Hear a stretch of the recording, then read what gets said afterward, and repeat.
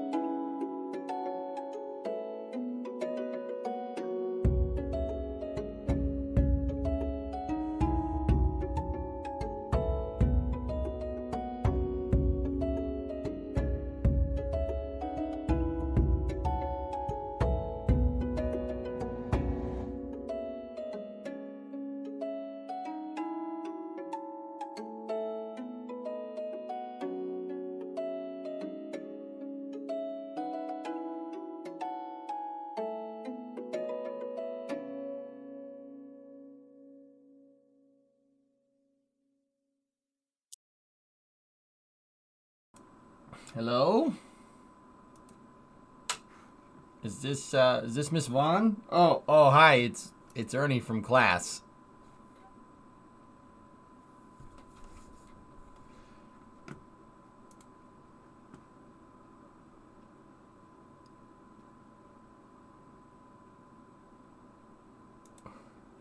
You're late? Oh, well, you can just listen to this fabulous goat song again. Here you go.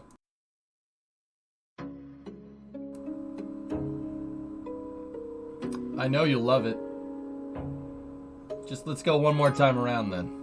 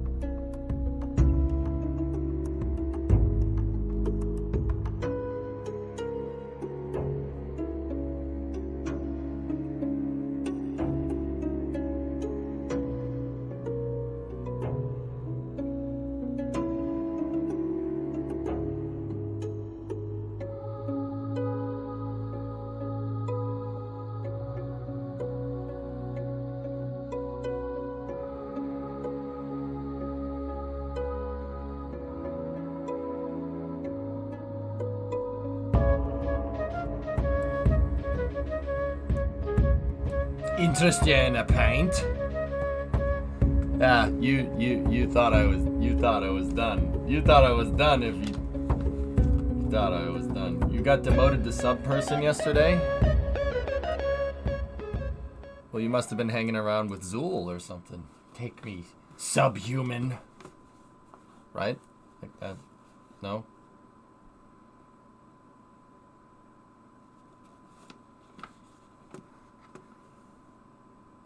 No?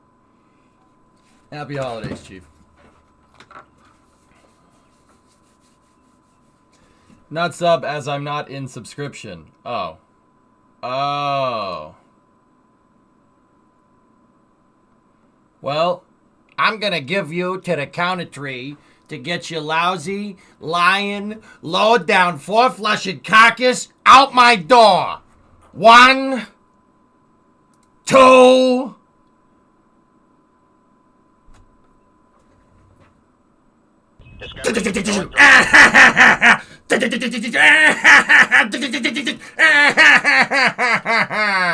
Three. Merry Christmas, you filthy animal. And a Happy New Year.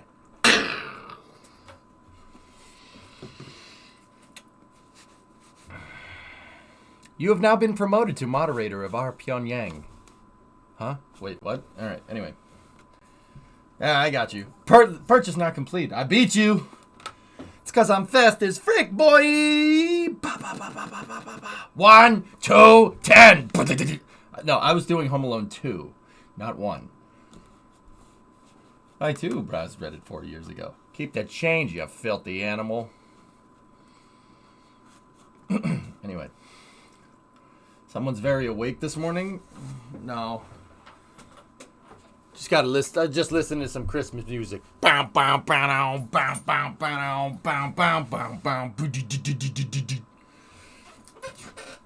Rip Tim Curry. I love you. I love you. This is the concierge, sir.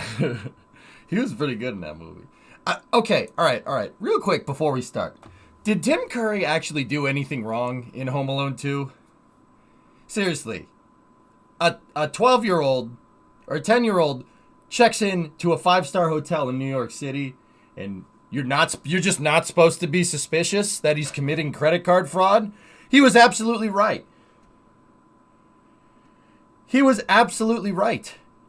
He was like 100% right in doing exactly what he did. And then at the end, they're like, oh my God, you're incompetent. And he's like, what? He was doing his job. Like, what did he do wrong? He did nothing wrong. That's exactly what he was supposed to do. Like, I don't get it. And then the parents are like, well, you're a bad person for trying to accuse my kid of crimes. Yeah. You're the one that lost your kid! Like, how is this our fault? Yeah, Angels with Filthy Souls. It's a great movie. I don't get it. Why is the hotel staff incompetent for doing their job?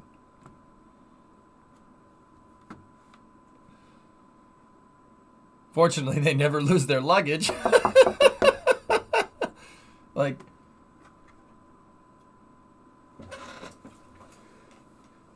same with the lady who tries to put Pippi Longstocking into an orphanage. What an actual nice lady. Yeah, what the hell?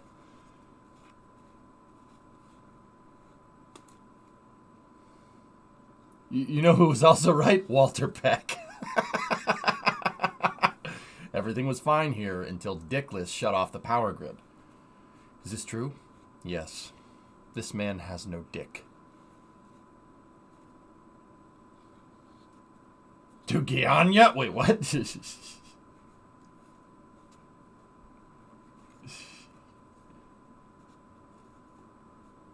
Yeah, exactly. Aqualex, what's that about? No, Jim, I don't know what football is. I don't know what you're talking about. Anyway, because you guys have been bugging me so much, I went to the P.O. box. And all I got all I got was this mug. Kiki, no, you don't. No, you don't. You want to get the fuck out of my channel, all right? You want to get the fuck out of here. I'll take my time out.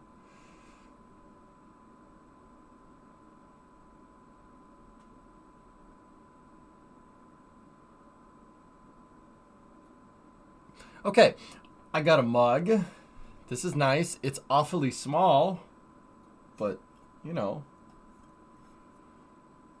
it's a little teacup.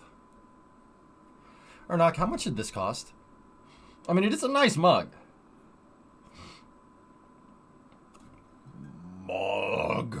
Mug. What is this? Coffee cup for ants? How can coffee fit inside the mug if it can't even fill up to the top? The mug has to be at least 3 times as big. I have a vision. That's pretty good. Pretty good. Mug moment. What's all that churning and bubbling? You call that a radar? No, sir. I call it Mr. Coffee. Care for some? Yes! I always have my coffee when I watch Radar. Don't worry about how much it costs. Just accept the gift. All right, fine. I accept it. Jeez. Is that enamel? What's enamel? Enamel? Enamel? Yeah, it is. No, it's not. Not impressed with that mug. It's tiny. Tiny mug. You know what they say about tiny mugs? Not enough coffee. All right, so we got another letter here. We have a letter. Might be important. No, absolutely not, Katra. This is from ARJ. If I'm thinking about that. Whoa.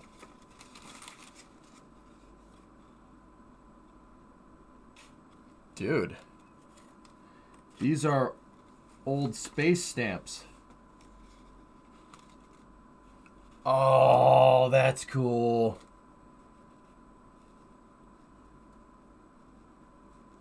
That's cool.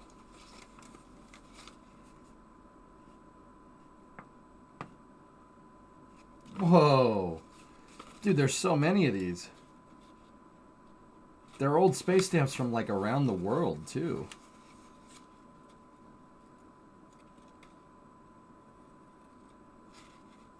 Look at this. The Republic of Maldives. Cool. Dude, they're Polish stamps, dude. Polska. This is a Soviet one.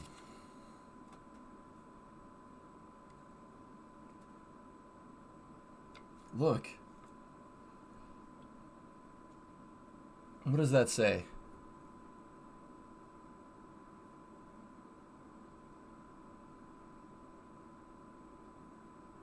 Slava Kosmosa. Glory to the stars. Sweet. Vostok 3, Vostok 4.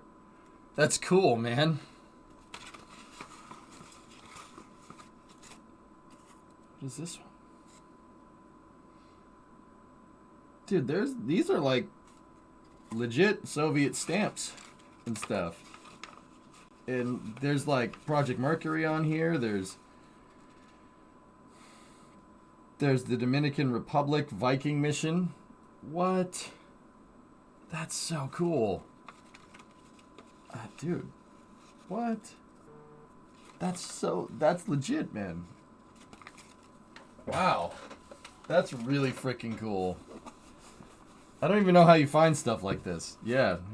I don't know, man. And then here we got something from Moto Art Plane Tags here, real quick.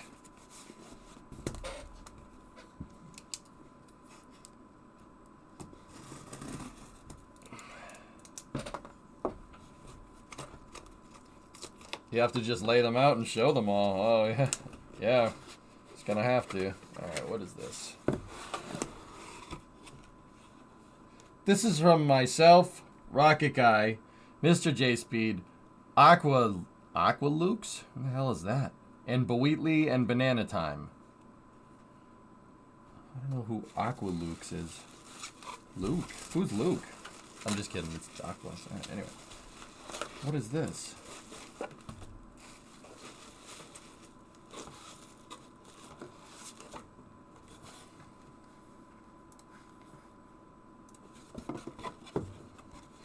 Creeper wants me to let everybody know that this is what he got for me. Just in case you were wondering. What's a Ute?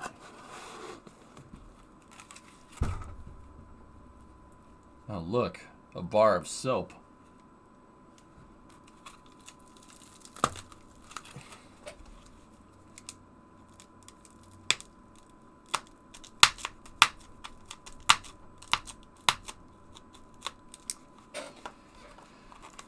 It's foam. That's what I always wanted.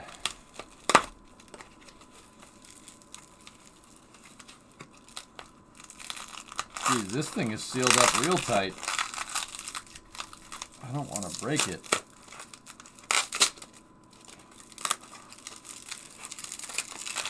You'll see why it's so well packed.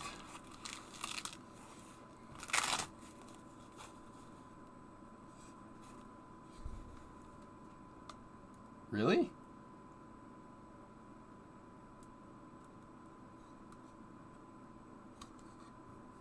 Really?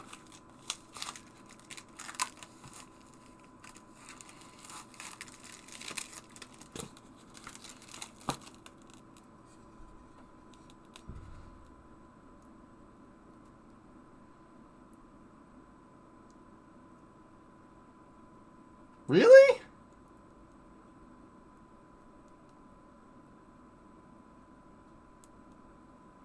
Huh.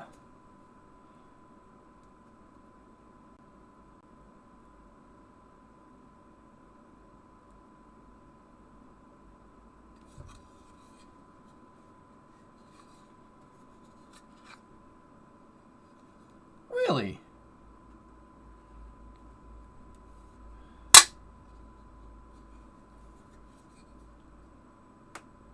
It's a piece of MLP2. The tail service mast for MLP2. Wow. That's pretty cool.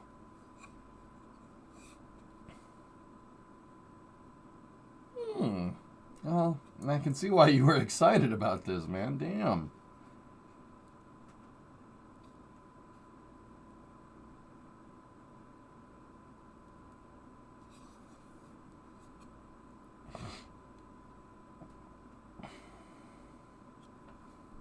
Jeez.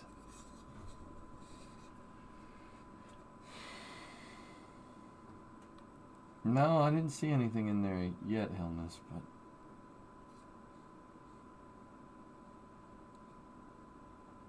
Huh. Are you streaming the Pleiades tonight?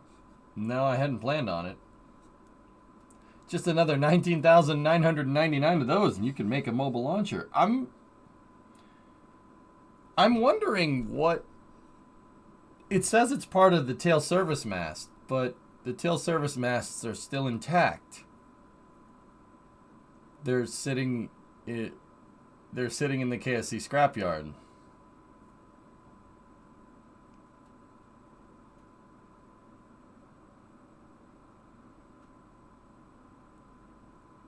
Or are they? No, they are. We saw them on Gov Auctions the other day. I mean, it's a nice piece of metal, Junie, whatever it is. It's very nice. Very nice steel. Look at this thing, dude. This is some thick boy steel. It's definitely thick enough to be MLP metal. Look at this thing. Could be from the Vandenberg ones. MLP2 is not a Vandenberg launcher.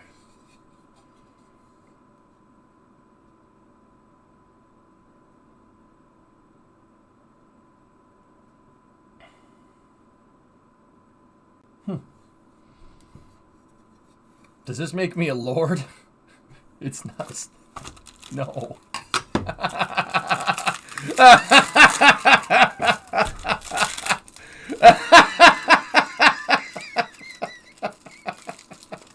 That's pretty funny, man.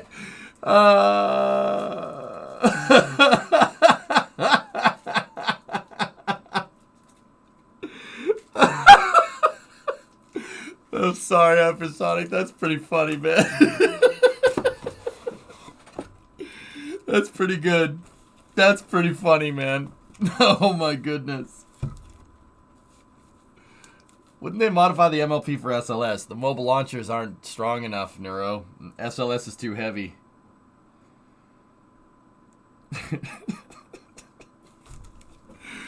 That's pretty funny.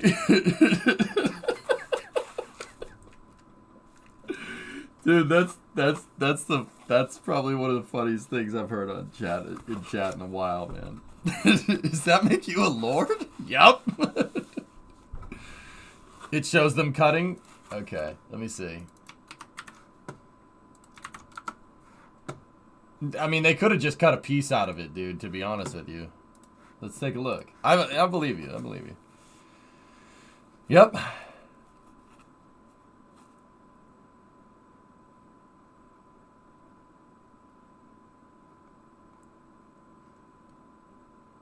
Oh. Oh, that's why. It's the TSM door. It's the tail service mast door. Yeah, it was missing. Oh shoot, that's legit, dude. That's the tail service mast door.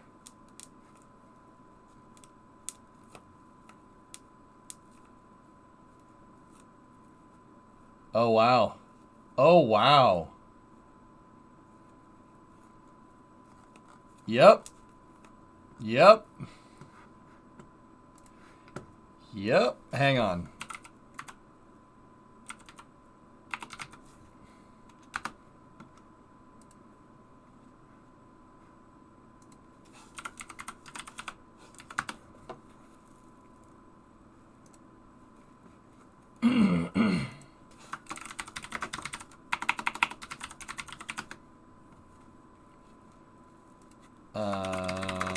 Give me 1 second.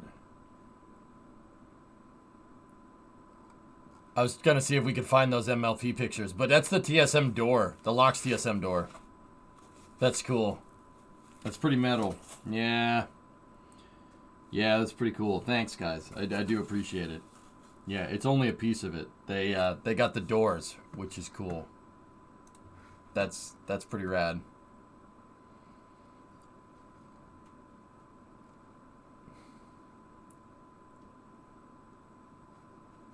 You found it? So there's the tail service masts. Do they have the doors in them? Oh, you can't tell. But they definitely don't. Discovery, go at throttle up.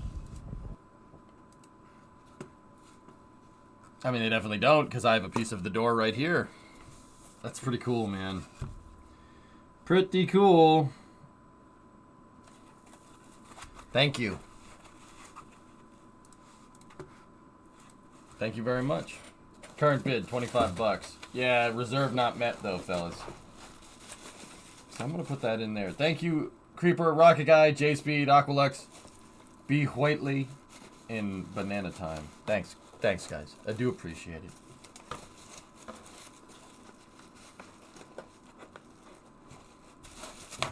I hope you all have a Merry Christmas and a Happy Hanukkah. Hanukkah? And everything else. Can't forget one nowadays. People get mad. No. I hope you guys have great holidays, dude. You guys have certainly been good to me. I can't really complain. Thank you. Mary Chrysler. Yep. Most welcome. Credit to Creeper for the find, for sure. Right on.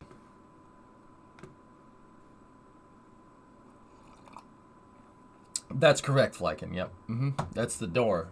Halo Legends with the 18-month resub. Who told me to see the last? Let's see. What number was it? 1500, I think. Where's my gift? Get the badges ordered? Yes? No? Def, what's on your mind, my guy?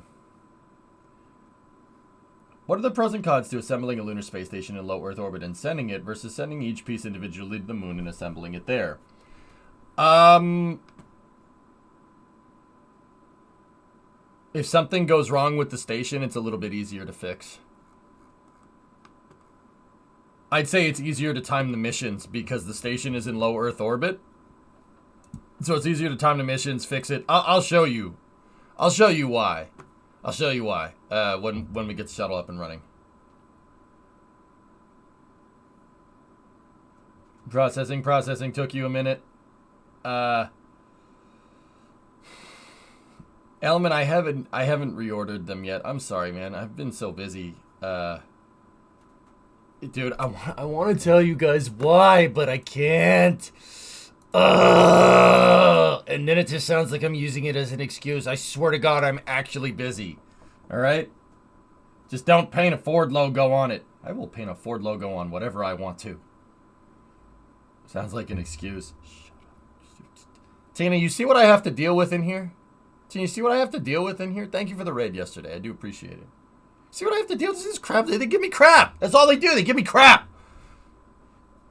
Can you give us a hint? No. I actually can't.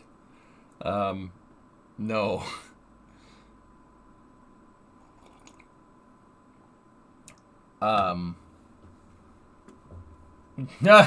Oh, Hellfish, it's better than that.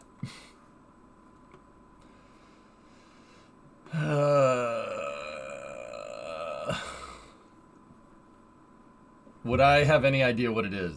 No. I really can't, Grab Shark.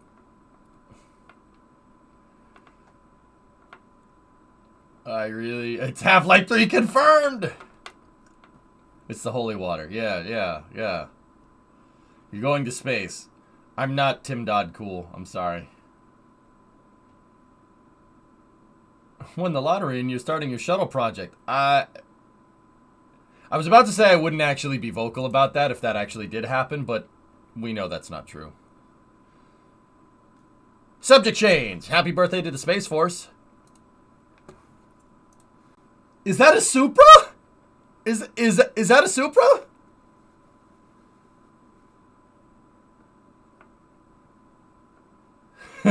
Floating. That would be good, man. That would be good. That would be good, but no. No. It's not that. I can say that with pretty good confidence. Establishing Cape Cod Launch Center. Jim, I will still say to this day.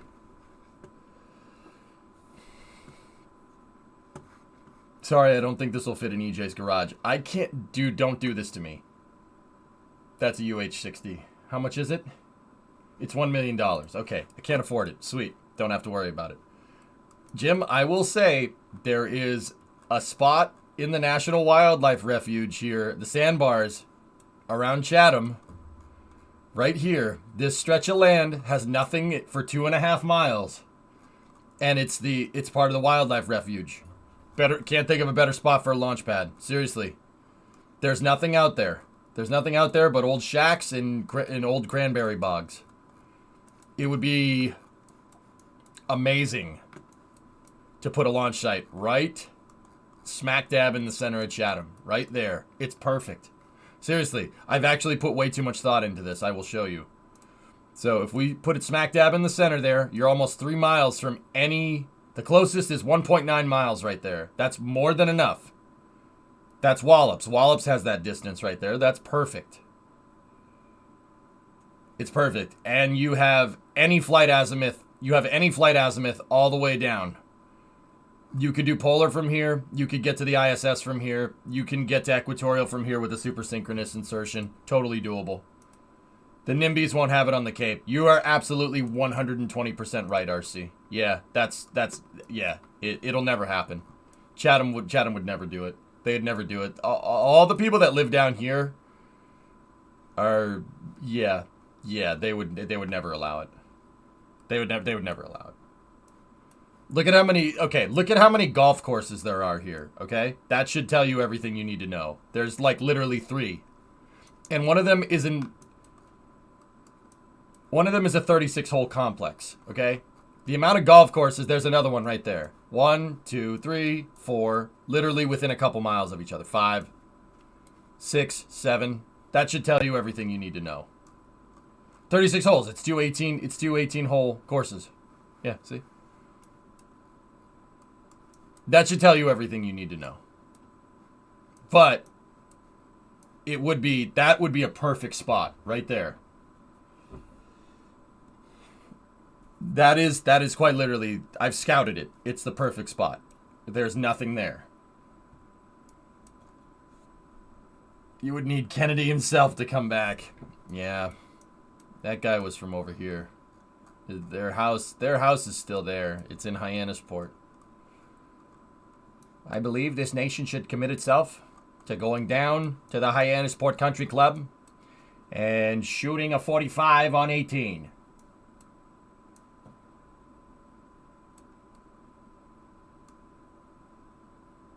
It's just a sandbar, though. You'd have to go deep to anchor anything. So how's it any different than any other launch pad? Yeah, you'd need millions of dollars to do that. Billions, probably, to get that done. But it's doable. Like, from a technical feasibility standpoint, you absolutely could. You could put a launch site on the sandbar right here, no problem. But yeah, they would never allow it. Like, you even have a road here for the beach. But yeah, you'd have to close some of the beach, and they wouldn't go for that. RC, you're absolutely right. But it could do it. You could do it. The other place you could do it from is up here at Provincetown. Provincetown on the National Seashore right here, but people are too close. These are too close for a launch pad. I've legitimately thought about this. That's the only spot right there that is out of range of any people. Is that a runway? Yeah, it's Provincetown Airport. Mm-hmm.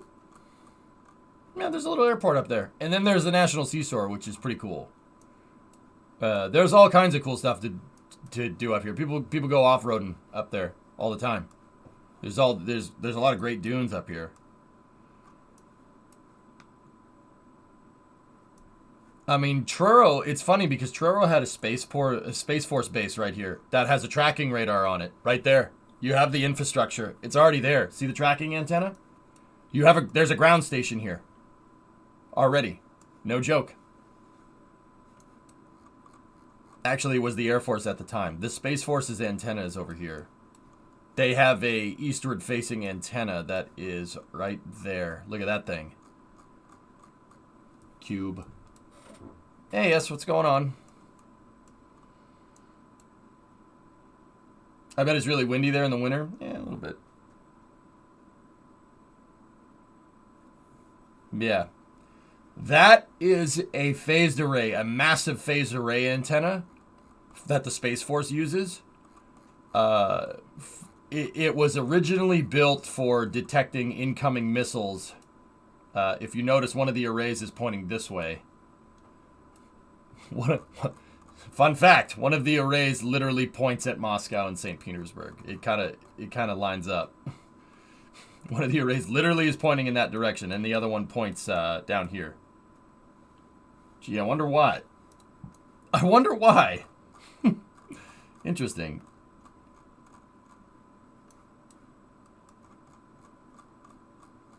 Yeah. Also, there's the wire. You don't get near that thing. Yeah, Pythos, there's all of they have these Space Force bases, so that is a Space Control Squadron base right there. So what they do is they're literally looking up into the skies, tracking debris and maintaining space situational awareness. You know, what we're talking about, what the Space Force does. Dude, there's a bunch of those. They go all up the coast, all the way over here, and then all the way down. There's a bunch of them. Canada there are bases up here, up in the middle of like northern Ontario, that have those tracking antennas on them. They're designed to detect incoming missiles from over here. And they have the same thing over there, too. Careful, don't dox my house. Never mind your house, man. My house. My house is in this picture. I live down here, too, RC, remember.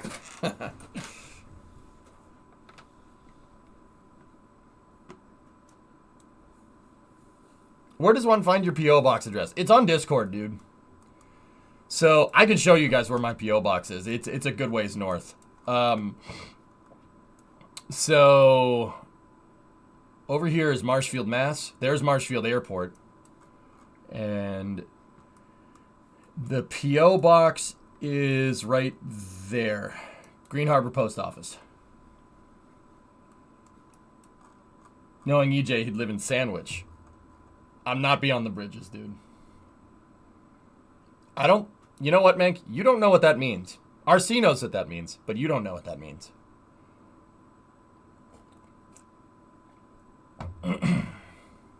Yeah, Green Harbor Post Office. It's P.O. Box 851. It's a little bit of a drive up Route 3. I have to go through Plymouth, but whatever. I like it down here for what it's worth. It's much nicer than the city. For just on a side note. Yeah, I don't know what that means. So, Mank, there's a canal here. There's the Cape Cod Canal. They dug a canal in the 30s. It was part of the New Deal. Part of the New Deal project, so investing in civil infrastructure after the Great Depression. They built these they built the canal in 1933. 1933 to 1935, and then there's two bridges that go over. This canal right here makes it so ships don't need to go all the way around Nantucket and all the way around Provincetown to get up to Boston. They just... So, when you say you're beyond the bridges... That's what that means. Because the bridges are basically where the South Shore ends and where Cape Cod starts. In Massachusetts nomenclature. So we have this very creative naming convention here in Boston. You have the city. So this is Eastern Mass. You have the city, okay? Anything south of the city is called the South Shore.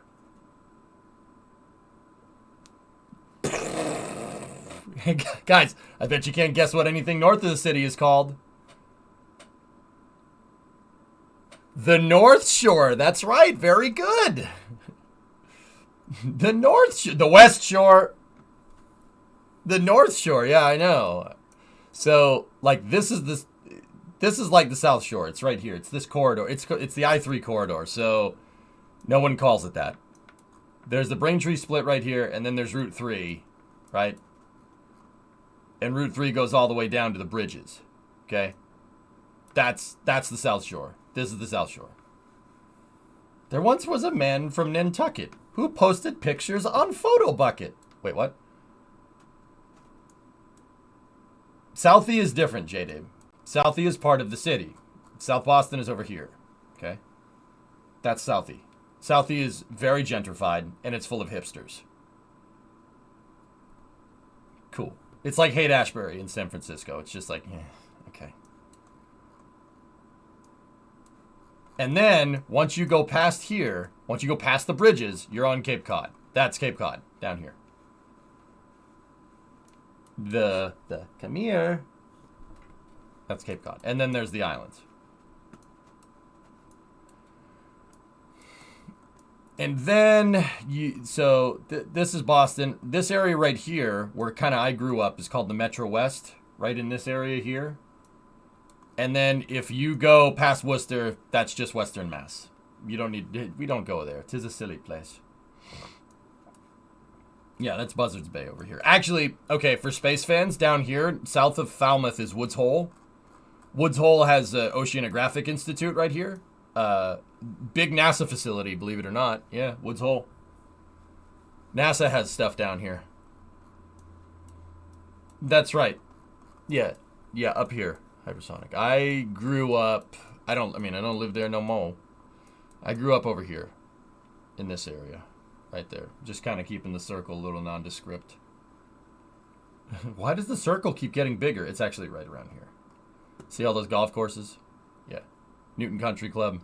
Leo J. How's New Hampshire? Lulz, New Hampshire is nice. New Hampshire's nice. Yeah, it's not bad. Very affordable all up in here. Yeah, it's nice. New Hampshire's cool, man. So New Hampshire has, like, kind of 3 regions, dude, if you really wanted to know. So you have anything down here, which is basically just Massachusetts continued. Don't tell them that. They'll get mad. That's you would notice no change from like Salem to Nashua to Manchester to Concord. And if you're from the UK, you're looking at these names and going, it's not called New England for no reason. Okay? And then you have this spot right here. So basically from like Meredith to Concord, that's called the Lakes region. I don't think I need to say why. The Lakes region is fun, dude. Fun in the summer. Very fun.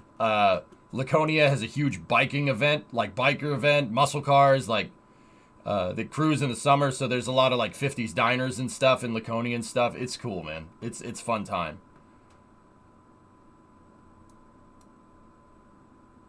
Where in Discord is the PO box? I can't find it.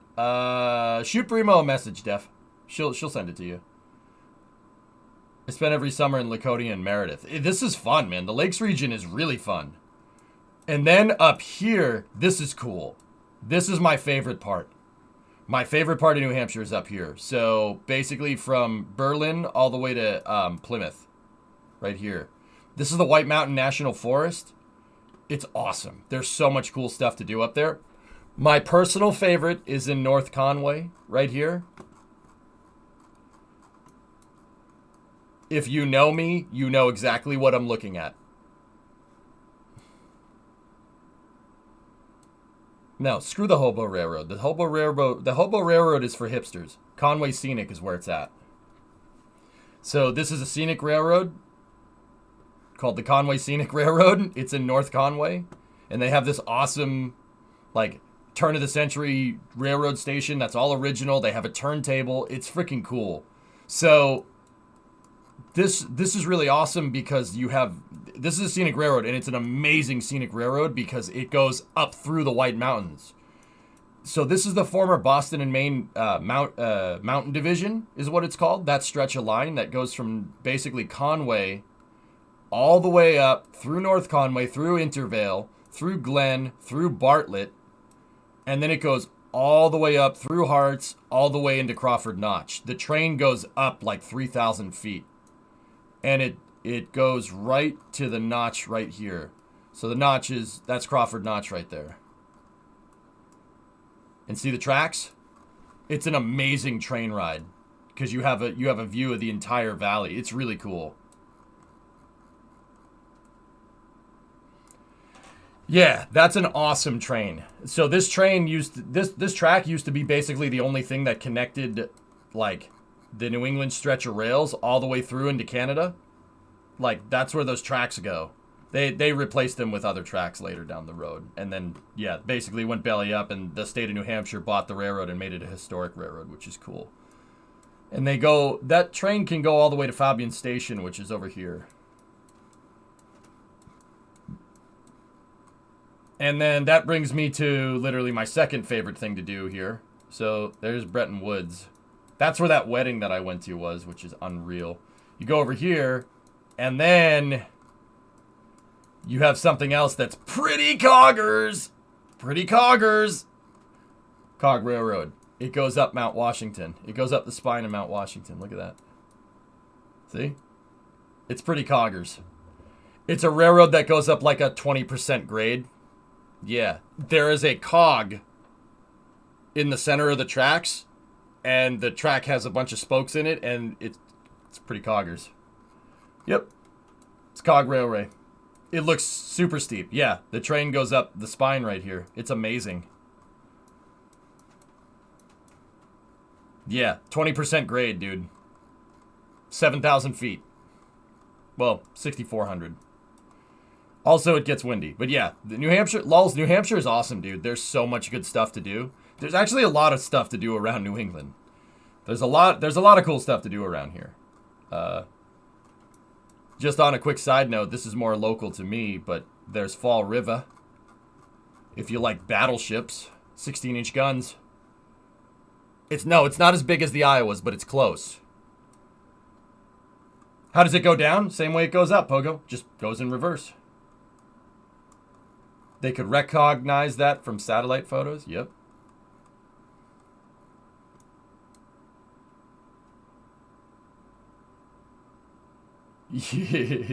I have 50 amp service out here, Kyron, yeah. Bath, Maine, yep. Dude, there's a bunch of good stuff to do around here. I wish there was a rocket launch pad. That would be cool, but yeah, it's never happening. Whoa, too local. Sorry, RC. Sorry, man. Yeah. Fall River. Sorry, I reverted to the local tongue, dude. I try not to do that on here. Try not to out too much where I'm from, you know what I'm saying? Yeah. There's the USS Massachusetts, Hidden Sea, which is an East German ship that was made in St. Petersburg. There's a submarine there, and then there's this Joseph P. Kennedy. There's a, I think that's a Balao class sub. It's a great museum. Yep. But where are the carriers? We don't have any of those. Yeah, there's 2 PT boats there. Yep, that's right, Jim. Yep.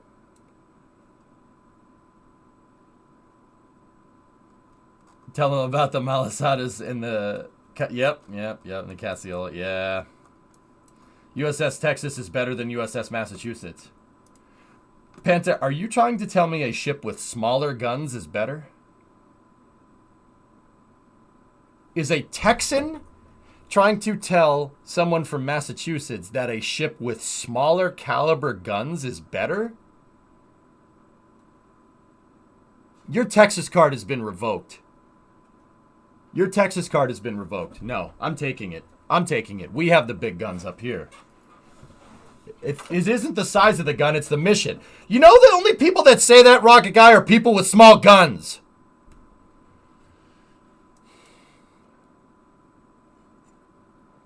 Did the Massachusetts shell Normandy? Yes. Yes, it did. And Casablanca. Where were you? Massachusetts fired the first shots in the European theater. Where was the Texas?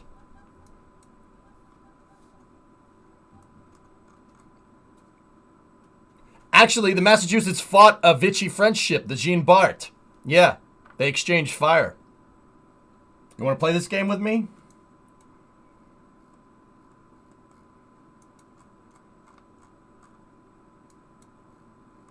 Hey, to be fair, it cost me a lot less to fire my 22 at the range than your 9mm.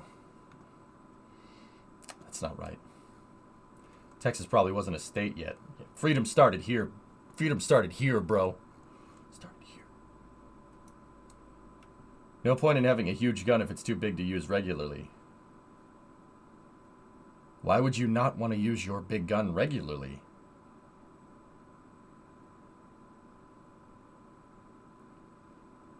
The cog train is steam. Yep. Oh, yeah. Oh, yeah. Jean Bart with 1 turret. Yeah, still. Whatever.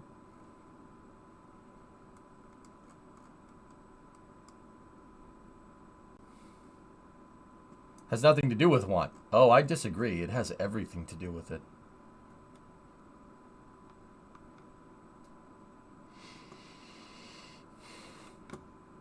Are we still talking about guns? Of course. Of course we are. No, seriously, that's a great museum. And then the Charlestown Navy Yard, lols. If you move up here, dude, I'll show you around. I'm dead serious. If you move up here, I'll show you everything, dude. Charlestown Navy Yard is awesome. There's the KSP right there, which is one of 4 Fletchers left ever. There's only 4 Fletchers left in the world. There's the Sullivans. There's the KSP. The Hellenic Navy owns one, and I forget where the other one is. But it's a Fletcher-class destroyer. And then there's the Charlestown Navy Yard over here. And then, this is not part of the museum, but it's there. It ain't part of the museum, bro. You know why? Because it's an active U.S. Navy vessel. The USS Kidd is in Baton Rouge, yep. What happened to that dock?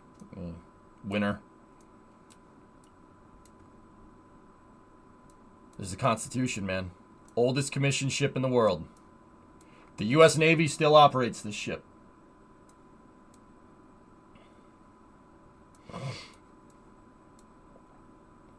That is an actual U.S. Navy ship, and the Navy uses it as an exhibition ship to teach people how to sail. Quite literally sail.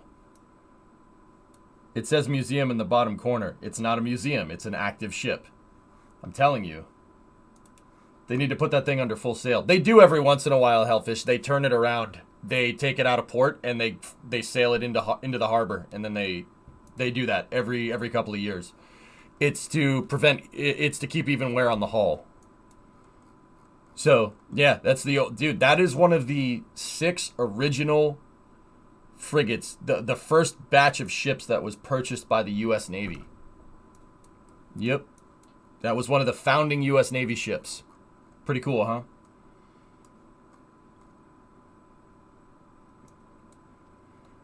Yep, there's a lot of cool stuff to do around here. Lols, I'm not trying to sell you on it. It's notoriously expensive to live anywhere near Boston. That's why I moved far away. This area right here is nigh impossible. Unless you want an apartment. And even then, you're going to be paying a mortgage payment for an apartment. Even once you get out to like Framingham and Marlborough, it's still expensive. That's why I moved down here. I moved to the spot. So like the Cape is super expensive. Out here, very expensive. This area is super expensive, but this swath right here in the South Shore is not too expensive. It's not too bad. Constitution is on top of a building downtown. I saw it in Fallout 4. You're making me want to visit. Midget, it's cool. It's a cool city. Midget, there's also stuff that you can check out. I don't know if you're gonna dig this, but in Concord over here, they have there's the bridge where the Revolutionary War started right here. See it right there? And there's an unknown soldier memorial here for the redcoats, for the British. Yeah, it's actually, dude, it's pretty cool.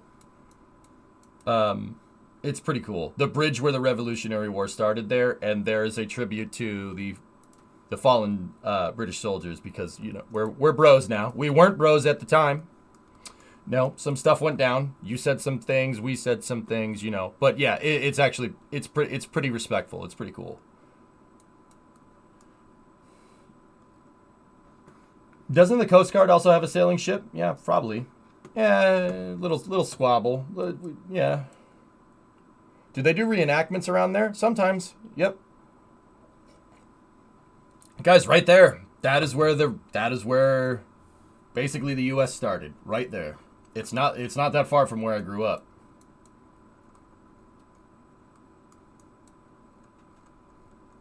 But we're bros now. It's all right. We're bros now. We were fighting about stuff, and then, you know, some other people over here, like in this area, started to screw with our little tussle going on. We showed them. Hey, the only one that's allowed to fight each one of us is us, okay? Jesus.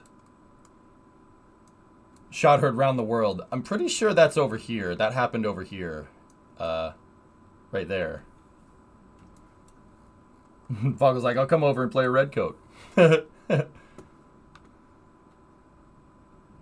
Yeah, it's not a bad place to live, dudes. Don't live in the city. There's too many people. Like, but where is that not the case, you know? Anyway, I'm under the Kerbal tag, so let's play some Kerbal, shall we? We have payloads to make.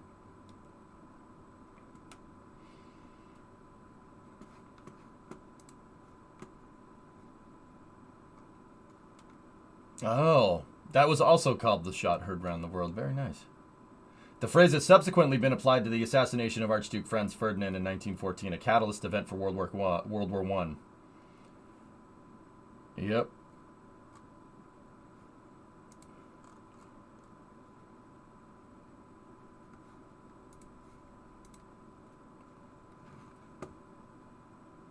Yeah, exactly, midget. Yeah, we're bros, whether we like it or not. We're bros. Hey, you don't truly know someone until you fight them. It's true. It's a true story. Fighting brings you together. Wait, that doesn't sound right. Guys, the tea is like 100% on time and totally reliable. I'm detecting some Stockholm syndrome here.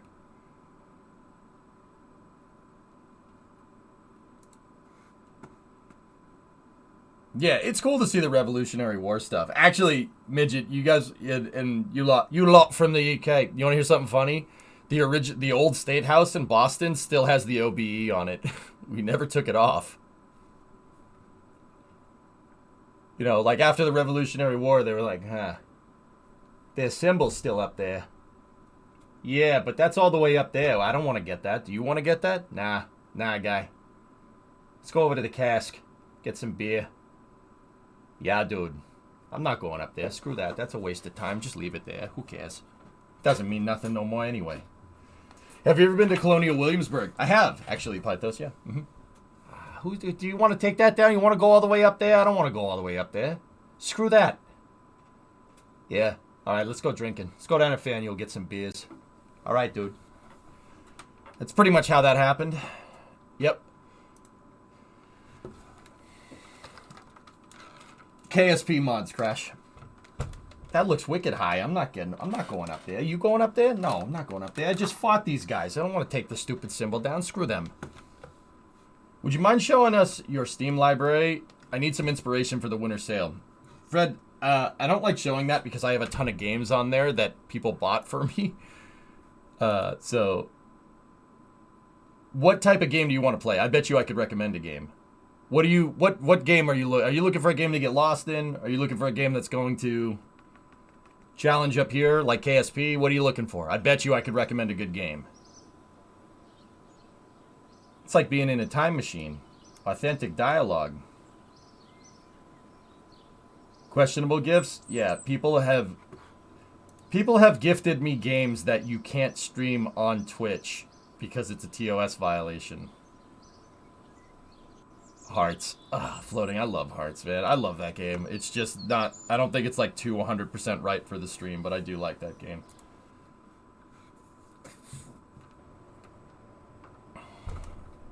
Oh, hell yeah. Show them. So... Actually, Beam just had that gnarly freaking update with a bunch of off-road vehicles that I do want to check out. Let me guess. Predominant? No, not as much as you might think. How many hours do you have in those games? 0. Dude, I have a bunch of good stuff in here.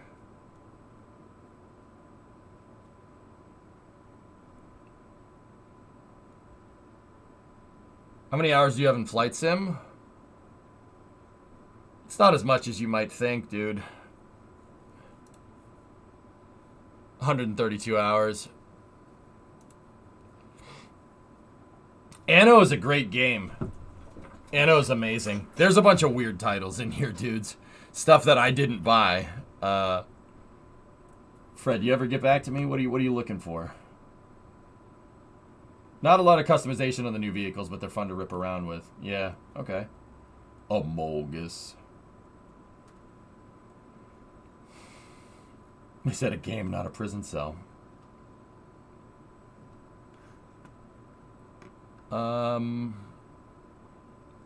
Fred, if you haven't played Satisfactory, do it. It's not as addicting as Factorio, but it's almost as addicting as Factorio. And they just dropped Update 7, which is actually pretty cool. Have you tried Amogus VR? No. I don't know why I keep that game installed, but I still do.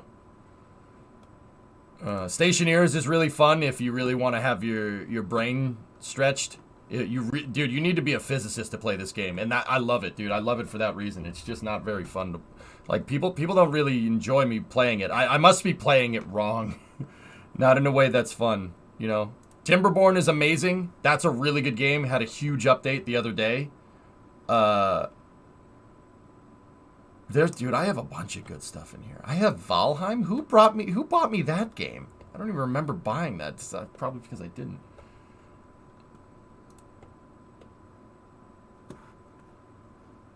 Captain of Industry is a good game. Geek, yeah, I saw you playing that. There's always this one that I'm too much of a pansy to freaking play. I'm dead serious. That game scares the crap out of me. Not even kidding. Stormworks is an awesome, extremely underrated game. You can go insane in this game. It's a voxel-based ship helicopter. You could build anything in this. You could build cars. You could build helicopters. You could build airplanes. It's like basically what Kerbal is to spacecraft. This is to anything mechanical. That's a really good game. Subnautica, and once again, I'm too scared to play this game, and I'm not even kidding. Like, I don't want to play it. I just really don't. But Subnautica is probably one of the best single-player games out there. If you want to go get lost in a game, Subnautica is amazing if you're not too much of a wimp like I am. Squad is a great first-person shooter game. Great realistic shooter game. That's really fun. We played this on stream a couple of times. It's really good. Really, really good. Simple Rockets 2? Sure. There's a bunch of good stuff in here, man. Let's see. RimWorld. I was watching Italics play RimWorld last night. And it's good to know that RimWorld pisses people off just as much as it pisses me off. I took solace in that, I'm not gonna lie. Have you ever played Project Zomboid? No. Drummer bought me Project Cars 3 as a joke, Panta, and I didn't think it was funny even as a joke. If you hate yourself, you'll play Summer Car. There's this game that I'm quite fond of that we're gonna play here in a second. Icarus is a very underrated game. Very fun. I actually haven't played the update yet, and I really want to. Hearts of Iron is amazing. That is a grand strategy game, so you're controlling everything. You have to. It's a war simulator that's in the World War II era, and you can play as any country, and you get. It's like, think Model UN mixed with like Command and Conquer, like Model UN from school. Have you done any Balsa? I've played Balsa before when it came out. Yep. Hard Space is a great game. I had the pleasure of meeting those developers at PAX in 2019. They're good people. That's a good game. It's basically about breaking down big spacecraft and stuff, like the scrapping industry. It's cool. GTA 5 is good if you have money. I still have F1 Manager installed. I still kind of want to go back and play, but it's the off season, so no one cares. Derail Valley is a good game that I haven't got around to playing with. It is like it's like Railroad Simulator, but a little bit nuttier. I don't have Smith, how do you say that? How do you say the name of that game? DEFCON's a sweet game. That's literally a game. That's literally, shall we play a game? I can run Crysis on this computer. Just thought I'd let you know. Counter-Strike is always a good time. I love that game. That is the one game, even though that says 480 hours, that I probably played that in Source, dude. See, that's not right. That's not right because it can't only be 77 hours. There's no way. Because, like, we know for a fact that my Kerbal... This thing says Kerbal hours right here. It says 2,500. There's no way that number is 2,500. There's no way that Counter-Strike number is that. There's not a chance. Cities is always a winner. I love this game. If we didn't play Kerbal all the time, I'd be playing Cities all the time. Ixion. Oh, okay, there you go. Is it only VR? Derail? No. Black Mesa is really good. It's a high-def remake of the original Half-Life, which is sweet. Beam just got a huge update. That's a good game. What else do we have? I played it. I have about 130 hours into Anno. That's a really fun game. Very, very complicated. It's German. It's a German strategy game, so that should tell you everything you need to know. I hate that game.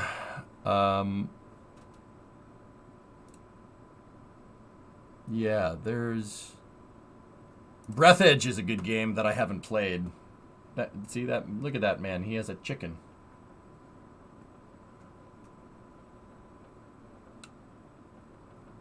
Starbase is in there. That's a good game. Shipbuilding game that we never finished because I went and played other things. The Fallout games are always a good time. Fallout New Vegas is literally one of the best Fallout games ever devised. I'm not playing Amnesia, guys. I'm... Nope. I have nightmares enough. Listen, fellas. You know how much I retain up here. Can you imagine what my freaking dreams are like? No. We don't need to do that. Think about that for a second. You'd think it's all space shuttles and rain, but no. No.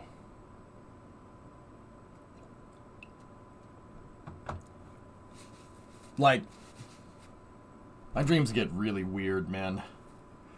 You know what the weirdest dreams are? The weirdest dreams are dreams where I'm just streaming. I literally sometimes have dreams where I'm just streaming. That's it. Just streaming. Nothing weird happens. Nothing weird. Everything is fine. I just stream. And I have conversations with viewers in chat in my dream. There has been 1 or 2 times where you've probably seen me like say, hey, remember that one time we did this? And a viewer's like, no. And I'm like, well, must have been somebody else. The reality of that situation is that I dreamt that conversation. I could be dreaming right now. Does chat annoy you in stream? No. No, it's literally just regular conversation. Just need to unplug. Follow the white rabbit. Do do do do do do do do do do do do do do do do do. You ever get deja vu dreams where you dream something, maybe a day, week, or month, a year later, you see that situation from your dream and it hits you like, holy crap, I've been here before? Yes, Pythos, yes, that's happened. Actually, fellas, hang on, let me check something.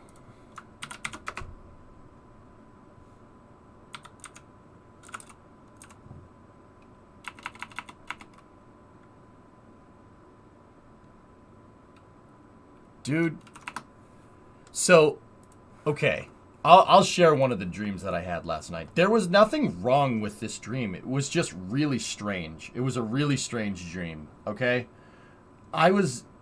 So the dream, here, I'm gonna load up, we're already loaded into Kerbal, and I'll load up the payloads here. So what I'm gonna do in Kerbal, we'll launch Tidris in a little bit. I wanna launch Tidris a little bit later in the day so the people that are coming home from work can see it. So we'll get into the station prototype and we'll keep developing payloads here for the space station. The dream that I had last night was awfully strange.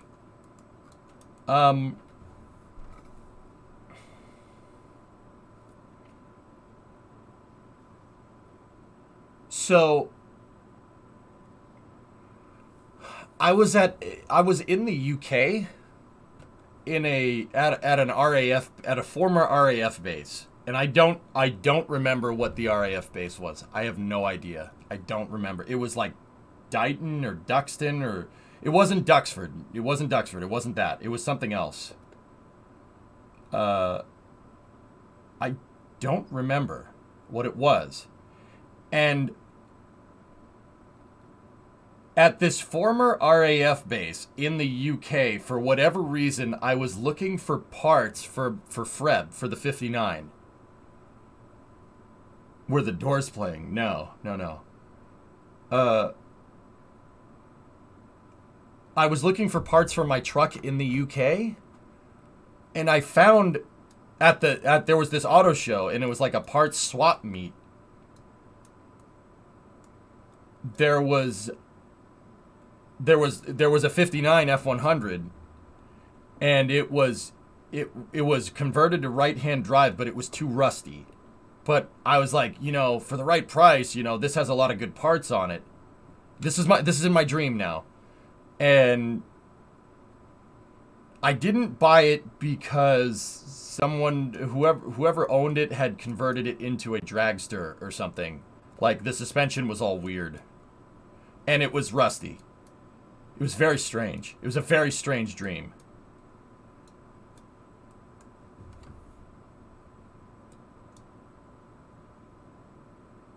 And I knew it was an RAF base because there was all ex-RAF planes at this, like, not ex-RAF, there was all like heritage British planes at this meet. There was American planes too, but there was like a Spitfire, and there was like a Lank, which is, dude, I don't know. I don't know where this dream came from. I have no idea. This is the strange one. And then after that, there was like a motorcycle section, and there were all these classic British motorcycles, so like Triumphs, and there was a couple of Harleys, and it was weird, man. It was a weird dream. So I was like in the motorcycle section, and for whatever reason, there were train tracks that went into the base, and a steam train pulled up, and it wasn't the LNER train, but it was it was just like a 1940s British steam locomotive, like the one that Jeremy Clarkson drives in that episode of Top Gear. You know that he where he's on the steam train, and yeah, it was a weird freaking dream. It wasn't the Mallard, drummer. It wasn't the Mallard. It was a more regular locomotive. Yeah, Raiden. Kind of, yeah. I can't remember the name of the RAF base it was. They like this specific in my dream. It was specifically mentioned. I could point out the locomotive if you guys showed me a picture.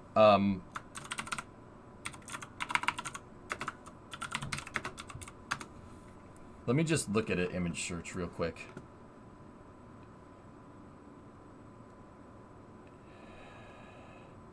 That one right there. That's the locomotive.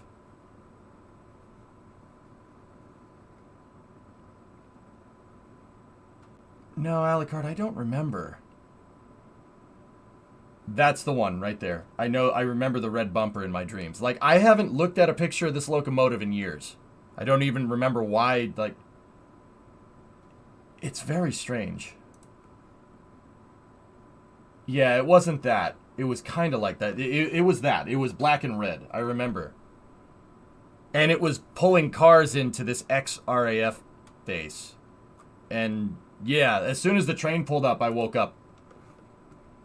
Very strange dream. I don't know why I was in England. That was never mentioned. But it was definitely England. Because there were British people there. It's a very weird dream. But yeah, I'm not playing Amnesia. I don't need my dreams to be any weirder than they already are. And I thought you were going to say Thomas the Tank Engine. No. No. How could you tell they were British? Well, when the dream started, Blart, we were driving there. And we were driving on the opposite side of the road.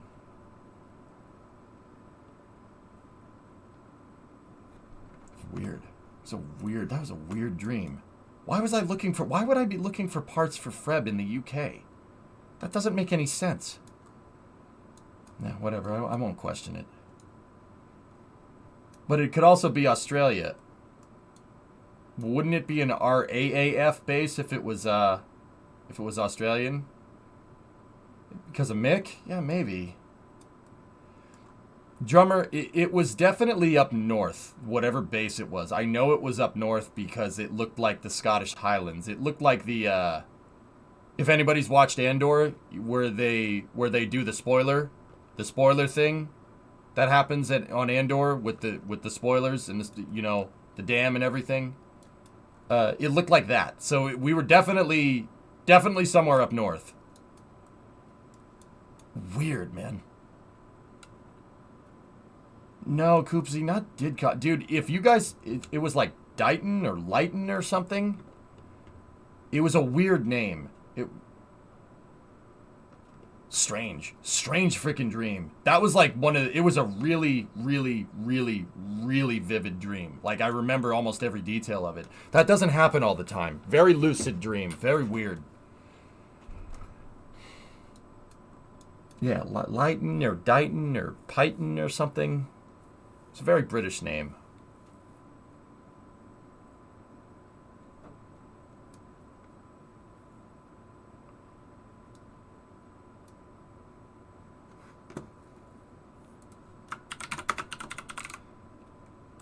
Yeah, Whiten, maybe. Yeah, maybe. It was an X. It was an X base though. It wasn't an active one. Oh, okay. Whiten is decommissioned, and where is it? That's not north. That doesn't look like what I saw.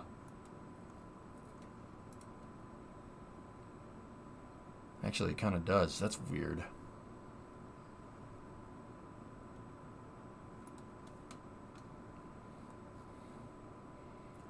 It was like a very nondescript base. A base that I've never heard of or has no real significance to me. It was strange.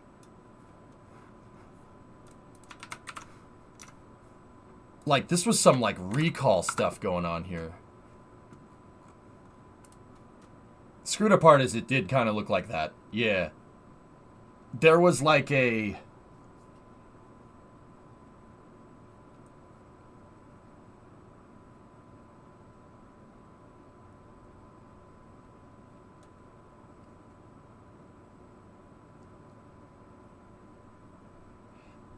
That looks like it. That's very strange. I've never read about this base. I know nothing about it, which is very weird. It had one runway. That was grass. This base had a grass runway. Or the X base had a grass runway. It was not a paved runway, I remember. Yeah, exactly, Jim. That's what I mean. It might not have any significance here. Let me look at these.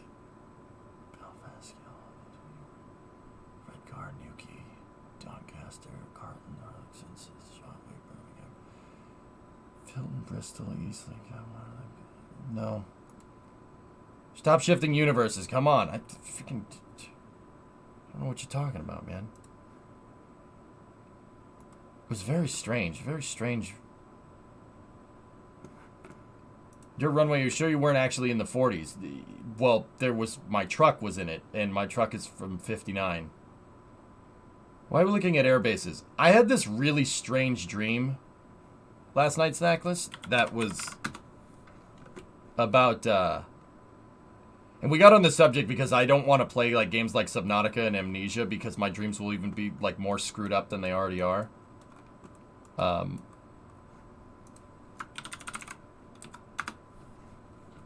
Like, let me look at this thing from, like, top down. Let me see. Because I remember the map of, like, driving around on the base. I don't know what car I was in, but...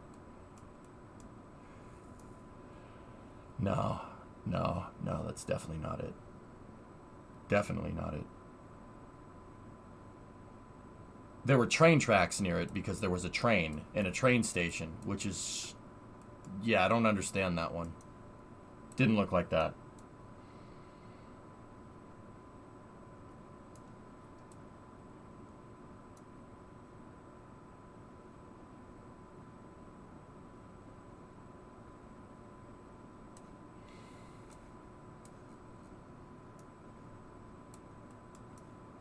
Probably invented it and combined different... I mean, dude, I could draw you a map of the base. Like, the dream was that freaking vivid. It was strange, dude. This is a strange dream.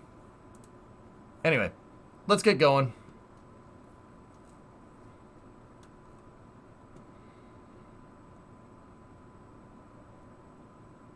Yeah, guys, if you want to keep going and looking around for that, look up XRAF bases that have big auto shows. That's literally, it's probably a long list.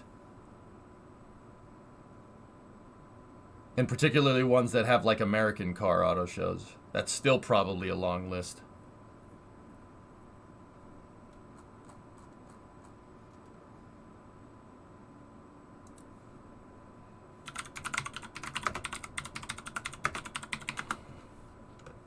Draw it, then do a Google image search? Nah, we got work to do, dude. Let's go over here. Let's get the music going. Would you have watched a video from a card channel? Drummer, I can't... The crazy thing is that I can't recall anything in recent memory where I watched something like that. You know? Yeah, I heard it switched in. Yeah, I heard about that.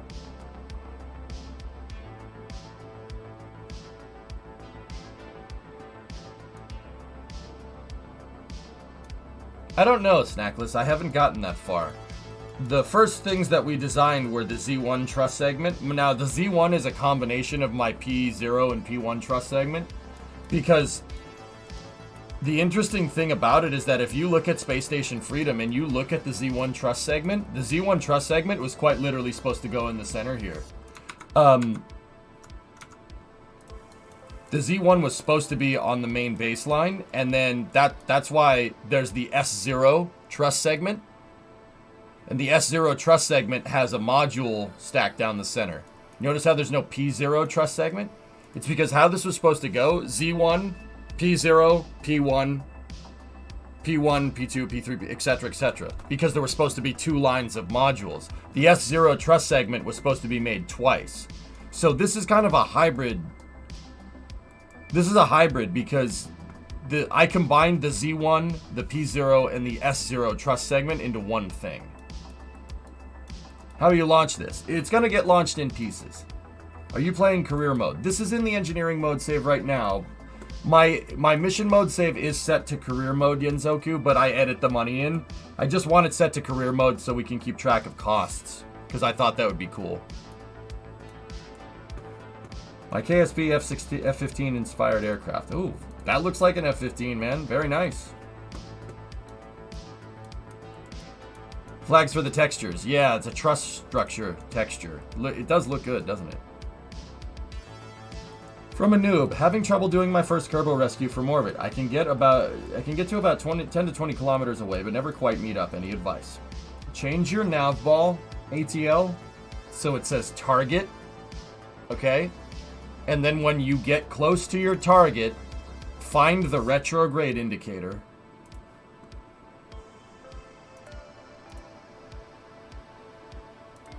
Hold on.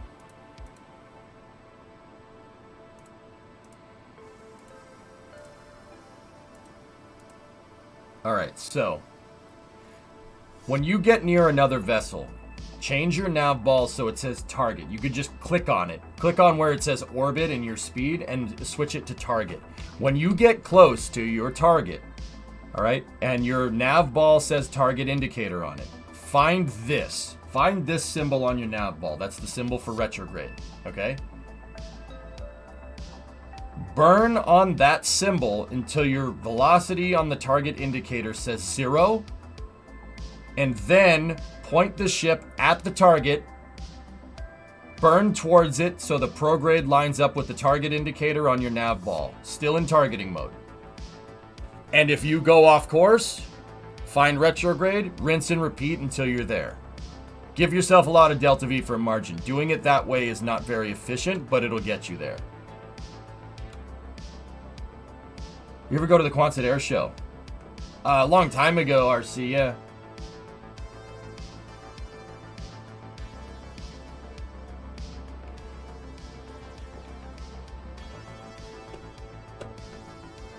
Watch you work on this inspired me to build a station myself, but testing it on orbit, it was a floppy Kraken boy with increasing perturbations until it ripped itself apart. What tactics are you going to use to make it more strong? Hybrid tech, man.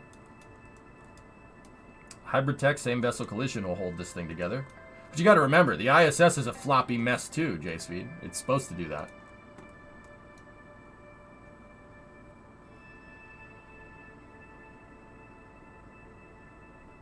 So yeah, switch the nav ball to your target indicator survey. Find retrograde, burn retrograde until the target indicator says 0. Point the ship at the target, burn towards it, rinse and repeat until you're there. Easy peasy. If you have a lot of delta V, that's good, because then you'll be able to do it easier.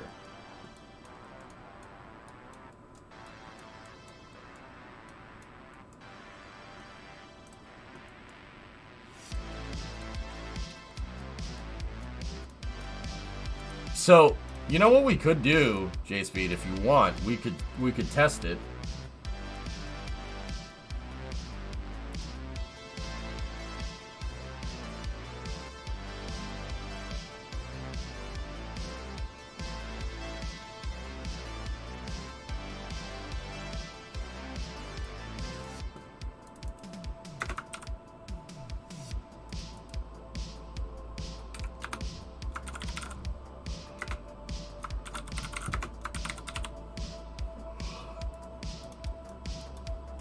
Here's what we'll do.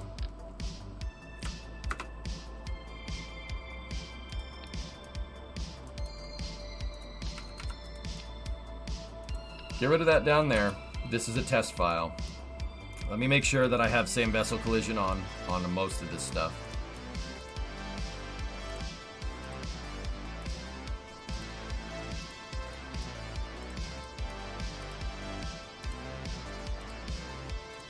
There's a reason why one of the first things that I did, dude, was to test this thing and make sure that it really works.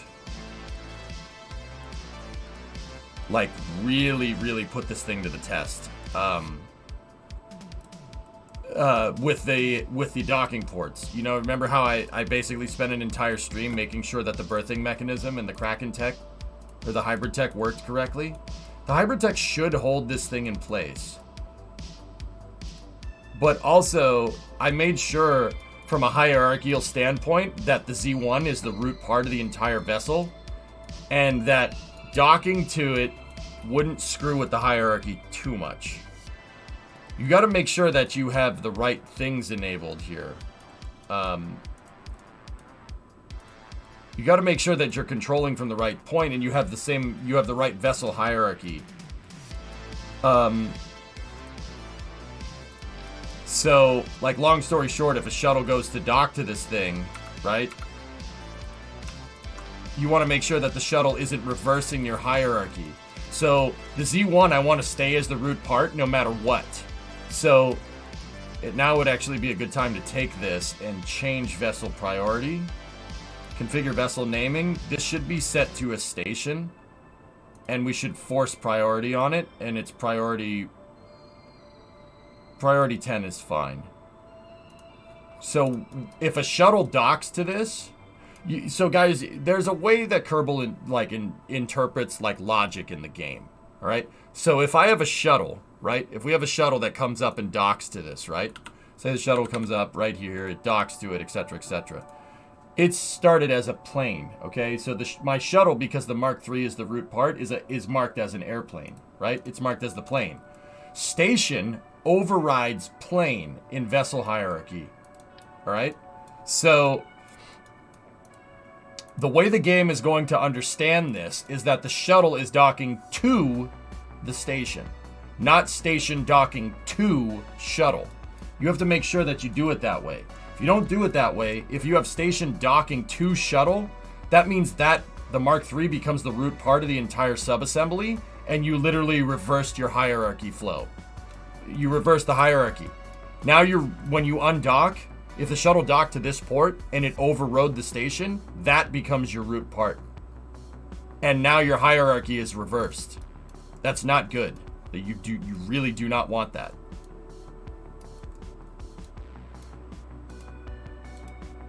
You get credit. Yeah, Snackless, don't sit here and pretend like I'm not reading what you're saying.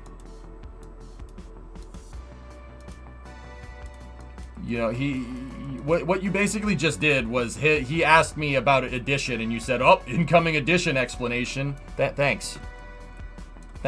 Appreciate it. I could just say, make your station better and move on. In fact, that's what I'm going to do. Make your station better next time.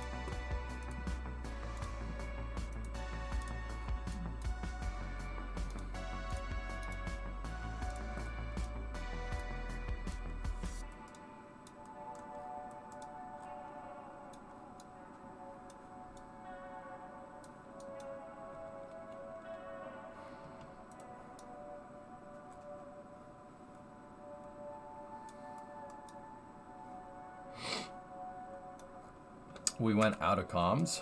Hello? Oh yeah, there's no Tidris in this. Nice. So that module kind of sagged a little bit, and it's not exactly lined up. And some of the flag modules are doing some weird things in lighting conditions, but other than that, it looks okay. Scatter is doing some strange stuff with it. But yeah, other than that, she looks fine. Yeah, that thing's sagging on the posts. But yeah, JSpeed, what's most likely going on is your hierarchy is getting messed up. Alright, hang on. We gotta make sure that we enable communications network, enable extra ground stations, leave stock ComNet, uncheck, accept, apply, accept, bird flight. There we go.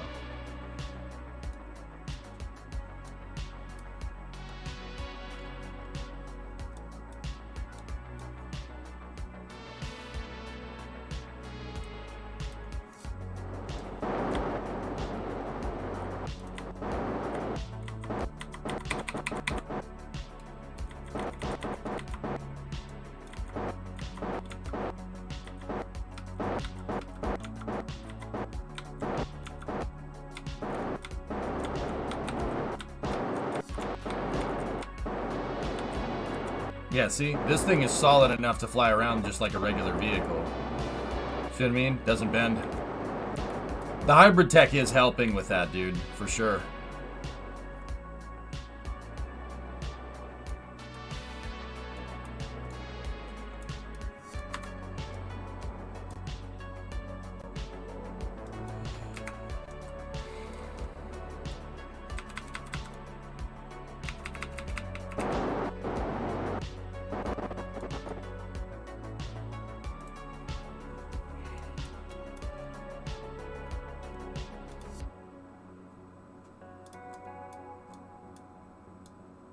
But yeah, the truss segment got a little bent because I warped it up when it was under gravity. But yeah, this is all fine, dude. The other thing you got to do is you got to be careful about reversing. Like I said, you got to be careful about reversing the flow of your hierarchy. Like, and I know that sounds like I'm just making up words. I swear this is vessel logic and stuff. If you have like, so okay, say we did what I was talking about and we docked the shuttle to it. And the game interpreted it as station docking to shuttle and not shuttle docking to station, right? Say that's how that panned out. What's going to happen is if you have something up here, like say you have an auto strut here that you have set to root part, and it's running a strut from the S1 to the Z1 truss segment like this. Say you have that. Now that it's docked to the shuttle, that S1 root part auto strut is going to go over here. And if you do it wrong and it's too far, there's too many degrees of separation between your auto struts, the game encounters a float point error because it's trying to run the strut over too long of a distance. There's a reason why you can only run struts in a certain length in KSP. There's a reason for that. That's the reason. Because float point becomes a big problem. And the game will basically, your strut will basically have elasticity because of the rounding error in the decimal. And yeah, that will make your station do this until it eventually shatters into a million pieces.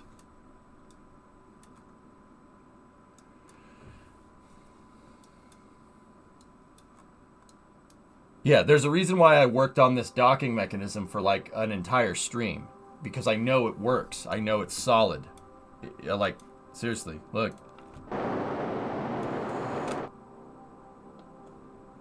It ain't going nowhere.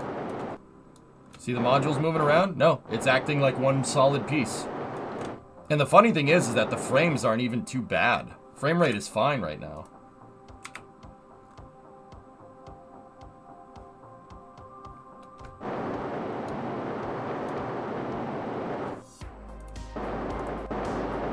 See?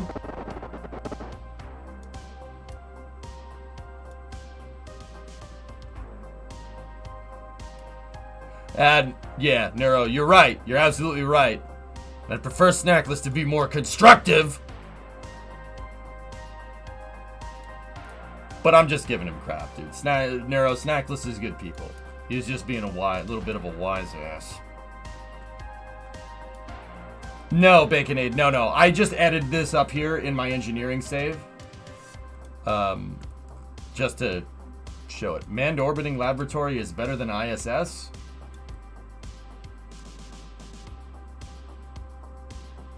That's like saying the Patriots are better than the Bills right now. Why? What? No, it's not. Discovery, go like, bro, I'm not even a Bills fan. The Bills are way better than the Patriots right now. The Patriots suck. What are you talking about? Manned orbiting laboratory? You want something like Salyut? Dude, you don't know the dexterity that the ISS offers. There's a reason why they want to keep using it. Because it's really good. Let's go, Bills ×2! Yeah, it's okay. Arsenal, you guys will choke in the Super Bowl, as is tradition. Or you'll get robbed, as is tradition. Now, Arsenal, I will say this, man. You've probably heard me say this before. You guys got robbed last year. That was a terrible call in the AFC conference. It was a terrible call. Terrible. You guys got hosed, and that's not okay. The New England laterals. You know what, Foo Face? That's deserved. We deserve to get ridiculed after that play. I'm not even kidding. Being a Bills fan in Alabama is weird. Weird experience. How did you manage that one?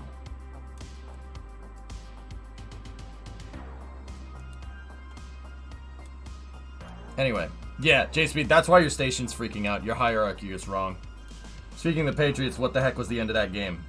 That wasn't football, geek, that's for sure. Why? I just don't understand, like... Dude, that whole thing screams we don't have our crap together. That's what that whole thing screams. We have no idea. That whole play, the entire Patriots season screams that we just don't have, we have no idea what we're doing.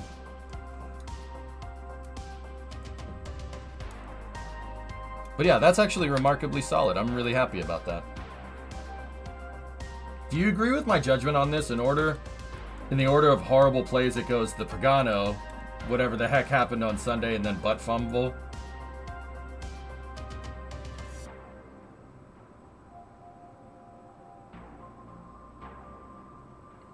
Yeah, the Pagano was hilarious when he doesn't know the rules. So he doesn't know how the rules work. Doesn't understand how the rules work. He complained to the NFL. That's really funny, actually. That still makes me laugh. Yeah, it was butt fumble tier. It was terrible. Like, what are you thinking? What are you doing? I don't understand.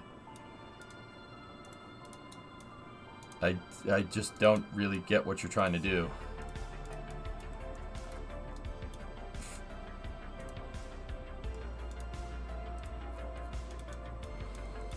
What is butt fumble?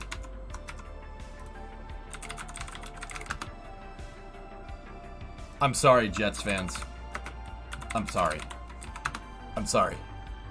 It's...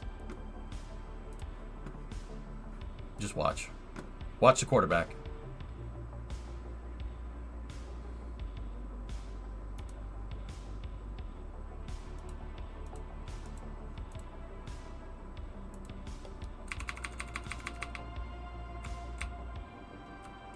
So the quarterback ran into his own dude and dropped the ball, and the Patriots scored. That right there is probably the most embarrassing football I've ever seen, ever. Hey,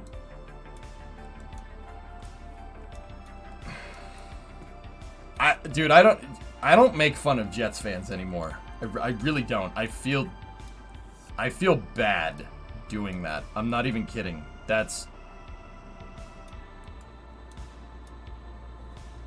I feel bad.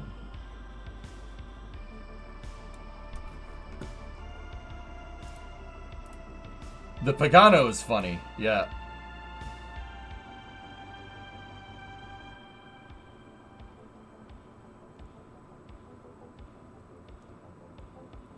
The fourth down trick play.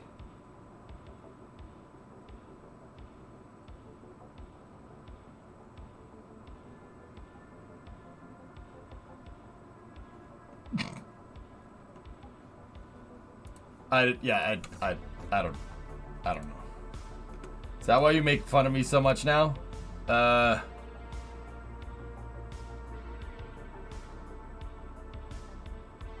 Sure. I don't understand any American football, but I could see how bad that looked. Yeah, midget, the guy ran into his own dude, dropped the ball. So it's like rugby. If you drop the ball, it's a live ball. Anyone can pick it up and you can run it into the end zone. You can run it into a touchdown. It's like rugby. Same rules. Well, similar. But yeah, the guy ran into his own teammate, dropped the ball. The Patriots picked it up and scored a touchdown. It was like the dude just straight up just ran into the back of his own dude. Discovery, go and throttle up.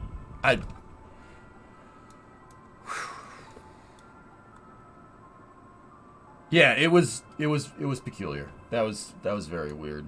Anyway, so once again, guys, we're gonna run Tidris. I'm gonna run the Tidris mission in the afternoon, so people that are working can come home and see it. So we'll run Tidris in prime time, and in the meantime, I will work on the rest of the Space Station Freedom modules here.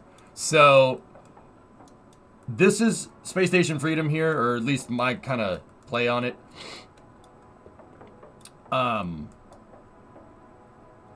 Once again, EJ, thank you for the sub. I got you, man. You know that. I got you back, dude. And it's the holidays, man. Come on. It's all good. Don't worry about it. No problem, dude. Pythos, you see how much money? You see how much money these freaking guys tip me? You see how much money that is? The least I can do is pay it forward. You give me your time, dude. You give me your time. You're in here all the time. You give me your time. That is more than I could ever ask for. Don't worry about it, man. It's all good. High five. Put your stupid hand up to the computer, okay? 1, 2, 3. I got you. It's all good. Put your stupid... You better put your hand up to the computer. If you didn't and you left me hanging, literally in front of all these people, I'm going to be pissed. I'm going to be pissed. Give me the HAB modules. Yep. Keeps hand down. J-Rock, why would you do this? Well, it wasn't your high five. I left you hanging. Your name isn't Pythos, Mr. Manned Orbiting Laboratory is better. I'm not going to let you live that one down, Nova. You don't understand. I think this is the soccer equivalent. Let me see. What do you got for me? Midget, you could say football. If you say football, I understand what you mean. Oh. Oh, dear. That...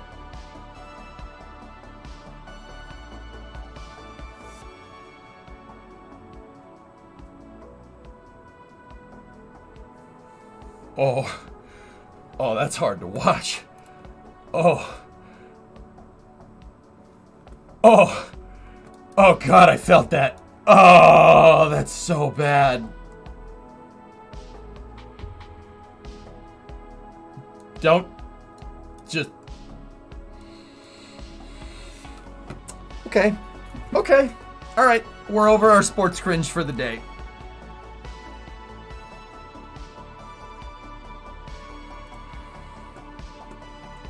Yeah, he was just kidding, Creeper. The goalie, dude. See that right there, midget? That's textbook in football, in your football. That's textbook not having your crap together. You're thinking about too many things. The guy's already thinking about kicking the ball down the field, and he doesn't even have control of the ball. You're thinking about too many things.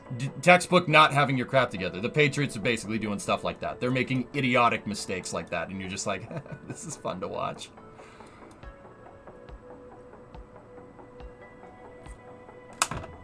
Okay. Sir, it's pronounced football.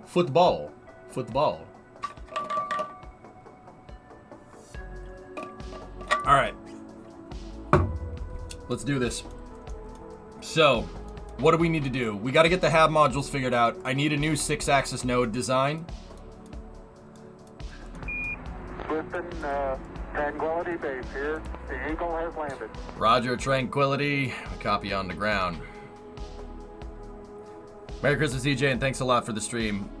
Have a small bit of my first paycheck from working at the model train store. Right on, Shortline. Shortline, I went to my parents' house, dude, and started picking up my model trains. Did I tell you I have a Lima Golden Series mill train, dude? Foosball?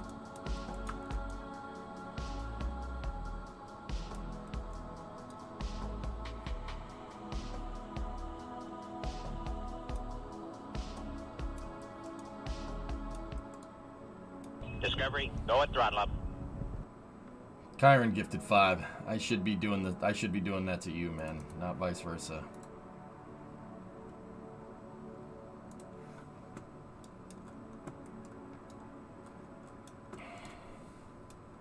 All right.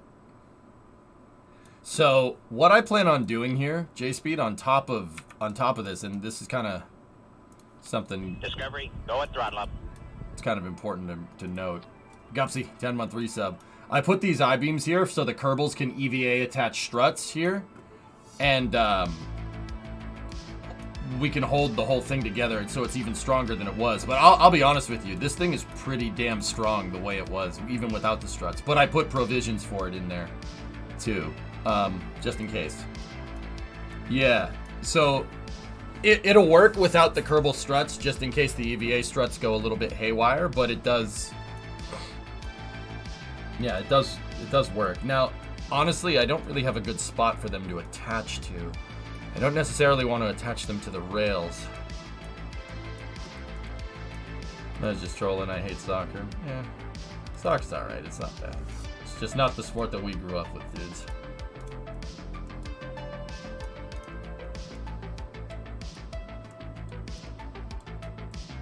I'm going to hate you. I kind of already do, Plantos, I'm not going to lie to you.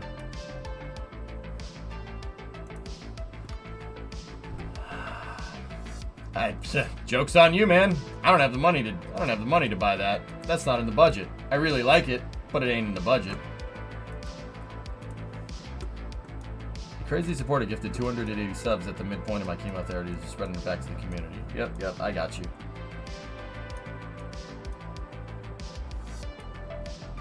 Zombie, I haven't made the airlock module yet. I gotta make the solar panel modules. We got to make so my station is kind of consolidated because of part count. So I have Z1, S1, and then S2 is going to have the solar panel on it. And then P2 is going to have the solar panel on it as well. That's basically how I'm designing these things. I don't know if I have these things necessarily sub-assembled just yet. Station modules. Nope, we don't. Okay, cool. So let me go back into the master prototype file. And we'll build from there.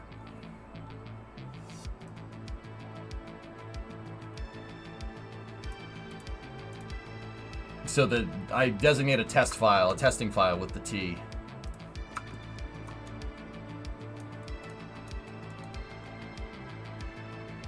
This is the new. Nice. All right.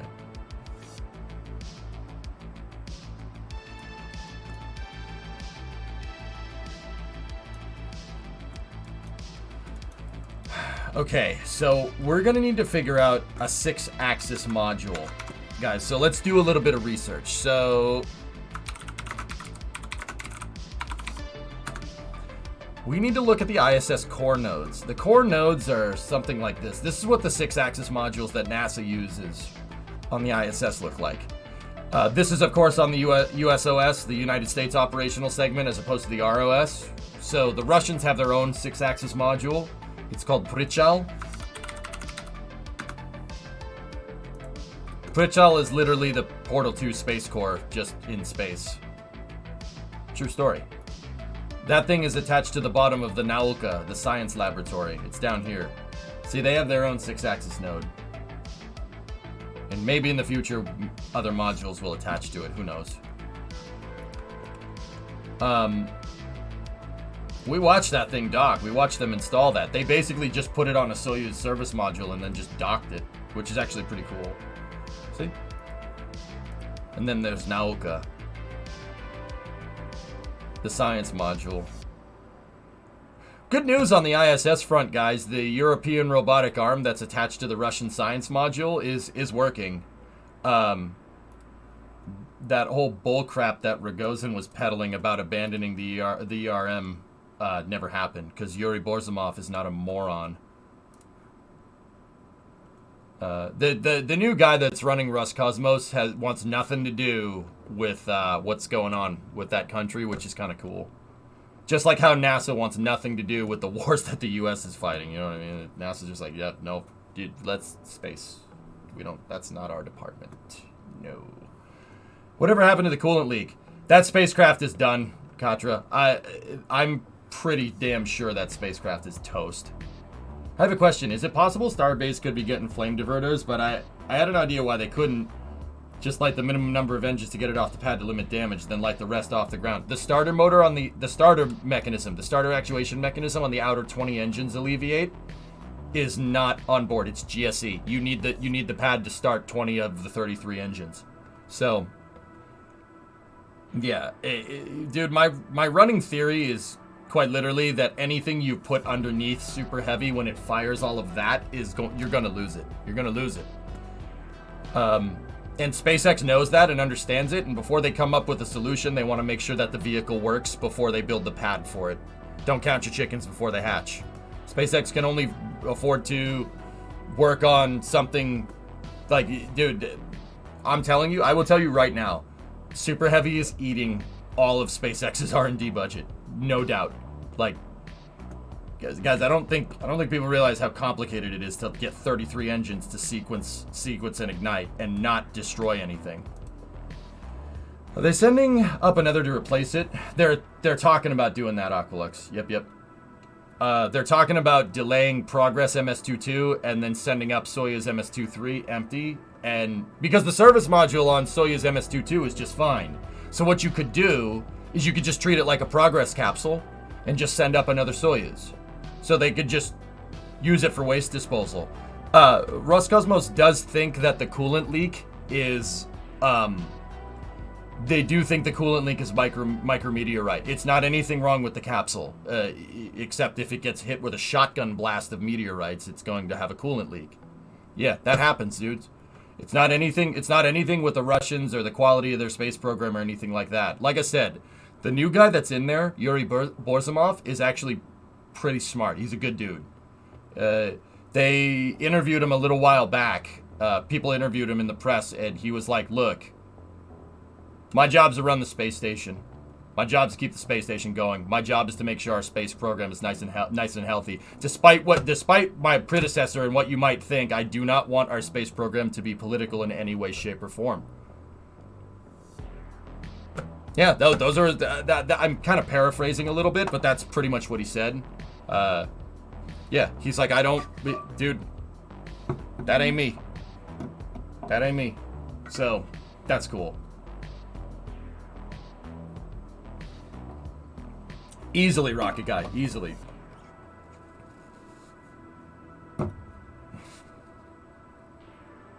remember you saying the golden rule of engineering is understanding what the heck you built. I'm trying to understand Starship and Super Heavy, so I have to ask, what the hell are they supposed to do? Starship and Super Heavy are basically designed to be a fully reusable heavy lift launch system, Nova Raptor. Basically taking everything that we know about rocket science and condensing it down into something that can literally fly every day. That's what it is. That's what they're trying to do. They're trying to make spaceflight, fully reusable spaceflight, a thing. I'm surprised we haven't seen as many strike-based leaks, considering how a radiator is built. Yeah. Sephardi never trusts them. Well, unfortunately, with the space program, they're in charge of power and the propulsion system. So if we don't trust them, the space station will fall out of orbit. Whether you disagree or agree with that, I don't know. We've been working with them in space for 20 plus years, dudes. Almost 30 at this point. Basically since 1993. We've been working with the Russian space program. Like NASA and Roscosmos are like this. We've been like this for a long time. So honestly, I trust the Russian space program, and it's really refreshing to hear Yuri Borzimov go in there and just be like, no, I want to do space things. I don't, like, what they're doing on the ground is not my, nope. Just like NASA wouldn't endorse, a war. Hey, that's fine with me, man. If you want to roll like that, that's cool. I got a hole in my radiator from a tumbleweed. I can only imagine the dangers in space. Guys, yeah, coolant. You lose the coolant, laser juice, you're screwed. You are screwed. That's why the ISS has radiators all over it, everywhere, just in case. But yeah, guys, what we're trying to do is I'm trying to build something like this, and I'm not exactly sure how we're going to do it. I might, for my radial attachment mechanisms, we might have to come up with something a little bit different from our axial mechanisms. Just like NASA, these ports are different than those ports. This is a axial common berthing mechanism, and this is a radial CBM. So this is an RCBM and an ACBM. They're both similar designs, but this one is designed to be on the outside, and that one's designed to be in line. But I need to make something like this, and I need to not have it break. We did make a 6-axis node before, but the problem with it, if we go into all assemblies, if we go in here, the problem with this is that I need the fairings to have same vessel collision, and having 4 of them have SVI on them all at the same time really, yeah, it really doesn't work too well. Because they're all colliding with each other. So I need to go and I need to remake this module. We need to redesign our axial ports to be able to accept. We need to redesign our axial ports to be able to accept this and also have same vessel collision on and also not collide with each other. I'm not sure how we're going to do that and not have this thing break in the space shuttle payload bay. Who just paid off his truck? This guy. Congratulations, man. Also, though, I'm surprised Soyuz can fly with no redundancy on the radiator system. Fun fact, Aqualux, the coolant system that got hit is the backup radiator. Yeah. It's the ammonia-based coolant system on the command module. That's the backup system. Yeah. So I know what you're going to ask. Okay, so what's the big deal? Why don't they just come down Well, that system, that backup system is used for when Soyuz separates its orbital and service modules, and it's used for when the crew is coming down just in the center section with the heat shield. That's when it's used. It's an ammonia-based system that's similar to Orion. Remember when Orion landed the other day and they had to wait for the ammonia to boil off? Soyuz does that too.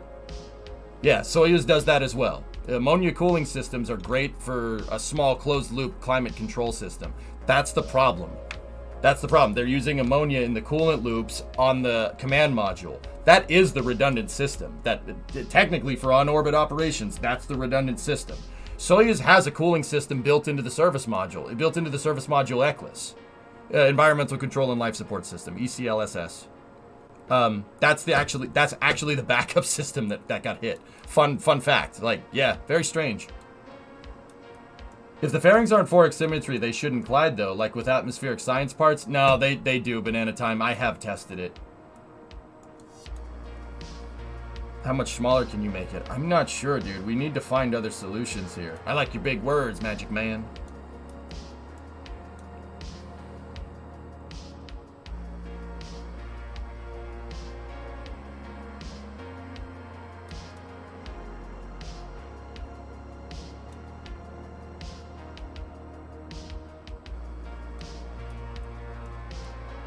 If you're going to make a rail system, why don't you just use a claw that opens and closes and give the rail system monopropellant to go back and forth?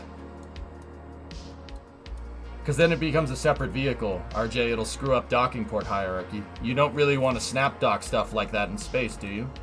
I don't think that's a good idea.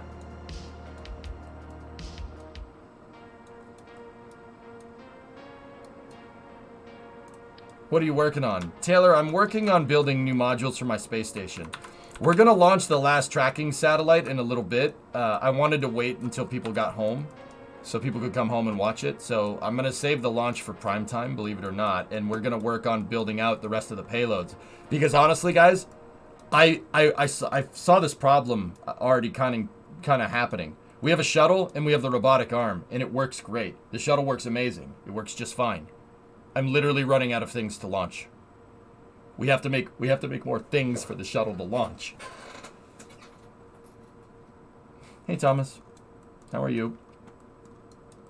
Can they not stick out a bit more? If you look at it this way, so here, let me attach this module down here. So this is my guide mechanism. This outer line right there is basically the outside of the shuttle's payload bay. If you look, this barely fits. Doing good. How's your day going? It's going all right. So how I originally had this set up was like this. Banana time.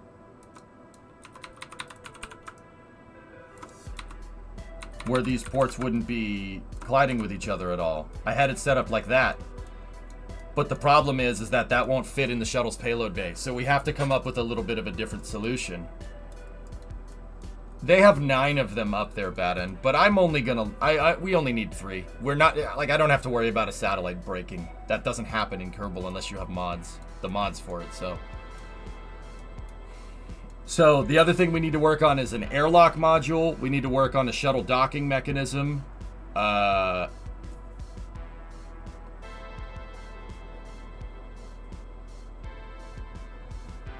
I have a prototype for the science module right there. I have a prototype HAB module. And then the solar panel segments. Robotics, and it expands out after leaving the shuttle bay. Do we want to put... I'm not sure if putting a hydraulic inline on your hierarchy is a good idea.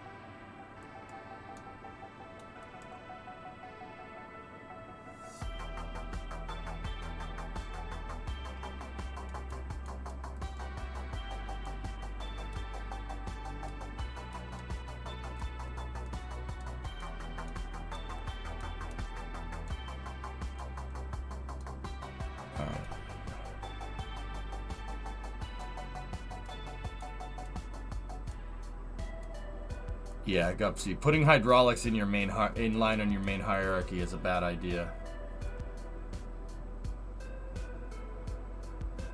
Mentioned in a previous stream you were going to have 4 shuttles total for mission mode. Will they be configured differently to each other? And if so, what configs did you have in mind? Not anything in particular on capping. Yeah, not anything in particular. They'll basically just be the same shuttle with a different name on them. Maybe one of them will fly with no robotic arm, so we can specialize it for the Puma upper stage. You know what I mean? Just like Columbia never... Well, I was going to say Columbia never flew with a robotic arm, but that's not true. On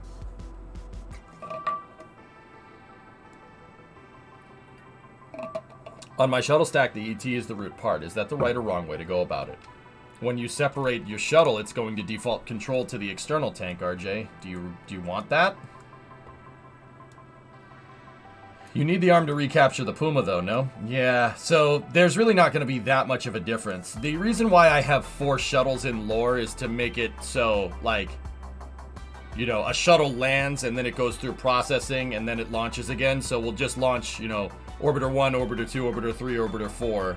And then Orbiter 1, Orbiter 2, Orbiter 3, Orbiter 4. To kind of make it seem like we have, the, you know, a working space program.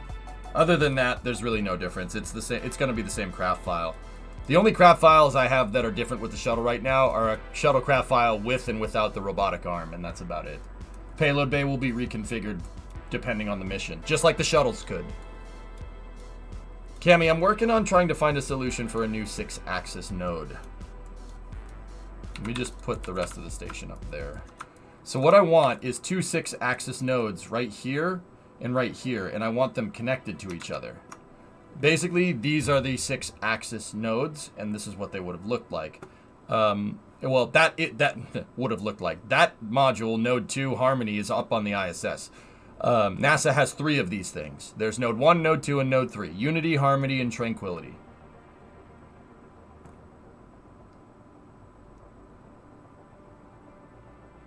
You want the space dogs like that, send them as pieces, install the module. Well, we could construct the module hired. That is a possibility.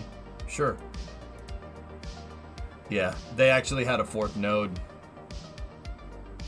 Yeah, there's the 4th one. See the CBMs? If we could do something inset like this, that would be huge, but I'm not sure how I'm going to get that done with same vessel collision, you know?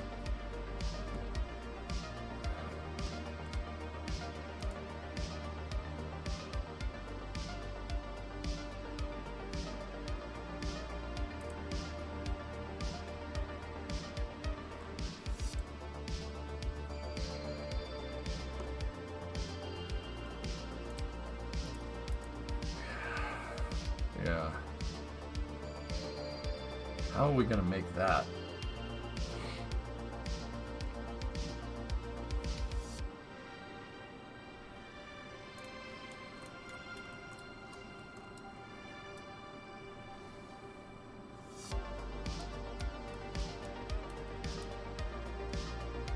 If I just use the fairing base, I wouldn't be able to line up the systems here. That's the problem.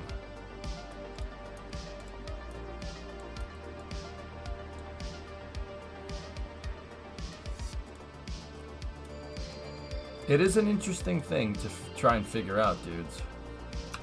Here, let me show you. Space Station Freedom. See, this is what they plan to do with the nodes. See what I'm talking about? That's what they wanted. That's why they built 4 of them and the 4th one got canceled because they didn't need it. It was supposed to basically connect it all back together. Try and see what's doable with a 1.25 fairing base. Just remember to arch your shoulders, Jerry. See, Aqualex, that's not a bad idea. It's not a bad idea, dude.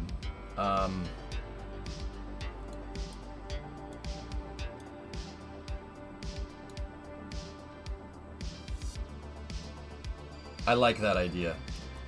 Okay, hold on. Here, let me take this, and we'll just attach that over there. And then... there's the birthing mechanism. Let's make a module here. So I got an idea. I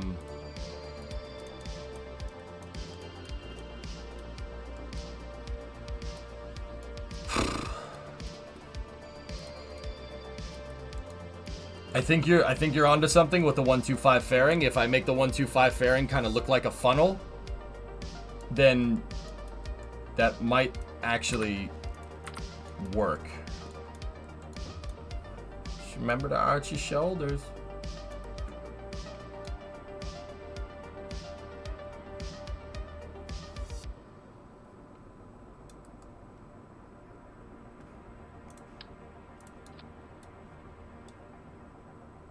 Okay, here's what we're gonna need to do.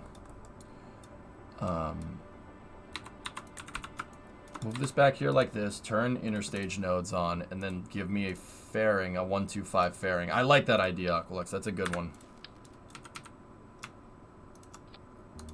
Okay, get rid of the truss structure. And now I'm going to need a ruler. I'm going to use one of my Tessa rulers here. And I'm going to line the Tessa ruler up with the outside of the fairing here.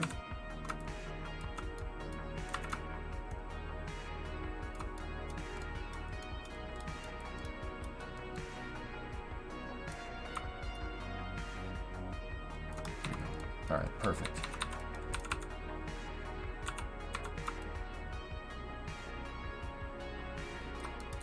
So this is just my rulers for building the modules here. That's the outer diameter. Those are the angles that I need to make a to make the curves on the modules. So the front curve is matching the back curve. This is the inner diameter right there. That's the CBM diameter. These are just cubic octags with a strut connecting them. And basically I use them as rulers like you would in Photoshop. So if we took something like this, right? And we did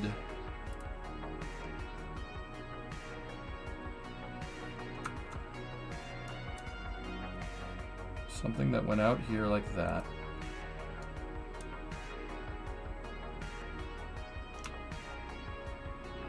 And we terminated the fairing, and then we set it like that.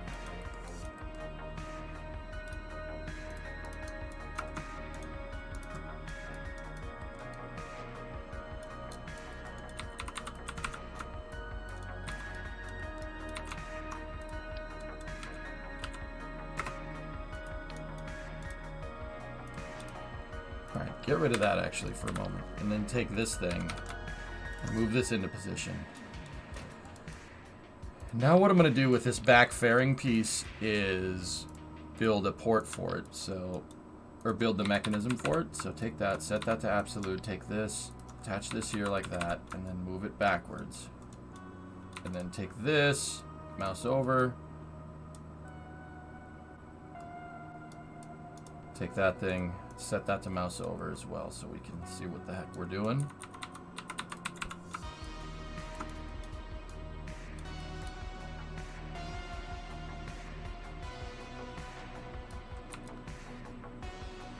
That's not bad. That's actually not bad. Dino-san, hey, I'm at Johnson Space Center touring it right now. It's incredibly cool. Have you been? Never, believe it or not. Never been to JSC before. Would love to go. Just, yeah, haven't got around to it. So if we take this...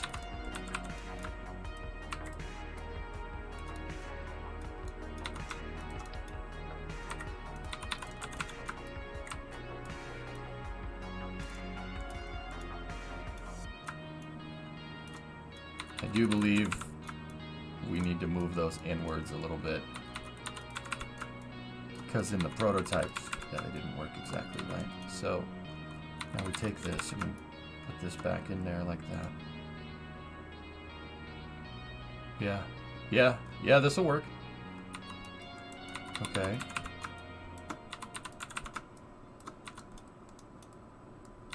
So I'm going to take this and we'll sub-assemble it as a prototype module. This is CTS prototype.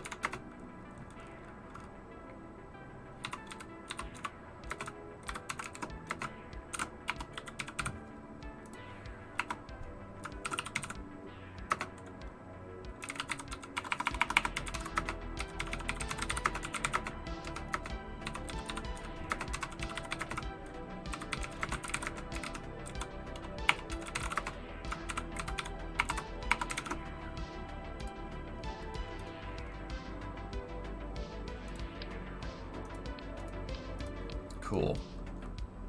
I'll share some pictures later then. You'll love it.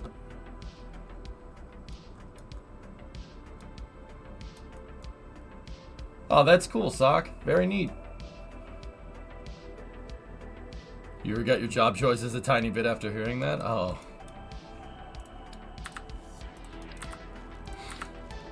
Yeah. You always feel a little bit inadequate when you hear people talk about, like, if they're working on the space program. You're like, oh, well, I made my bed today, man.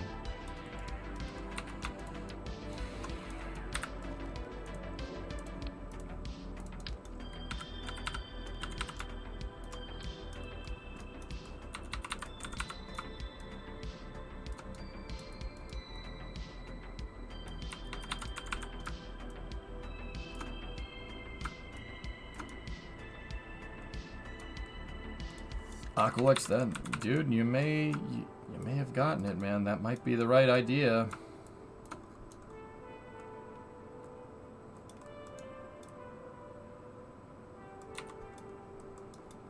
That's good for an up and down, but I'm not sure we'll be able to do left and right here.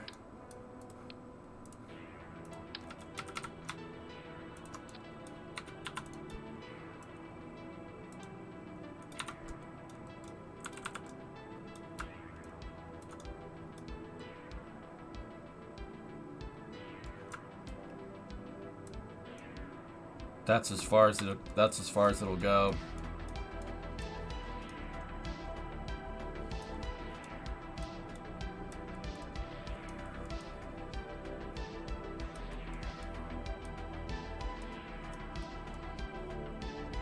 Let me think.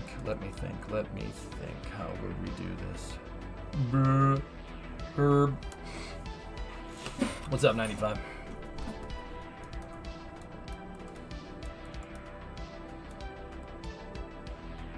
Why is that as far as it'll go? Because same vessel collision between the Airstream shell. SVI, they can't clip with each other, man. Now, up and down, that works great. Left, right, though, doesn't work as well.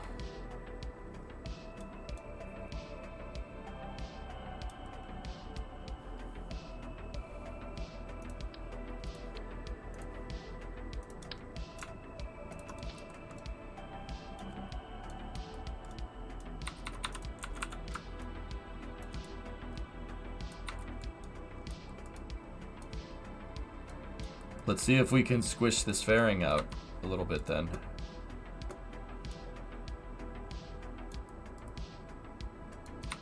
Alright, so what we would need to do is...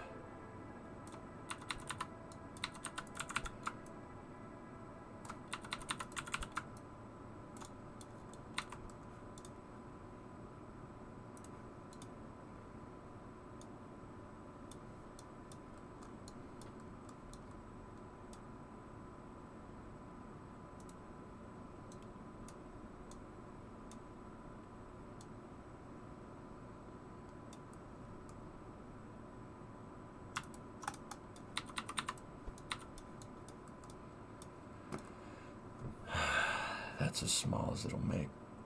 Does that still work? Hold on. I don't think the fairing lines up. No, they clip. They clip just a little bit, man. Can we edit this and just... That's the... Here, let's toggle angle, snap, and height.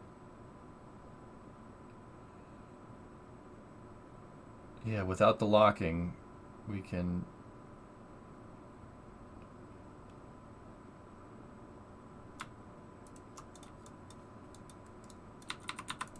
I'm trying to make this thing as low profile as we can possibly make it so we can put 6 of them in place.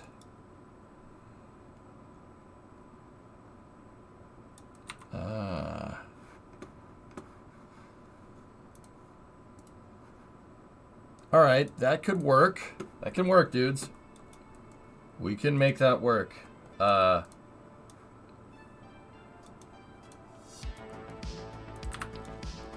If we cut this down and make it a little more low profile, we could delete the entire thing by accident. Damn it. I can't hit undo. Undo breaks the game.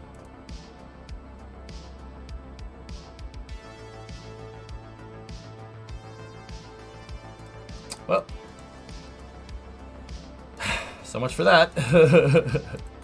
We'll make another one. It's okay, it takes 2 seconds, guys. That one wasn't going to work anyway. It's not that big of a deal.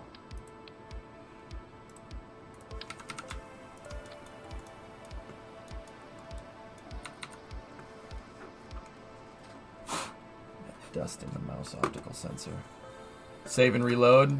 Nah, it's fine, dude. Don't worry about it. That one was wrong anyway, guys. It wasn't gonna... The docking ports didn't butt up against each other correctly. So, yeah, don't worry about it. It's not a problem. What I am going to need to do is make another ruler here real quick. This one we can bring in. And what I need to do is, for the most part, just mark out the... I need to mark out the area where the docking port needs to terminate. And by docking port, I mean the fairing.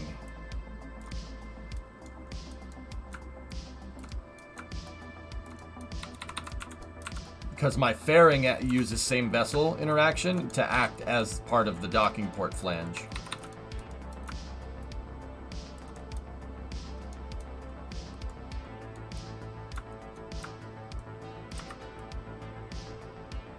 So if we take this and we basically put that strut right on the rim of the fairing right there.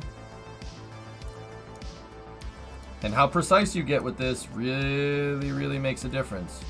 You just want it to stick out just a teeny weeny bit, just like that. All right, so now switch this to local and then go 1, 2, 3, 4, 5, 6, 7, 8, 9, 10. That's fine. So let's go back, grab our prototype. Absolute. 1, 2, 3, 4, 5, 6, 7, 8, 9, 10. Oh, look. It lined up exactly. Whammy. So now take this and go 1, 2, in like that. Go here. Edit the fairing. Back it out. So if we hit C, you can toggle the angle snap on this thing. And we could make an extremely low profile fairing. Move that in like that. That might do us right. Oglux, this was a good call, dude.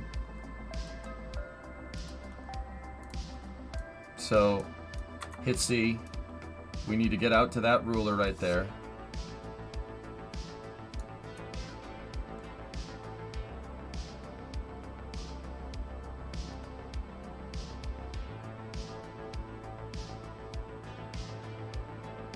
Gotta wait for the text to turn yellow.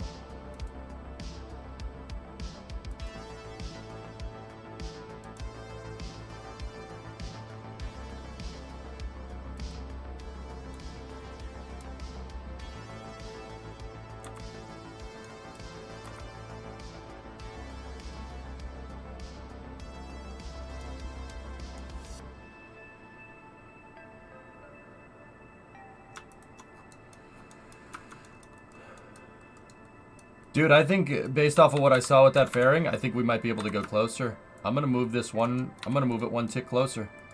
And then we're going to go in here and we're going to edit that fairing and turn off the snap.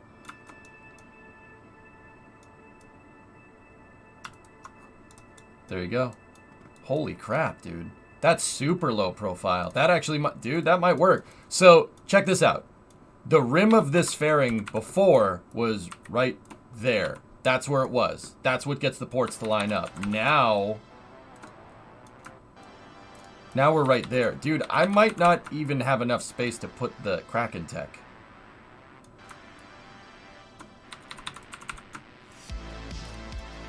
That is a super low profile port.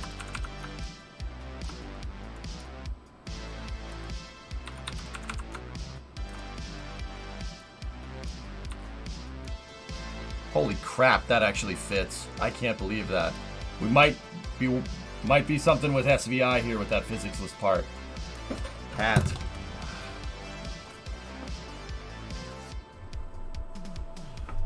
Okay, so at Mana, two things. First one, happy Hanukkah, buddy. Second one, you putz! You schlemiel! What's the matter with you?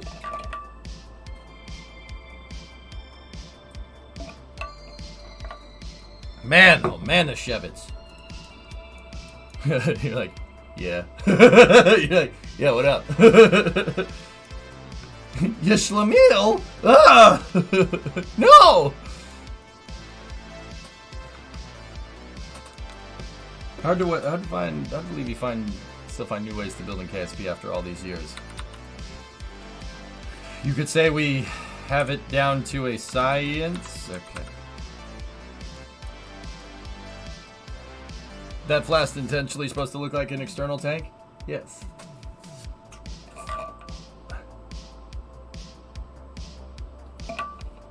It's not funny, Facha. Why would you do that?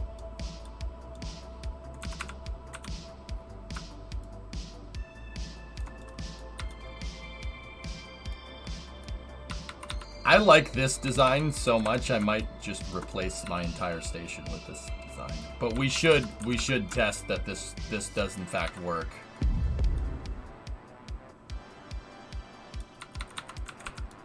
We need to remove the CD from hat change. What?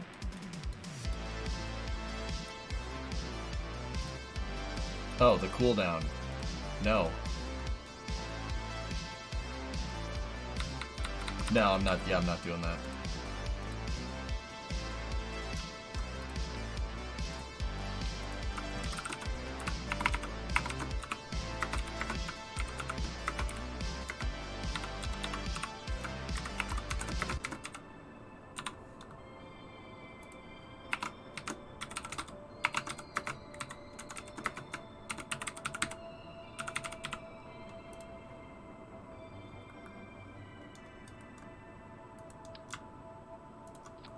I actually really like that super low pro. That's cool. Okay, so let me just take that prototype, just put it over there. Look at that thing. Man, I didn't think that would actually work. We should test it. We should test that thing.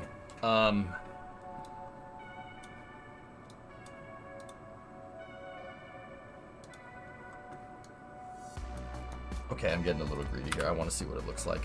Give me the 6-axis node. No, that's the core. We don't want that. That's the long module. We don't want that. 6-axis node. Here it is. So get rid of that. Get rid of that. Get rid of that. Get rid of that.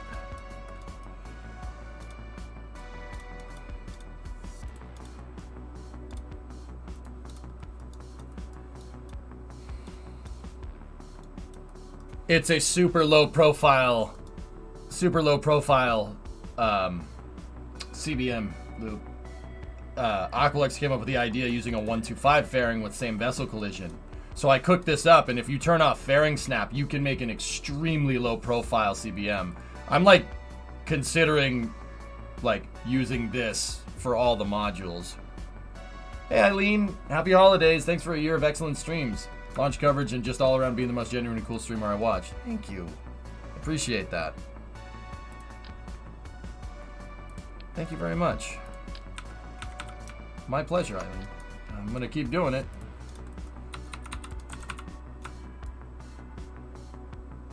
Yeah, that'll definitely work.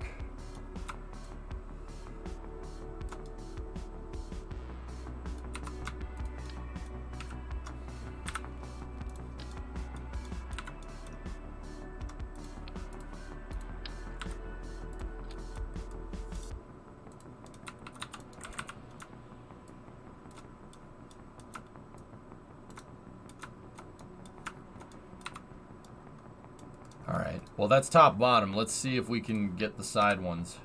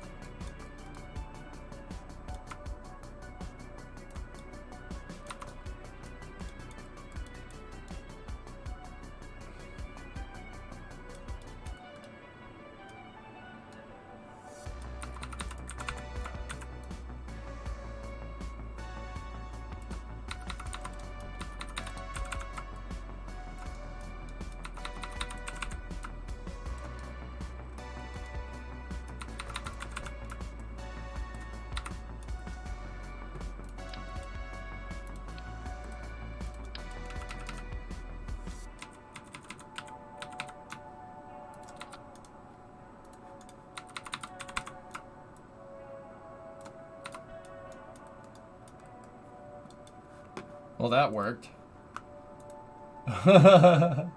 Nice, a hydrofoil. Yeah, you can make hydrofoils in KSP, Snackless. They go pretty dang fast. Yeah, it does. It does retain loop. That's actually really, really good. Listen, Tranquility Base here. The Eagle has Whoa, whoa, whoa, whoa, whoa, whoa, whoa, whoa, whoa, whoa.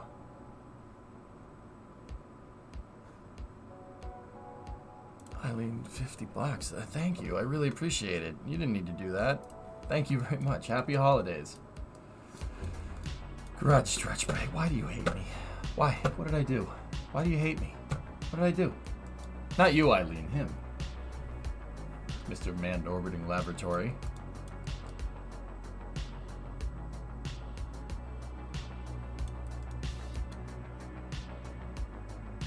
So that's about as close as those can get to each other.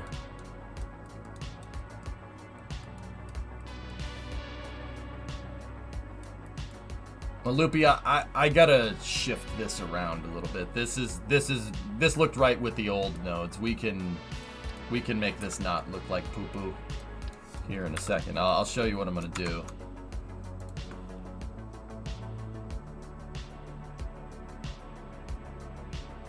That could work.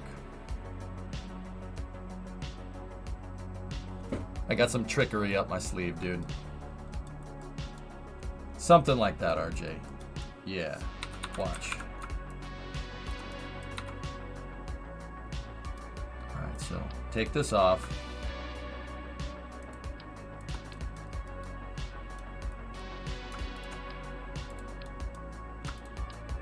Alright. So see this? Watch. Here's what we'll do. Take that off, and I'm going to put that over there to make sure that it doesn't break or anything. Completion of the new Aquedock modules is a good pause point. The Aquedock.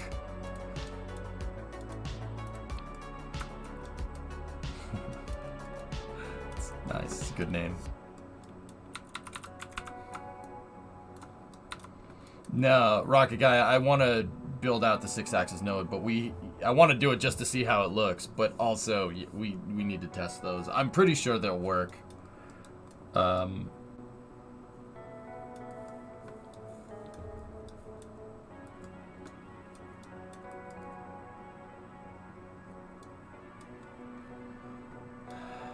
So I have an idea for how I want this to kind of play out.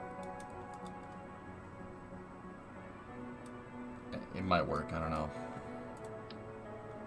So let's go in here.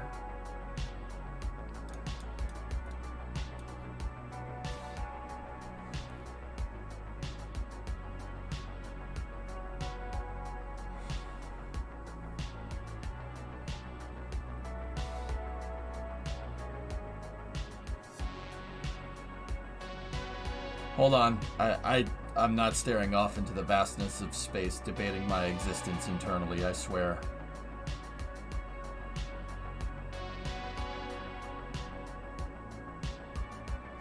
Okay, I think I built it in my head. Hold on. Alright, so let's delete that fairing. Get rid of those. Those were just there for funsies. Alright, so my marker ruler can go over there like that.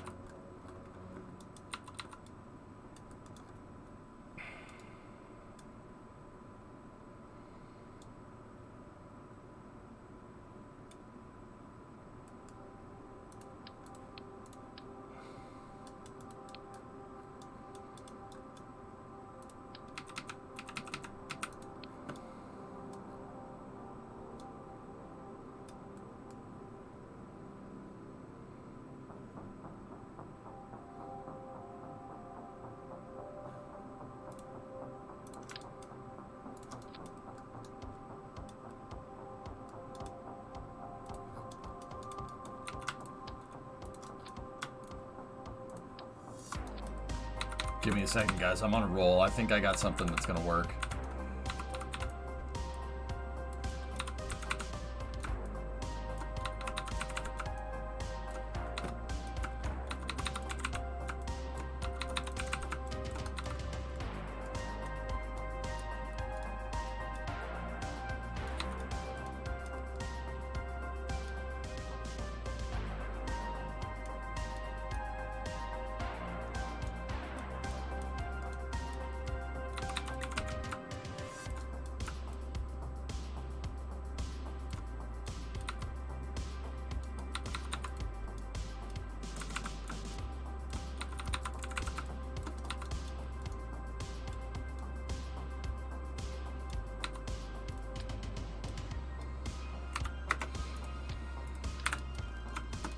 Joe, speaking of hydrofoils, I rode on a Boeing 929 a few times from Hong Kong to Macau. Hey, alright, that's cool.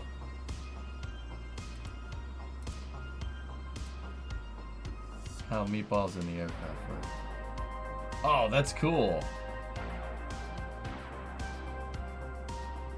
I want one of those in my car. Is that bad, Hellfish? I think I should put that in the car. It's like when you're going up a hill.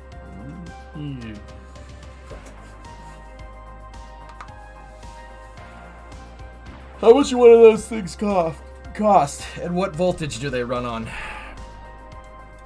You can get a DC to DC converter and wire one of those into the dashboard on the truck. That and a compass and stuff.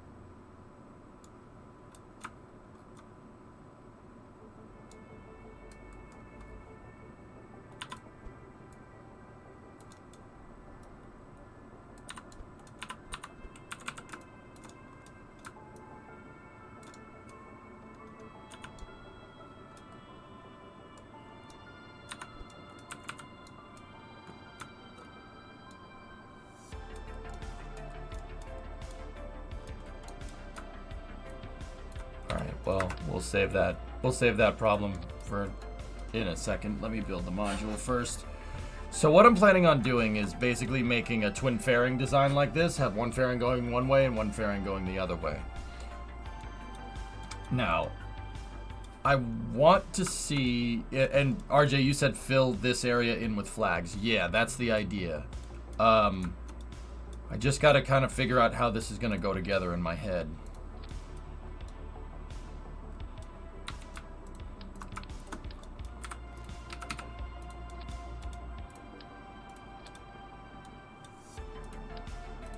That's the hierarchical setup, which keeps this at the very dead center of the hierarchy from front to back on this thing, even though it will be a little bit offset, just like that.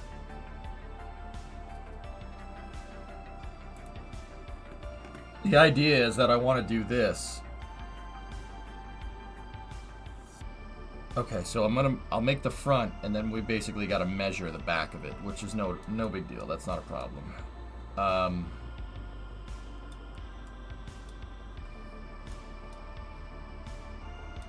Alright, Sock. See you, buddy.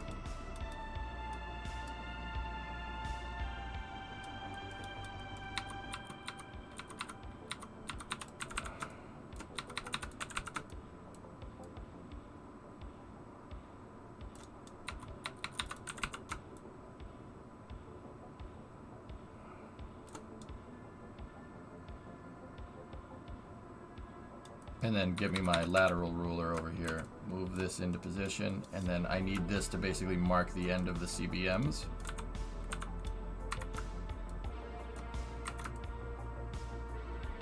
That's the end of the CBMs. So now we take this,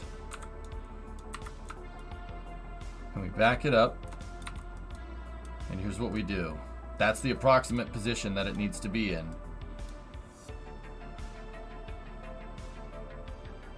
And then I'm going to move this forward just a little bit. Okay, so what can we do when we build this?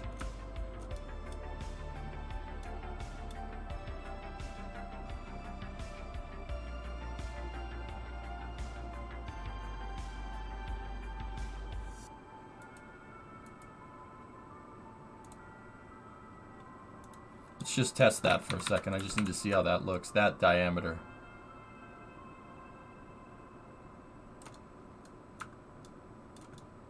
That diameter does not look too bad. Okay. So I'm going Discovery. to... Hey, Gary. I'm going to use this ruler here. That's the one that we used to mark the 1/8 diameter. So I'm going to use that. I'm going to move that out. And we'll establish that diameter right there as a diameter that we can use.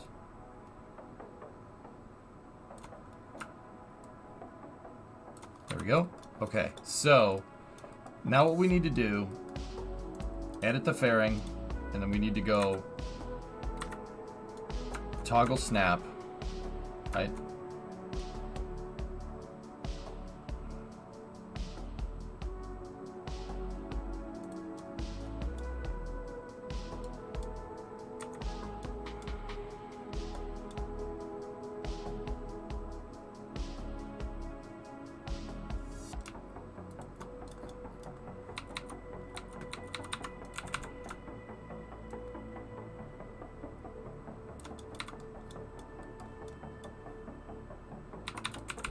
Hang on.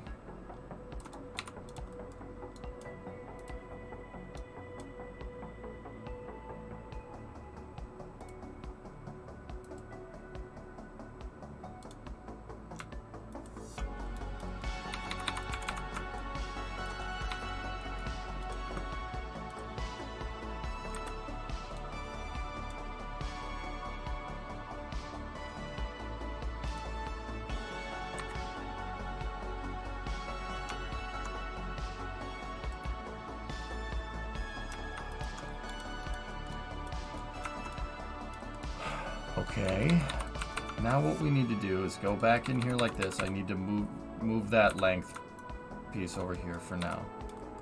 And we need to get the angle.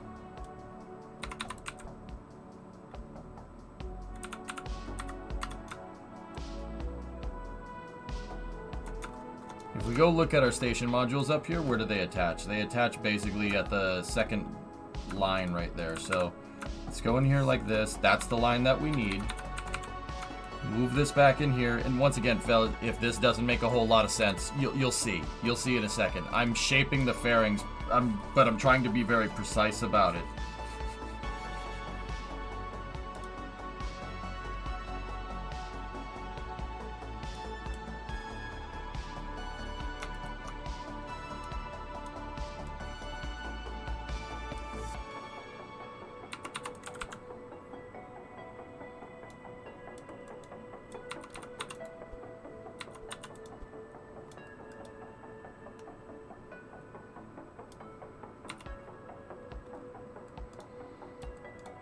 Snag the gantry for the well deck thing. Let me see.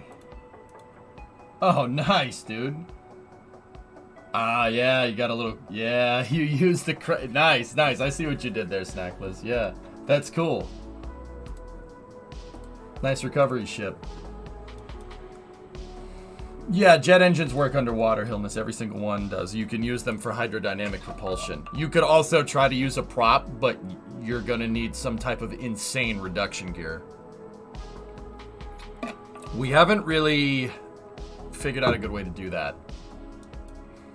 Jet engines are the right way to make screws in KSP.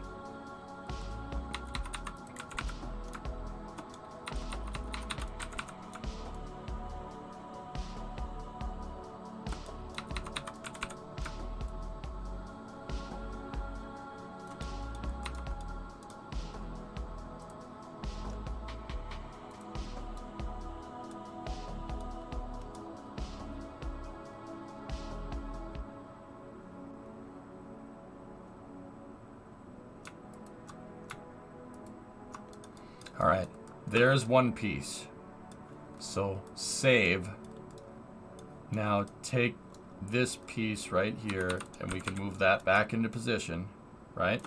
And then we take this piece and we move it all the way forward so it lines up. So the front of that module looks like the front of those. And then what we do is we take this and we move that right there.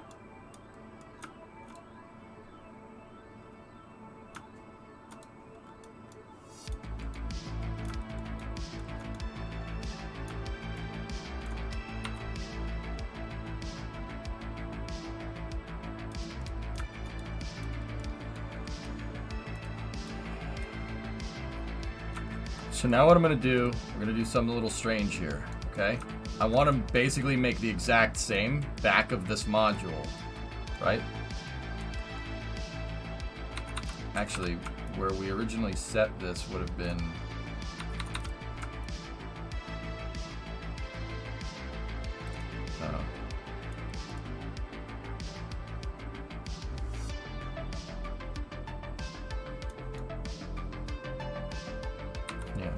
So here's what we do. Take the same exact craft file, take the same thing, and station prototype, merge.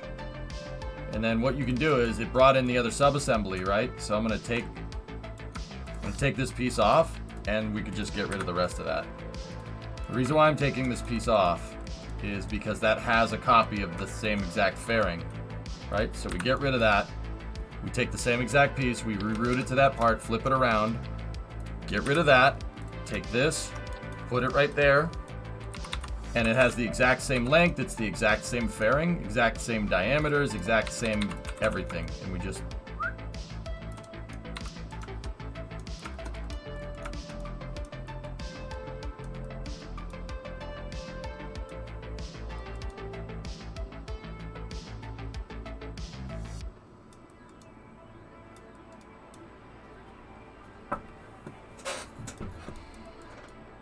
And then if we wanted to make it look like Harmony and make one side a little bit longer, which is basically, from what I can tell, what they would have had to do. One side needs to be longer so they can attach to each other, right?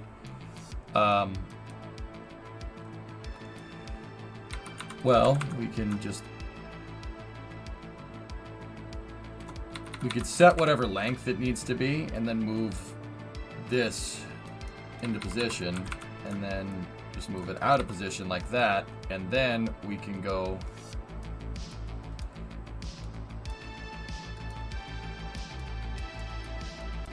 Select that fairing, edit the fairing.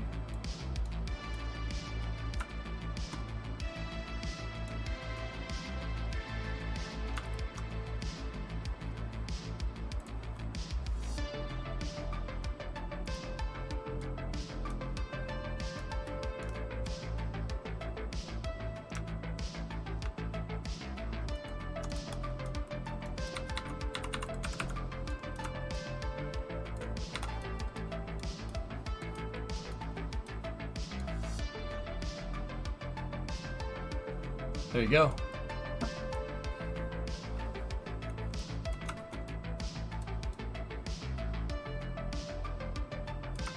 There it is.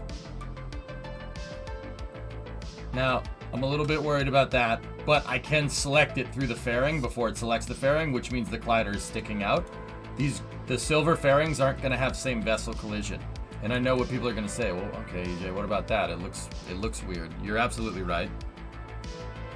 Give me a 2.5 flag.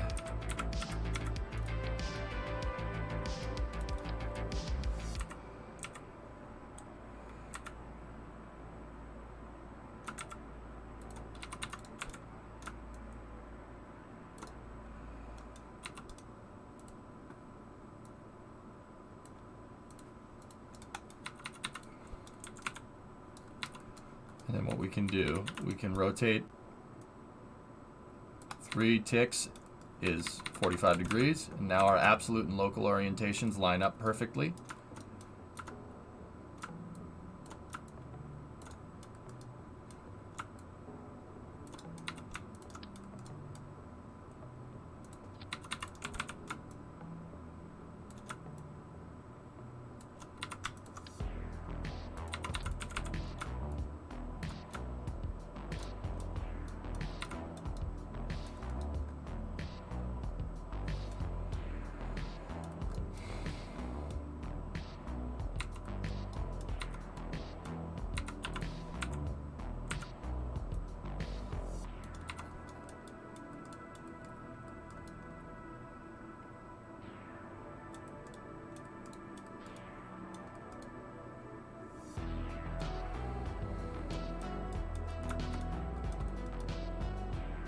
What do you think?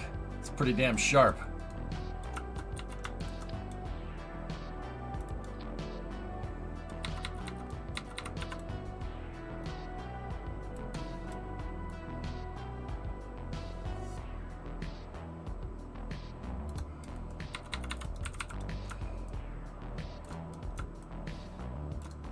Yeah, see, we wouldn't be able to do that.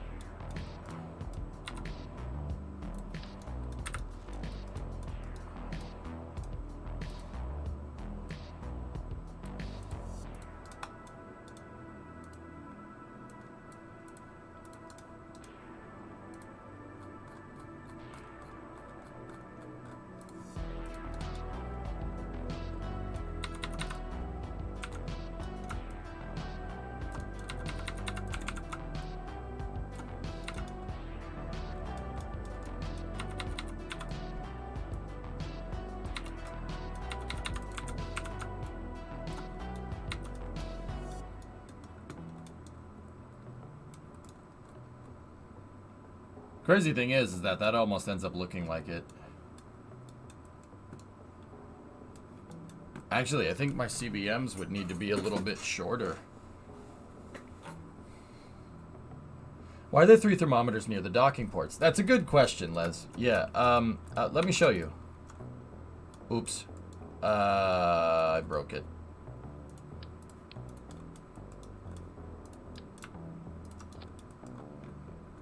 Yeah, I broke the game.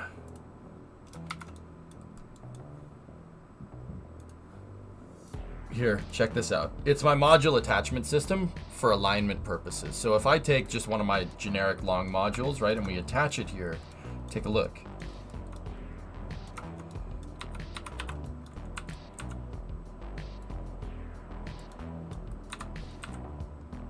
Watch the RCS and the thermometers. It's a catch and a guide and a pilot dowel. See what I'm saying? For the docking ports. See what I mean? That's for alignment. And then the checkerboards right there are to make sure that we're aligned. this is just a flag with a checkerboard texture on it. And if they align, that means we're straight. And then the docking port is what holds it together. And then the fairings have same vessel interaction, which means that even though these are docked together, the two fairing ends will still collide with each other. That was the problem I was having here with this module. And that's why we needed to make these low profile things, the low profile modules. Because if we didn't, these would collide with each other on the inside of the module. But now they don't. See the gap right there? Oh, they actually are. Oh no. They actually collide a little bit. I really wish I didn't go and build the entire stupid module before we did that.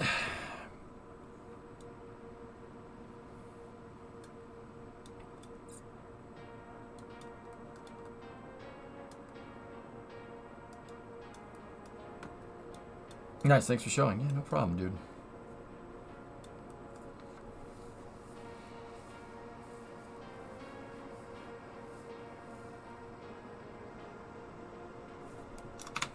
Let me check something.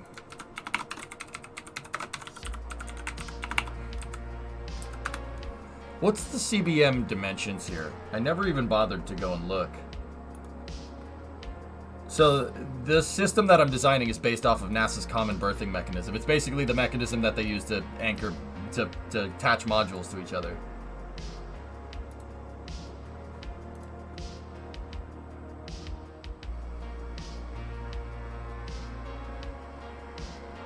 The diameter is 1.8 in real life. Oh. And if we took 1.8, they would be 1 meter. Is the common berthing system going to be used in Gateway? I think they're going to use IDSS or NDS, Jim, for most of Gateway's modules. I don't think so. 1.08. 1.08 diameter. Our CBMs are way too big for all of our modules. Interesting. So Loopy, if I remade these low pro CBMs to a 1 meter diameter, this will absolutely all fit together. I think the problem with me building these modules that we didn't have the right, my CBM diameter is 1:1 to real life.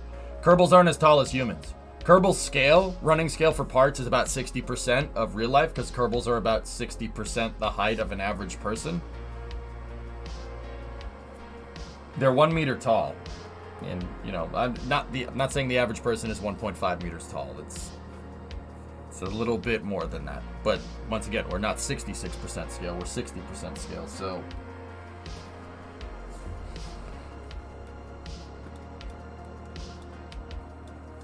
they're what we have when we built them off of an existing standard. An existing standard that literally has no modules in space.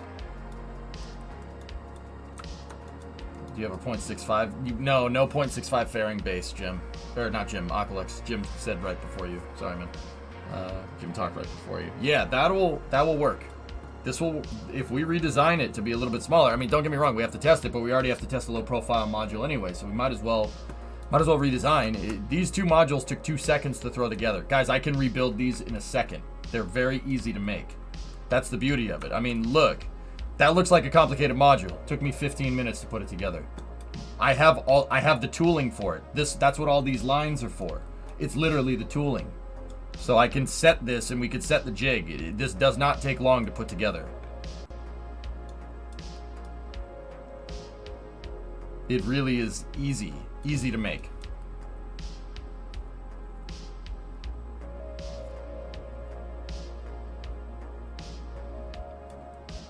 Hey, someone, yeah, it's actually, my CBMs are just a little bit too big, dude. The CBM is 1.8, it's a 1.8 meter docking system in real life. So we need 60% of that. It's basically 1.1 meter. It would be the Kerbal equivalent of a CBM. So what's the smallest diameter? Or not the smallest, this one.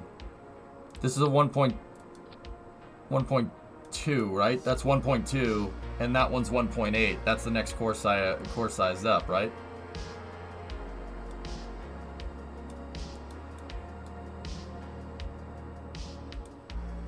1.25.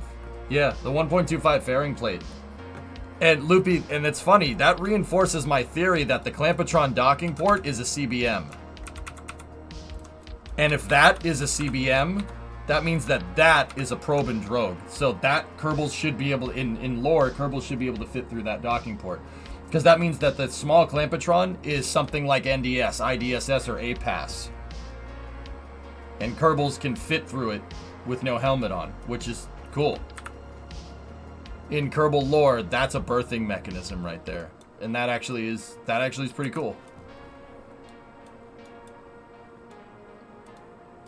All right. Neat.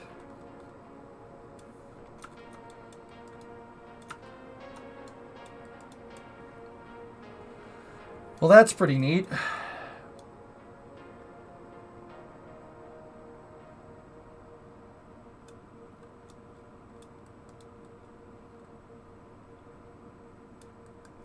But we want to continue with the existing connector. We just have the top and bottom connectors offset 1 tick. That might be a passable fix. Well, redesigning it wouldn't be that big of a deal, Lube. This is not EJ saying, oh, let's redesign it because I could build it better. No, this is redesigning it because we need it to work. Go figure. What did I randomly come across on the moon? Moon crater. You can use the robotic arms that are the science robotic arms to scan them, and you can get science hired. Yeah, moon craters are all over the place.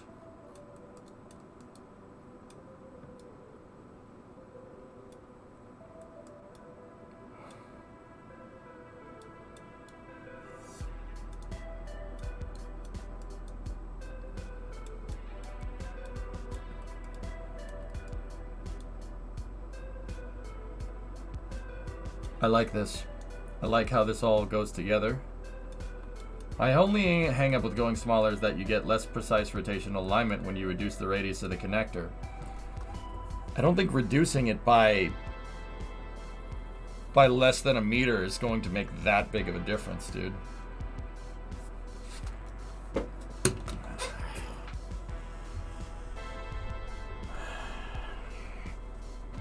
You guys are gonna make my hair fall out with all these damn hat changes.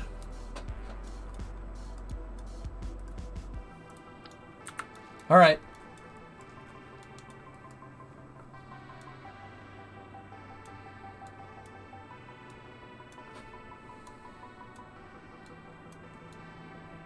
I feel stupid because I don't get 100% of what you're saying. Vidergoltz, okay. See how that pops out right there? That's what we're trying to eliminate. Nothing more. See how the docking port is my entire docking system? I don't just use these. I use the RCS ball and the thermometers as a guide to kind of pilot it together before it docks. And then the fairing is my attachment surface. So the fairing has same vessel interaction on it and they butt up against each other, right? You see how these docking ports are a little too big for the module? See how they stick out right there? That's literally what we're trying to fix. I'm talking about reducing the diameter of these things. That's all. Reducing the diameter so that doesn't happen, and it'll make it kind of easier to click these modules together. But the thing is, I already have semi-finished modules up here with the old docking system on it. And the old docking system obviously won't be compatible. I'll have to redesign a couple of these modules. That's what I'm really talking about right now, because I have to fix this. I can't have the old modules up here and then build new modules with that docking system and not have it line up. The reason why is because what we're proposing is reducing the diameter of our docking system to be more in line with real life, with what this thing is supposed to be in real life. And this one is a 1.8 meter design, and we're proposing a 1 meter design here. A 1 meter diameter docking port won't line up with a 1.8 port, especially with my guide system and then the plates butting up against each other. I do it for structure. You ever have a wobbly space station in Kerbal? It's a real pain in the butt. This thing doesn't wobble around, and that's because I have attachment systems using the thermometers and the RCS balls holding this whole thing together. It's an extra structural point, so you're not just attached on the docking port. Those things have same vessel collision, and it'll prevent it from doing this. This thing doesn't move. It just stays locked in position. Pretty cool, huh?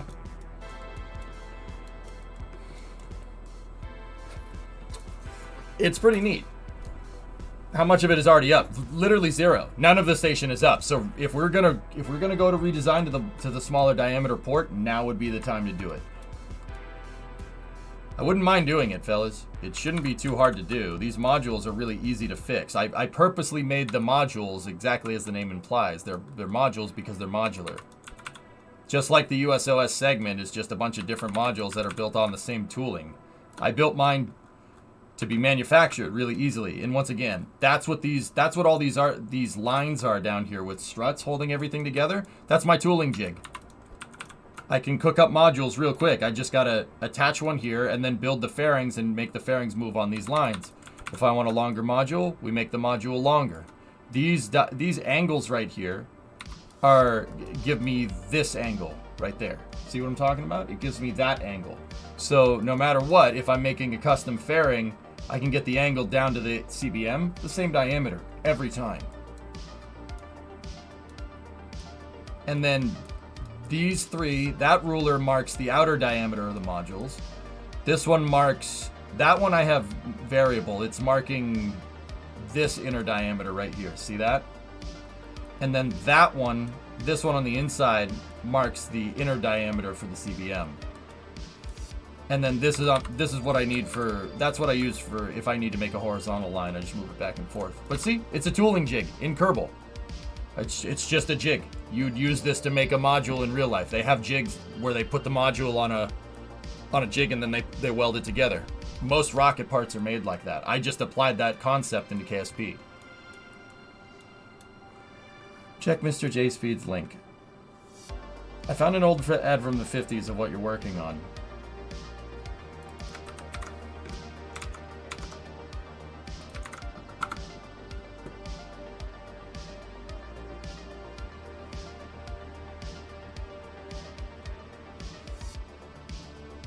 Look at how happy she looks.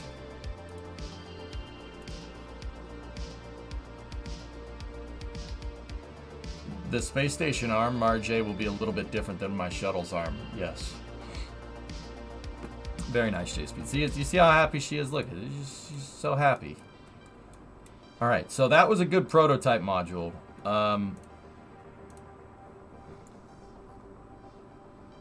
I can remake it. I'm gonna rip the Band-Aid off. Let's do it.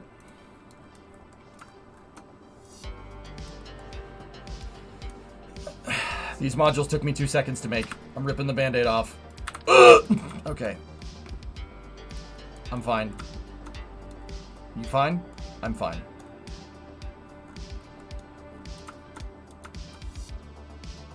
I really didn't like that at all.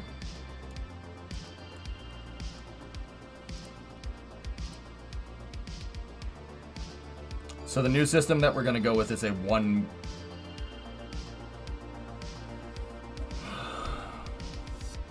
Why did I just do that? All right, no, you know, it'll be easier when we go to put the stupid thing together, EJ. Come on.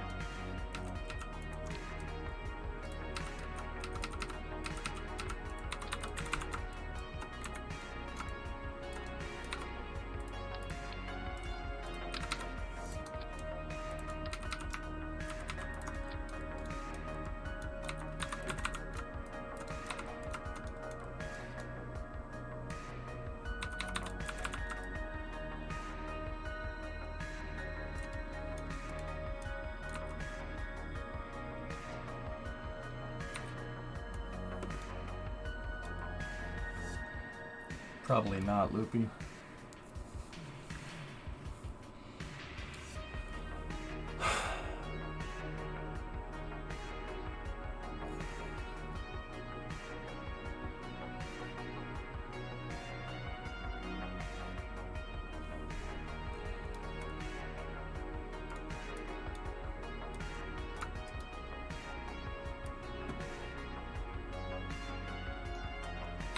If it does, I'll be pretty amazed.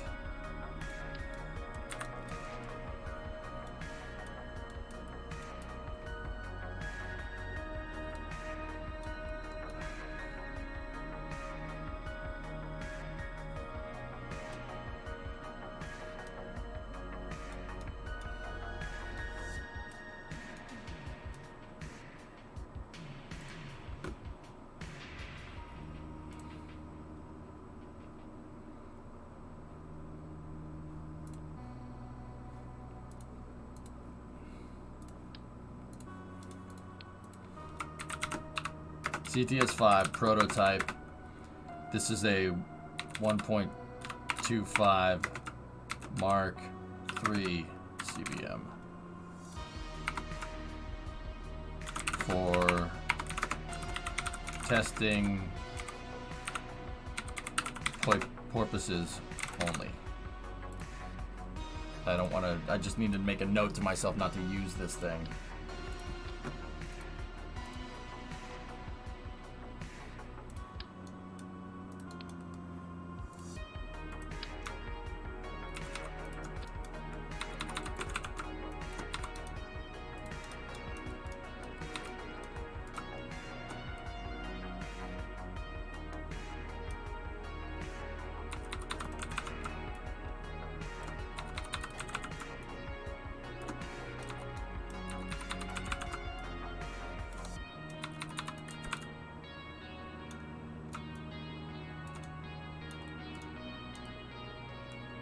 It might work. It's possible. I doubt it, but it's possible.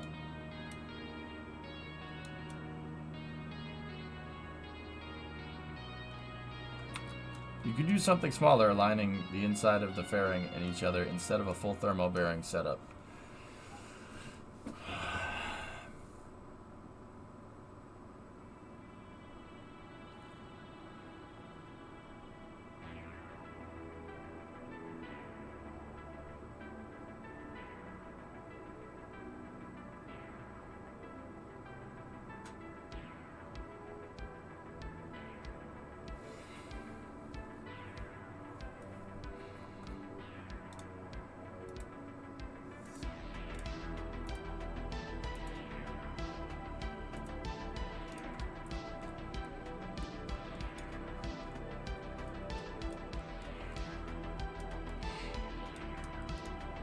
Heating tapering it to 1.5.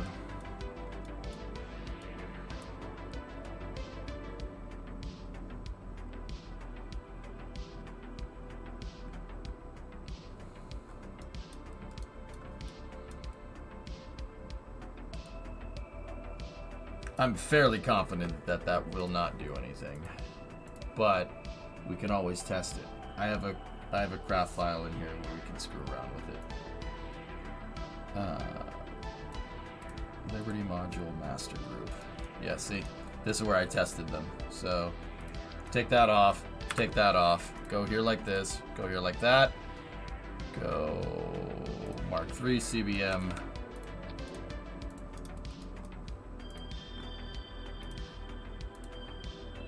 Enable same vessel, enable same vessel, enable same vessel, enable same vessel.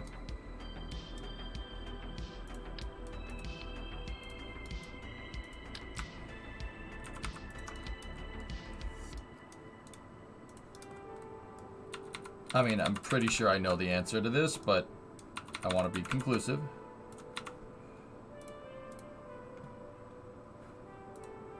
Discovery, go at throttle up.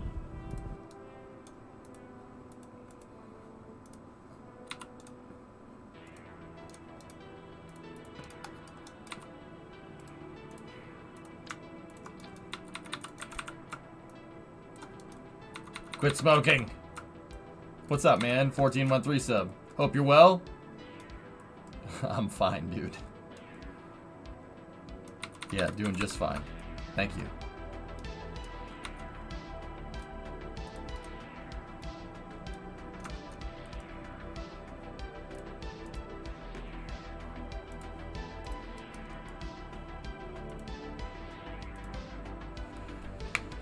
Hey, Rarest, what's going on? 1.5 is definitely doable, Loopy, but I want to see. I need to know just to be sure. I'm pretty sure that's what we're gonna have to end up doing. Going to 1.5 is probably the right move. Let's just be sure. Discovery, go at throttle up. So we're gonna just edit these guys back up there.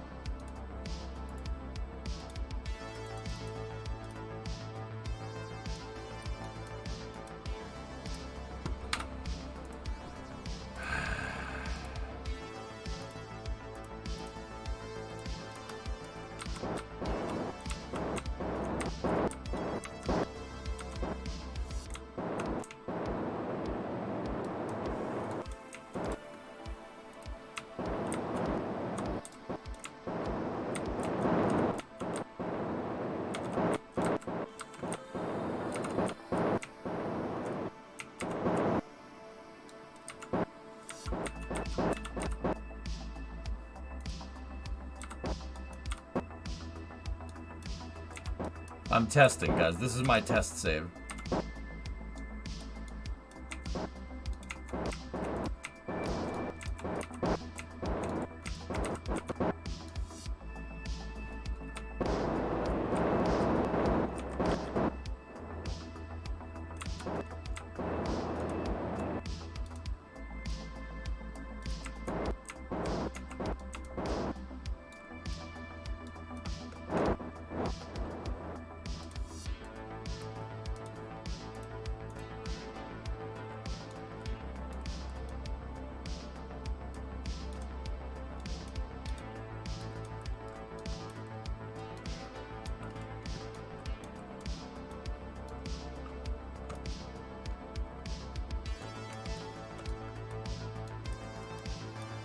No good.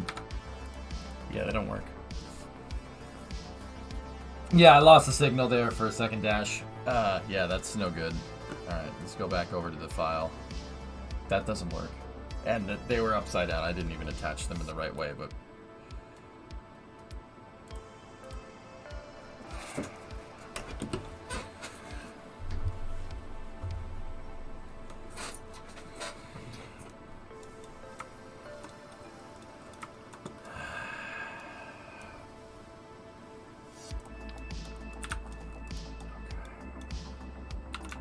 Fortunately, I have something here that's exactly 1.5 meters in diameter, which is nice.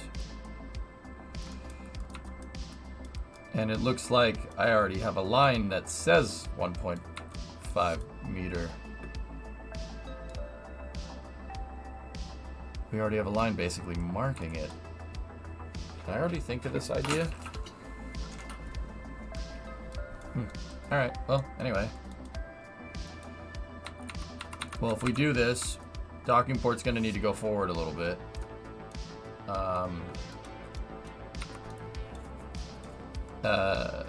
Yeah, we already have a mark for that.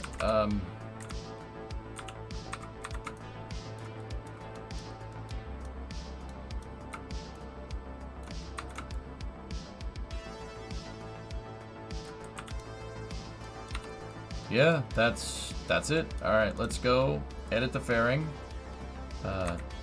Turn off snapping.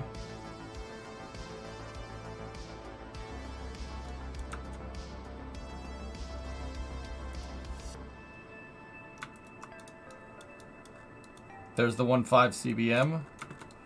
And then now we could take this and just move it forward and move it up.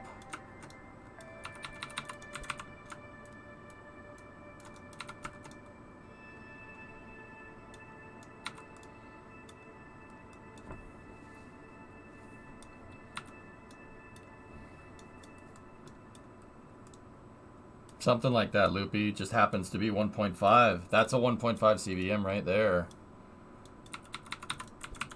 I could actually make this more compact, I think.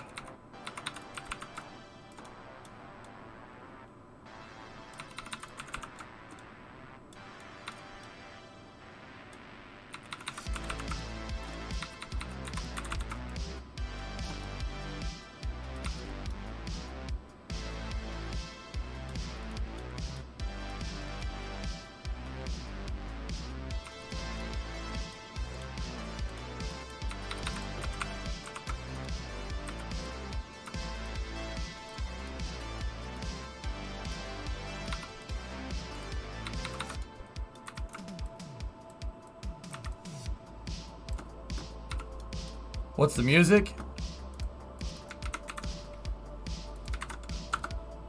That's the one we got, dudes. It's a little bit different than the one that shows up in the command.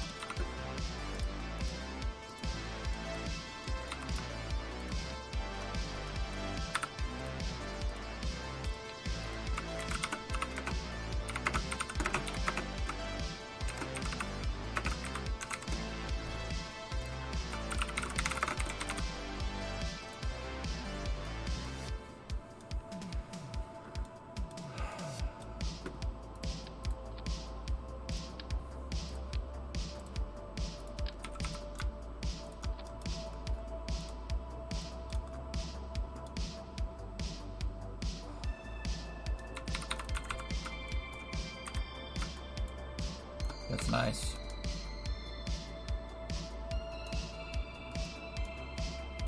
Oh, you back on the city's kick? Nice. You're a little different. Reverse Uno card.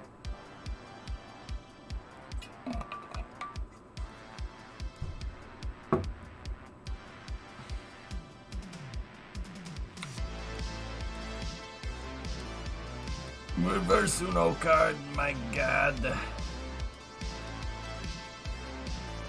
Alright.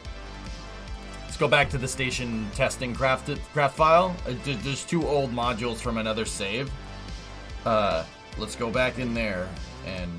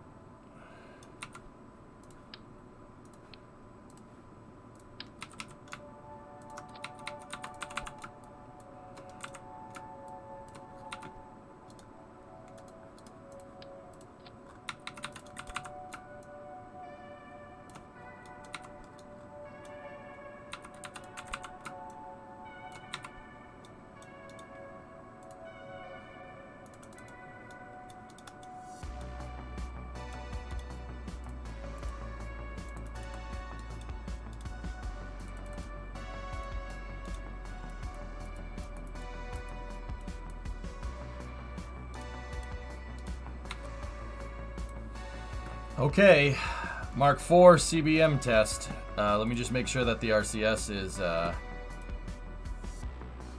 enable.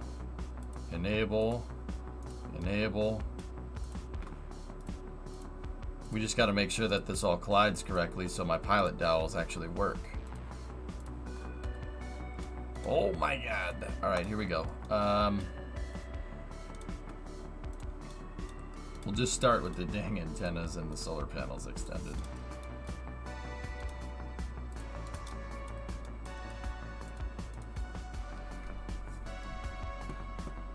If you didn't know, this is what the reference is from. Oh my god!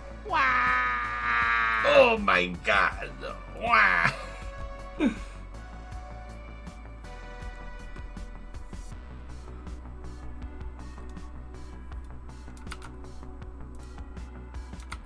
Well, Val wanted to join us on this test, I guess.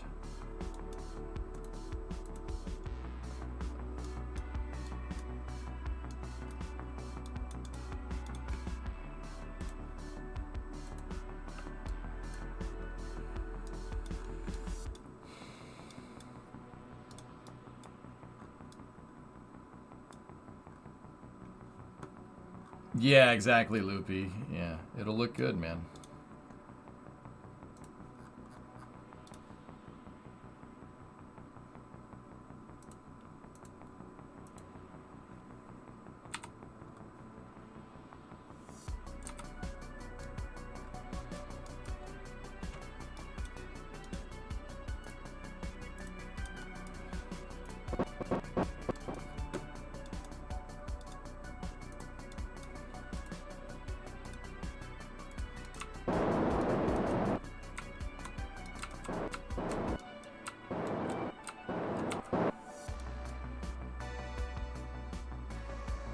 I know I give you crap about you taking forever, but those modules look good. 25, you want to know the reason why it takes so long? Because at this point, I know what's going to work and what's not going to work, and it's really annoying when something blows up in your face on stream. It's a little annoying and embarrassing, and that honestly shouldn't be happening to me with this much time in KSP. So I make sure that it doesn't happen. If you really want to know the reason, I know what's going to work and what's not going to work. To an extent. I mean, obviously, these modules notwithstanding. Like, I know what systems will work and what won't. So, like, I don't really want stuff blowing up in my face on stream. That's, really aggravating.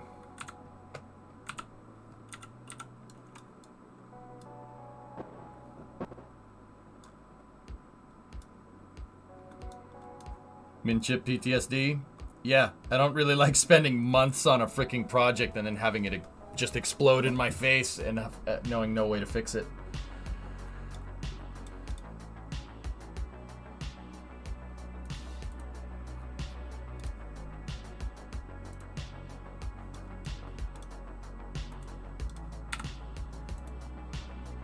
Oh no.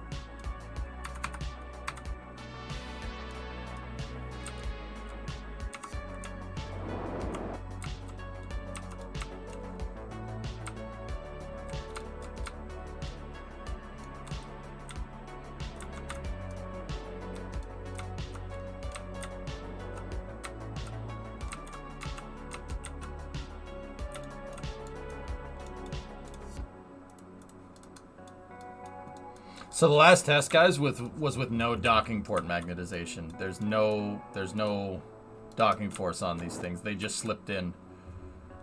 Got him.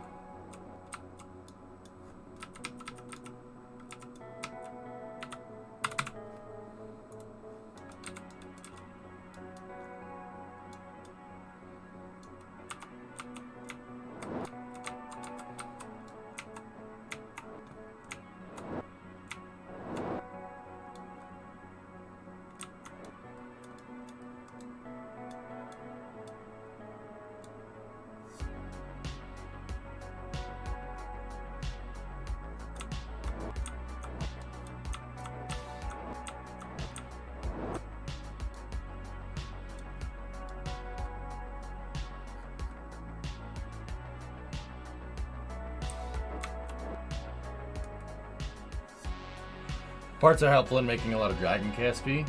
Panel flags do it, or panels.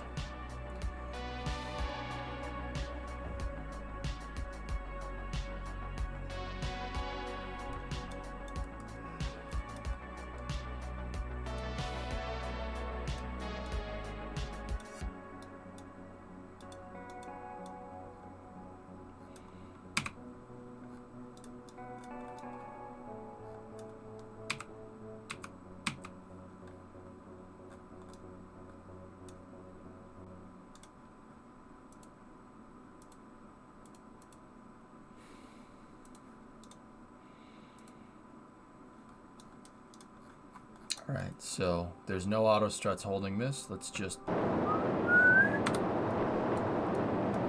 Discovery, go and throttle up.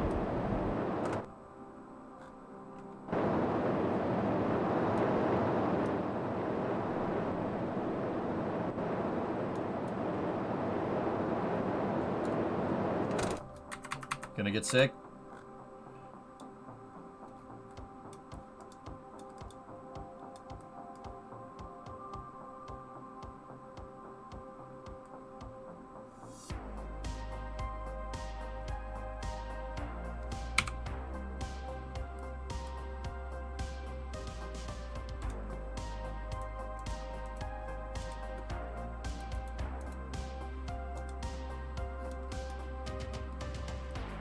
Stop.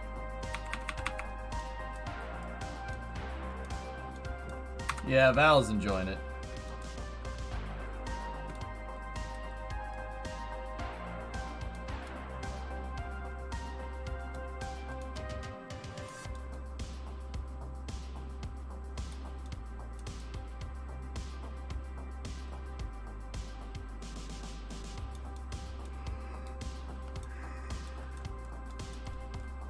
Good enough alignment for me, dudes. I think we got a winner. Certified Nauka moment. Gemini 8 moment. Now decoupled? No, I'm good. I think those ports work just fine.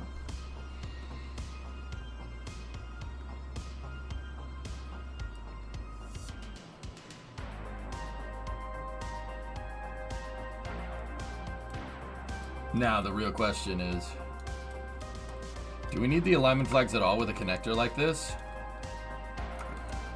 Loopy, that one's pretty damn precise, actually.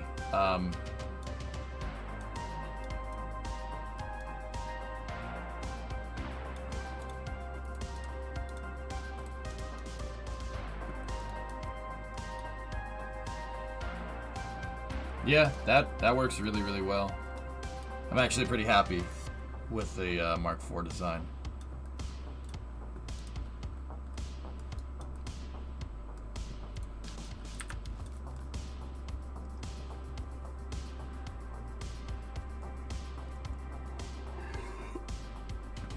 So get rid of the Mark IV, that set for testing only. So this is the CTS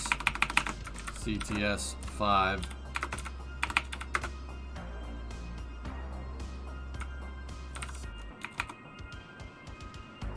It's not really a prototype anymore. Let's just go Mark IV CBM. Common berthing mechanism for attaching station modules together.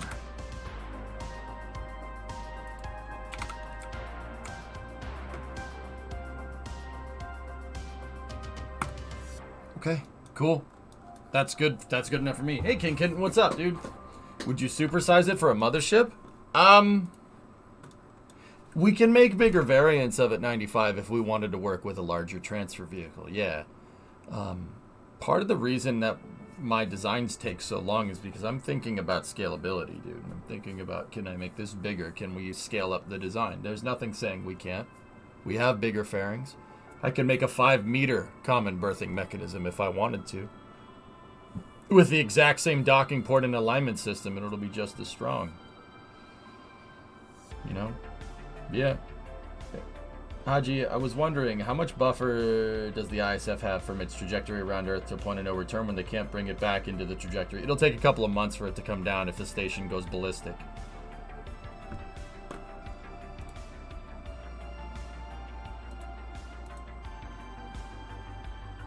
Nice, LeBron, it looks good. Yeah, we could scale it up. I was thinking the maximum that I'm really going to need to go for what I want to do in this Kerbal save is about 5 meter. 5 meters should do us right. It also takes time to make something right. Yeah, I mean, doing all this work down here makes it so the missions go smooth and it's fun. And don't get me wrong, I don't have all of like the angles figured out, you know, but we got a good amount of them. I know a lot of the known unknowns, you know? And that's just buying down risk for my missions because I don't need to lose another shuttle wing, for instance. You know what I mean? So, let's go in here and we'll... You know what? I'll make the modules from scratch. That's fine. Let's go in here like this and we'll cook up some modules. You guys want to cook up some modules with me? Let's do it. That's a prototype generic long module right there. That is the right scale that we need for the length of the US Destiny module. So what I'll do is I'll take my length measurement. And here's what we do. We move that right there.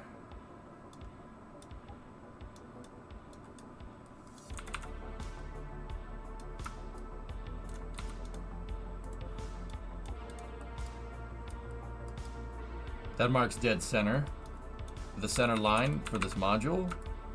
So when we go to make it, I can just double what we make. Easy peasy. We assembling the space station in it. No, I'm gonna launch Tejas 3. Lost a shuttle wing in a very old save.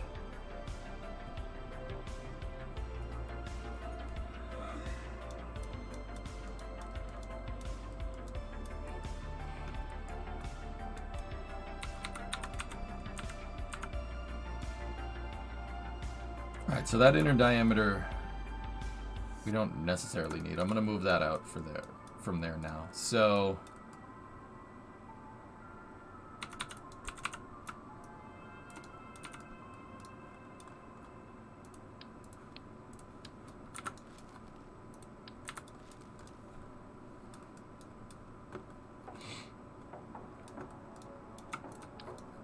get rid of that.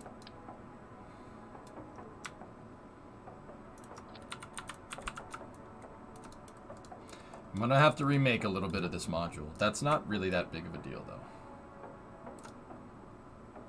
Yeah, see, we can make this. We can make this look a little bit nicer. Let me look at a CBM here. Actually, U.S. orbital segment. What a shot! Oh. Excuse me for a second.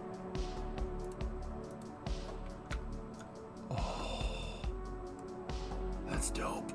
Oh, that's such a dope picture. Okay. Okay. Alright. Yep. Whoa. Alright, so I'm going to adjust my tooling jig here for a moment.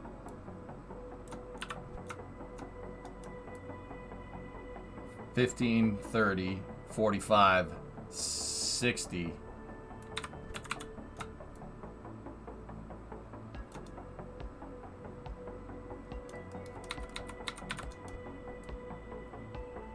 15, 30, 45, 60. Cool. Now I have my tooling. I didn't know how hot and cold the ISS got on the outside. Space thermodynamics is an art in its own form, dude. Alright, so let's go. Move that back one tick, and then delete the fairing. Build a new one. Turn snap construction off. That's marking the center line.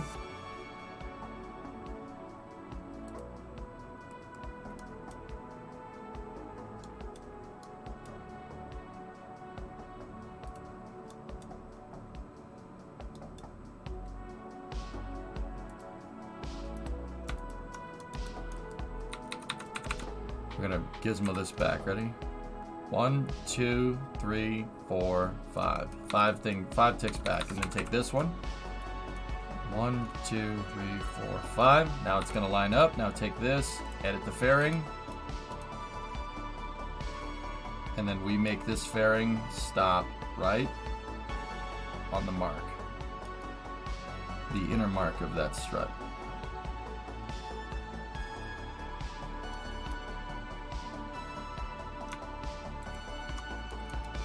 There. Now if I move this forward. Oh! Now we're talking. Now we're talking. Oh, that looks really, really good. Shuttle docks to the ISS. Shuttle dock to the ISS looks so funky. Disagree. It looks amazing.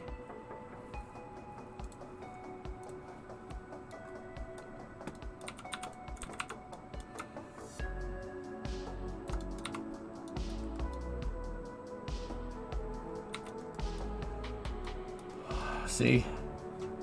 That looks like what we need. Now here's a trick. The back of the module is the same thing. It's the same thing. So the trick is to save, load, open up the load menu, CTS 5 station prototype. Take this, merge the craft file with itself. Now hold shift left click on the docking port. Pull that module off, get rid of everything else. Now we have a copy, right? If we hit 4 or reroute and go to here, and if I gizmo this 5 ticks in, should work just fine. Ready? So take this, mouse off. 1, 2, 3, 4, 5. It's 10.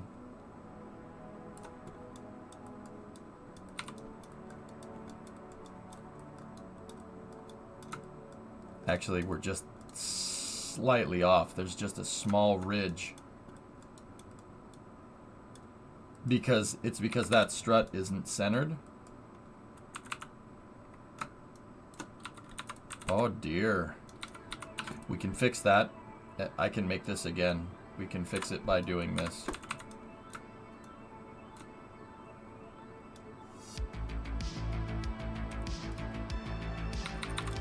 Oh yeah, no it is. Maybe one more. One more gives me a gnarly overlap. Interesting.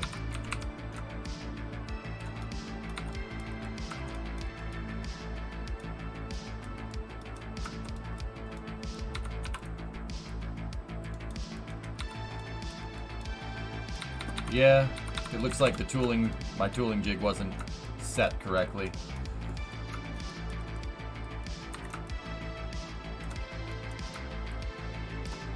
So what we're gonna do is we're gonna go in here, do some precise tooling. Right there. That's the center point.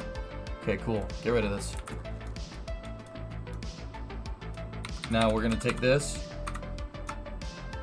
1, 2, 3, 4, 5.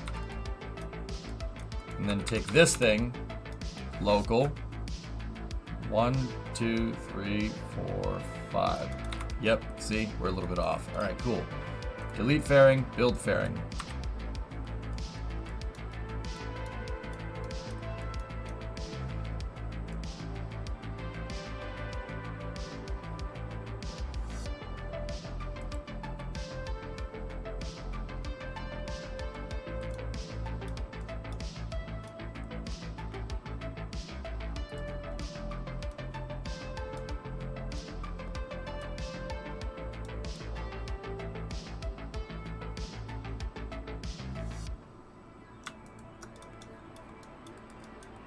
Okay.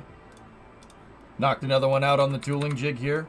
Now, take this. 1, 2, 3, 4, 5. Perfect. Take this, set it to local.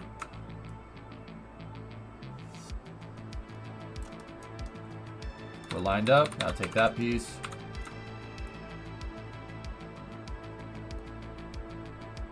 See? Tooling jigs, man. This is like my favorite thing to do in Kerbal when we're building stuff nowadays. Use the rulers. It's so easy. It makes it so simple. Now we take this. We told them to merge craft file with itself.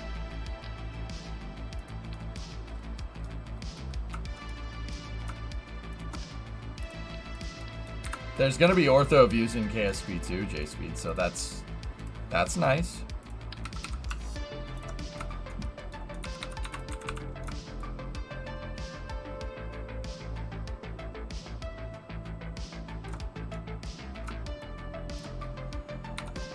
Oh. Now that's how you make station modules right there, boy. Yeah, you've seen them in the VODs, dudes.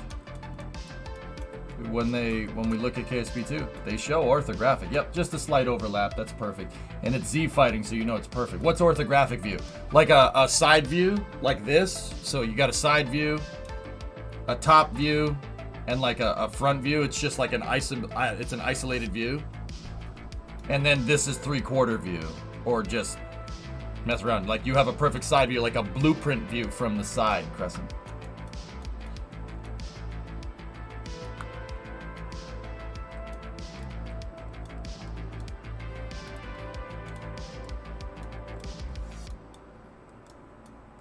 So we got to make sure that our CBM is actually like that. So it's opposite. Oh, that's so money, dude. That really looks good. Okay, so now we're going to play some tomfoolery here, okay? So let me separate that. I know that this all lines up. So here's what we do. Say we want to build a hab module, okay? We take this, and we take this. Take the two habs, right?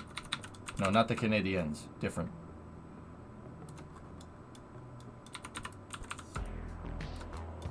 Right? We attach them to the fairing like this.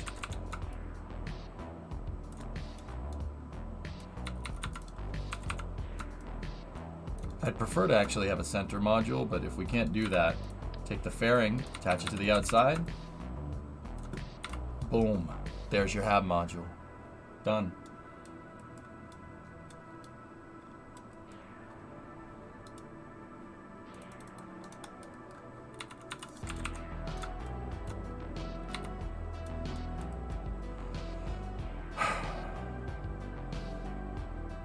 Yeah, see, this is what I mean about making it modular. It's very easy to put together. You can build whatever.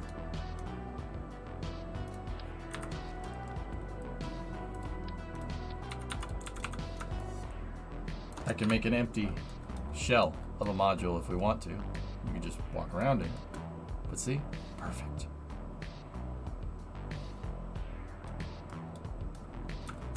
Perfect.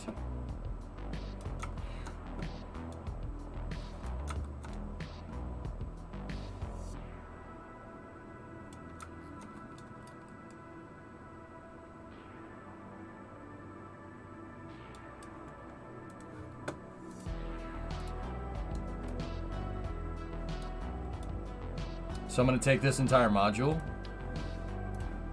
and we're going to set it as CTS5, prototype, long module, test.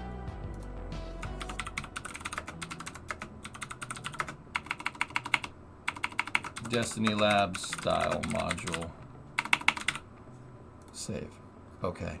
Back that out. Now we got to work on our 6-axis node. Okay. So I'm going to take this. We're just going to put that sucker right there. Just leave it as a prototype for now. And then if I did this right, we should be able to copy it. Yeah, it didn't like copying the fairings. Okay, cool. So now we can go back in here Get the Mark IV CBM.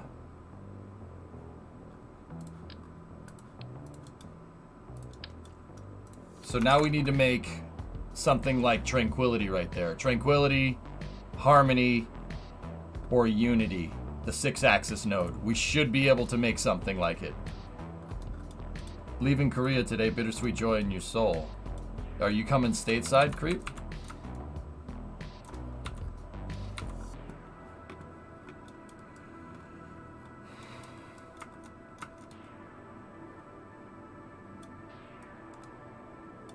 Soul. Funny.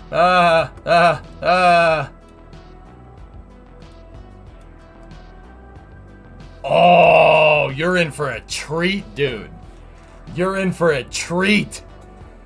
Oh, that's a... Dude, you are in for a treat. That place is cool. I wish I could go see it, dude. I'm kind of jelly.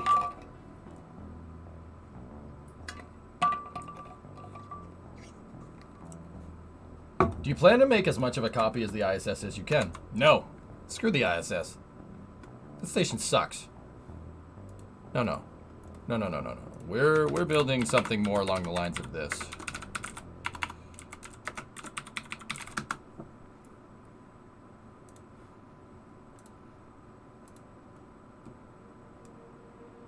I'm building what the ISS was supposed to be. Space Station Freedom. Screw that place. Space Station Freedom was cooler, man. Give you a phase dock. That's cool, creep. Right on. Yeah, I'm building something better. Too bad it isn't real. It's kind of real. So the Space Station Freedom is what the ISS is what the ISS was built from the remains of Space Station Freedom at the end of the Cold War. Crescent. So the U.S. was going to build this. We were going to build it by ourselves with the European partners, right? So the Columbus module, the JAXA module, the Destiny Lab, Node 1, Node 2, Node 3, you can literally see them in this render. So that's Kerbal right there. That's the Columbus module. That's the US HAB module. That didn't get made. Destiny module, the MPLM, Node 1, Node 2, and then the Trust segment. It's supposed, like, a lot of the ISS is literally built out of leftover Space Station Freedom components. It's Space Station Freedom Lite.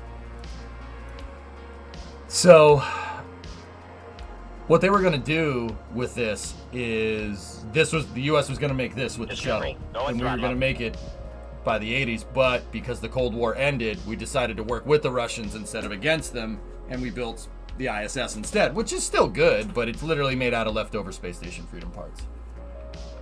Hey, Cough, what's going on? New station build? Freedom? Nice, it's been a while. Hope you're doing good. Hey, happy holidays, man.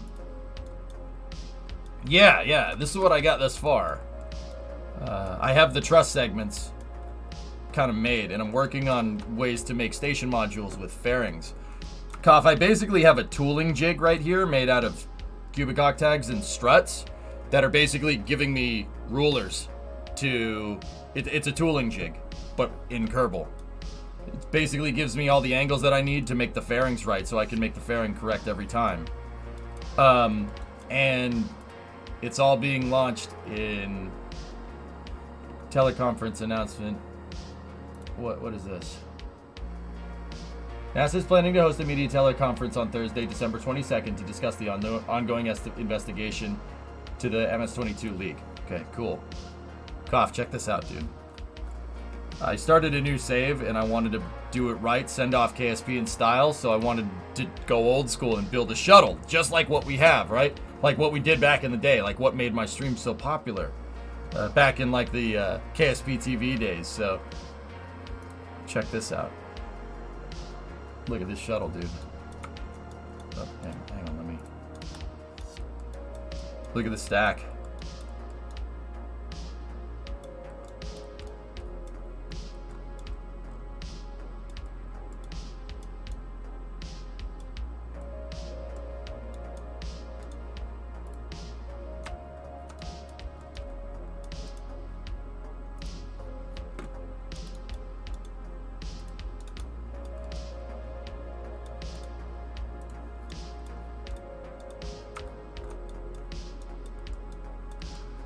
Now put Tejas 3 up. No. Hellfish, I'm not ready. I'll wait a little while.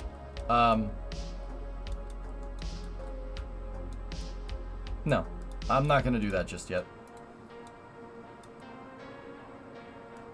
So, Cough, I built a shuttle.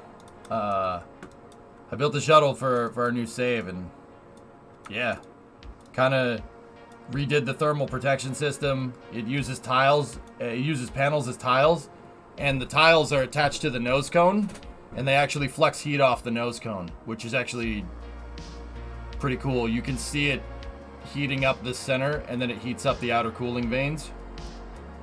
Yeah, thanks, man. Right on. And then the strake actually takes the heat correctly, and the wings take the heat correctly. Basically, I attached my tiles to the cone, so the cone gets hot because Kerbal, and then it moves the heat through all the panels, and the panels work like a gigantic heat sink, which is literally what the tiles do on the space shuttle. The tiles do the same thing.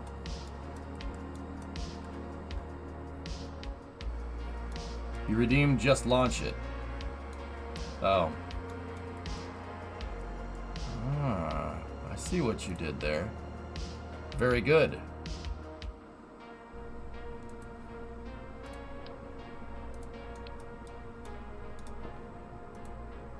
Huh. It's just got Centaur G with a piss in there, but whatever. I see. Upsalot, well played, sir. I don't mind launching the shuttle right now to show you guys what's going on. Just a launch, though. We'll just get it up into space, and then we'll bring it right back down. Not re-entry, just a launch.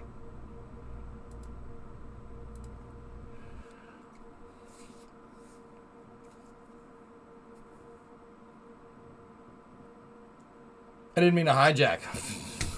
Oh, Upsalot frickin' redeemed just launch it with channel points. Brimo put channel points in Cough, and I hate them. I seriously, I'm not even kidding, guys. I can't stand them. It's so distracting.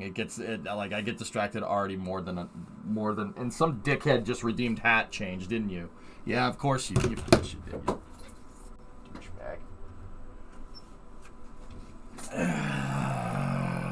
Whatever. I hate channel points. Like, I'm not even kidding. I hate them. I hate them with a fire. Like, dude, I'm not even kidding. I freaking can't stand them.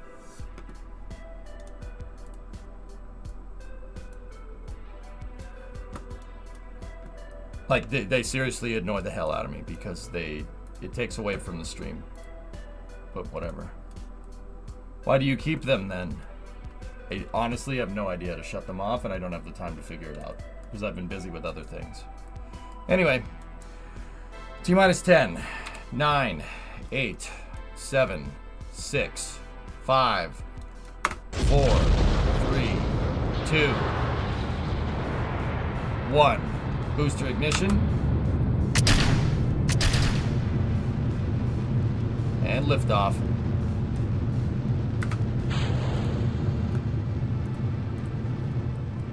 Oh, come on now. Cleared the tower, we go for roll program.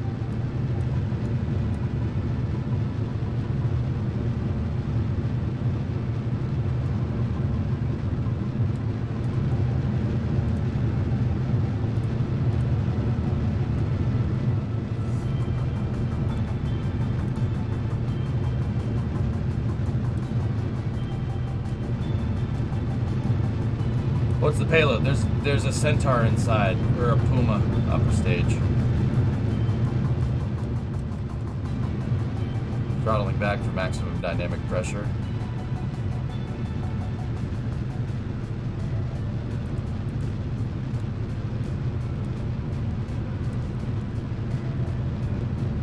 Yeah, it's... So, Cough, what I did was I took the Clydesdale and I gave them 8 degrees of gimbal to act so they work like the real ones. Because, yeah, I was sick of using liquids like what I always did. And then we used a Cal controller to program the thrust curve. So, max Q always happens at the same time, and we are go at throttle. I didn't have the window open because this was rushed, but...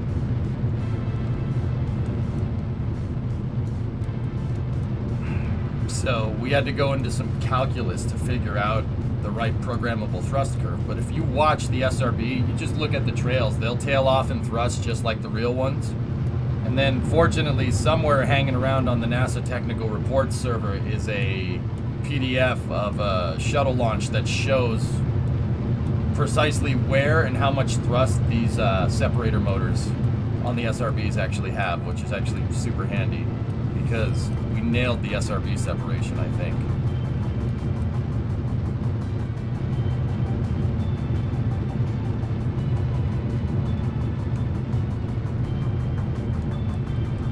Yeah, the SRBs actually have an asymmetric setup. The asymmetric separation.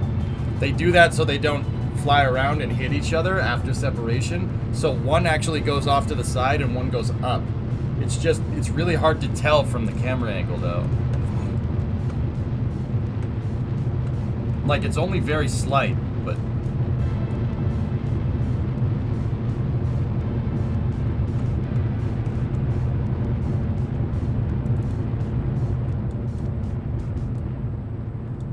Okay, thrust trailing off and SRB standing by for separation. So watch this when we get to it here. 10 seconds to sep.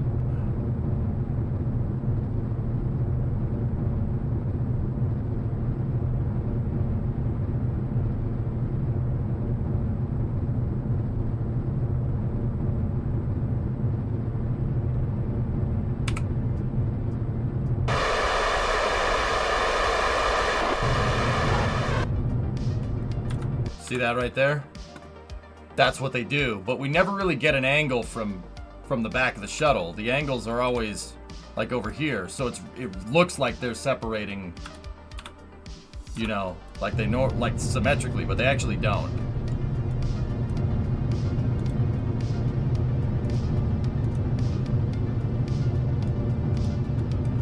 Guidance now converging.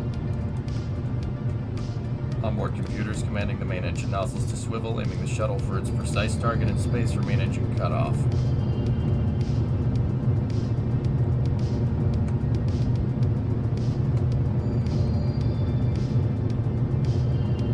We have a 20-ton upper stage inside of the payload bay right now, by the way. I have something like Centaur G that I made for this thing.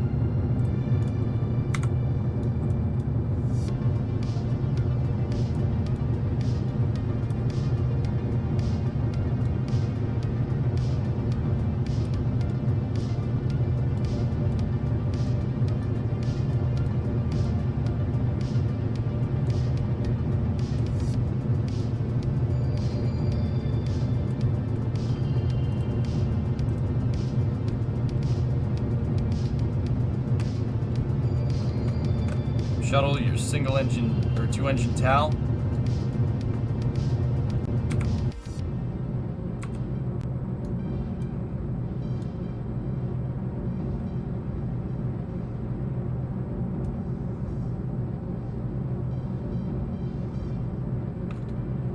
Single engine TAL.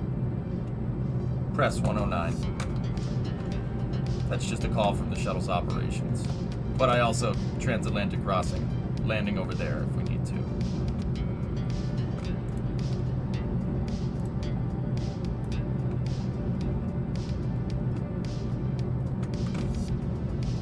Okay, shuttle standby, press to ATO. Actually, ATO would be at 1600, but that's okay. Doing just fine. Shutzy, this is an engineering mode channel point launch redeem, so there's nothing on board but a Centaur, or the Puma upper stage.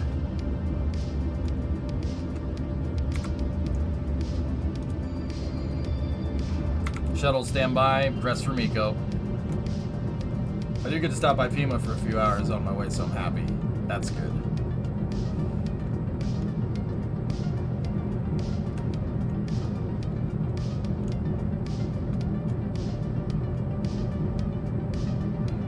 Shuttle now flipping over into the wings up orientation here.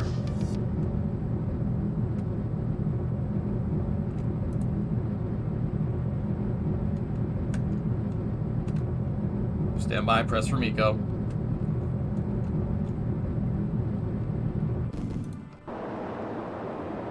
Miko confirm 105 by 25, nominal orbital insertion. Main engine power down. Okay, shuttle, you're go for separation.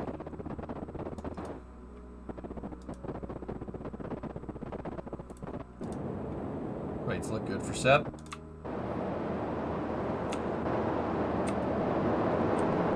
Have a good separation.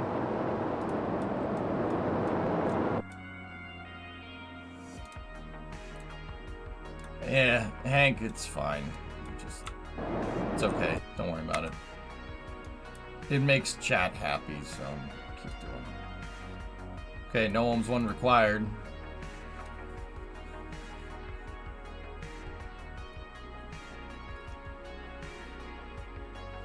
Yeah, Cough, so that's what I've been up to. How about you, man? What have you been up to?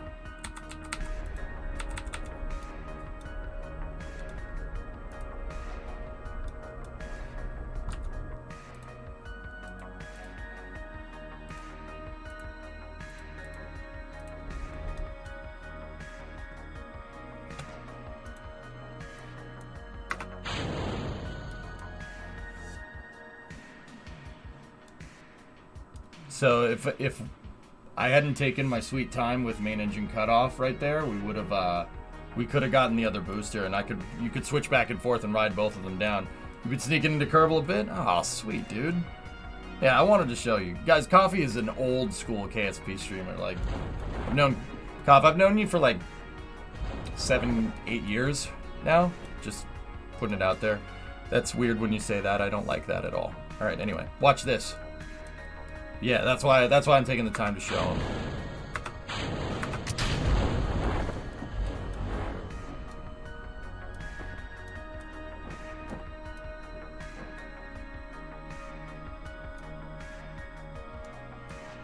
So sometimes if I switch back to the boosters and they're still within render range of each other, I can ride each booster down and just deploy one chute, deploy the other, switch to the other, deploy that one. Switch back to the other, deploy the fairing, switch back to the other, deploy the fairing, switch back to the other, deploy the main, switch back to the other, deploy the mains. And they'll come down and you can recover them. Nose cone came down with its drogue chute. And then the SRB does exactly what it's supposed to do in real life. It just sits there straight up until you perturb it. Now buoyancy is a little screwed up, but it does eventually tip over, but there you go. Recoverable boosters.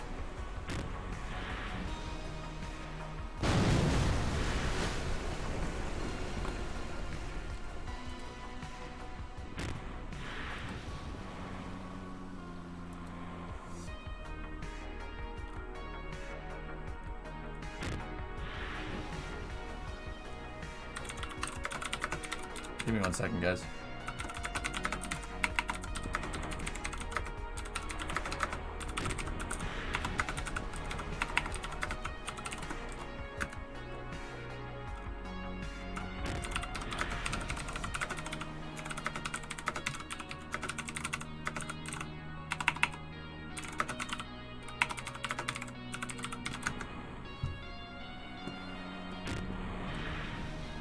Send out the Liberty Star. That's right.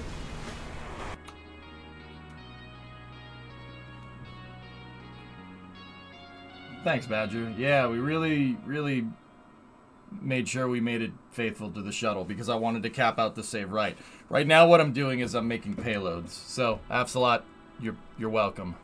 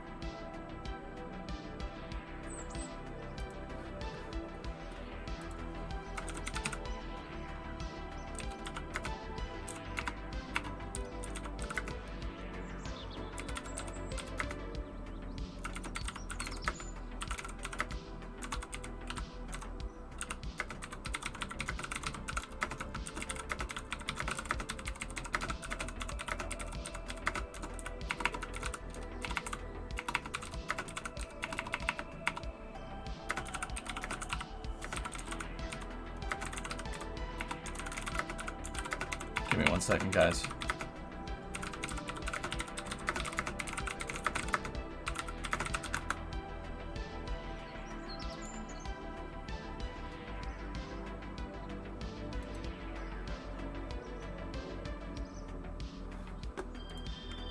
Do I hear mechanical keyboard? Das Keyboard Professional, dude. Yep, yep. Speaking of the Liberty and Freedom Star vessels, read recently that during the first Falcon 9 launches when they wanted to parachute them down, that SpaceX actually had one of those ships downrange to tow the booster back, but of course it never succeeded. Yeah. Okay, what were we doing? Yeah, totally lost my train of thought.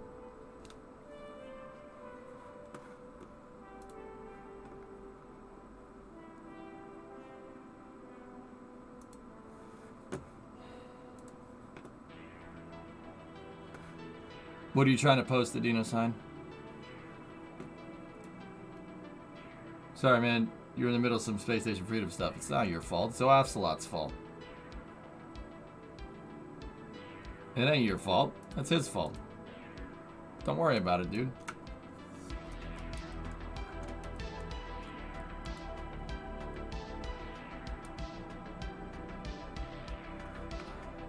Yeah, the 6-way node.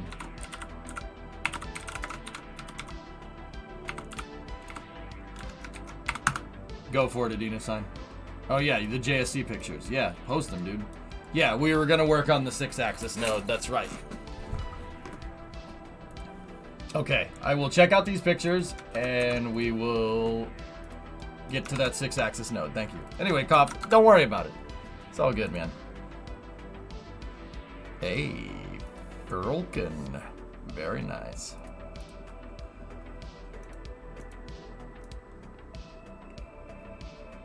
Oh. Yes. Yeah.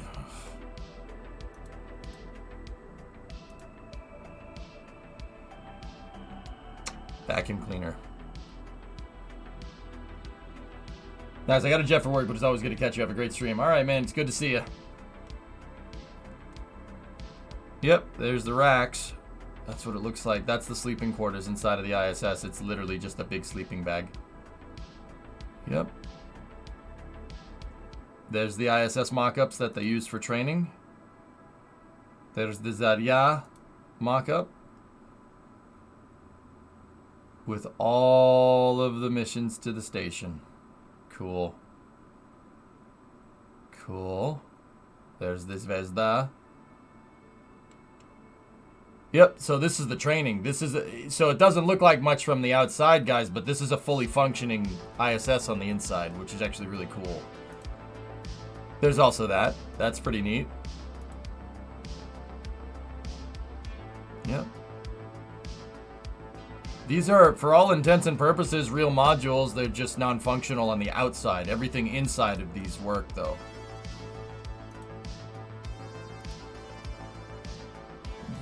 Yeah, baby. Shuttle carrier build when? Soon. Man, J2, my beloved. Look at that motor setup, dude. You gotta be kidding me. What the hell was that noise?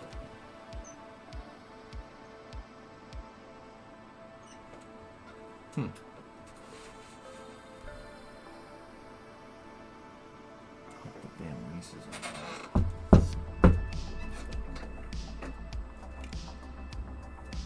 I think it may have just been my chair squeaking. I saw Lobster a couple weeks ago playing something on Twitch. Cool. We crapped this thing out in like 5 years. That's absurd. Unbelievable.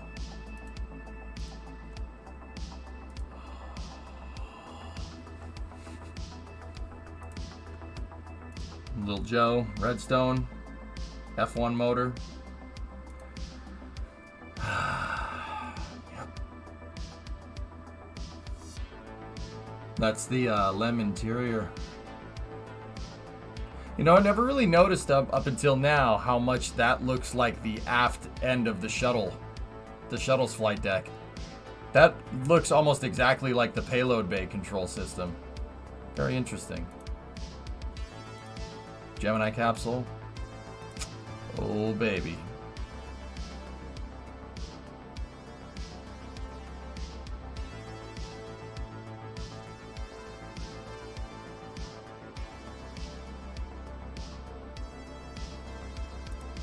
That was Mercury.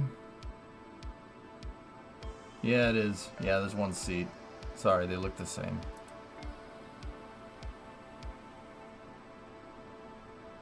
Yep, flight control room.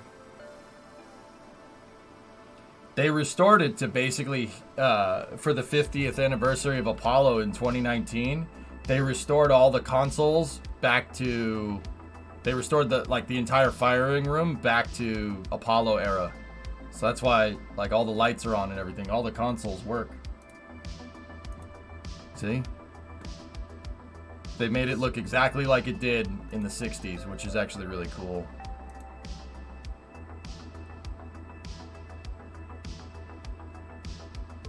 Well, thanks for showing me.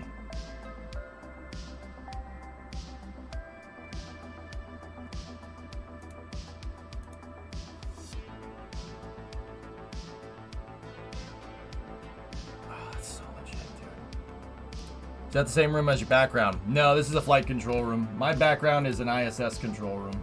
That's the ISS Mission Control Center. That's what this is. But this picture is the ISS Mission Control Center circa like 2005. It doesn't look like this anymore. They got rid of these. They got rid of these console things, and it's just mahogany desks with computers. It looks like a land center, and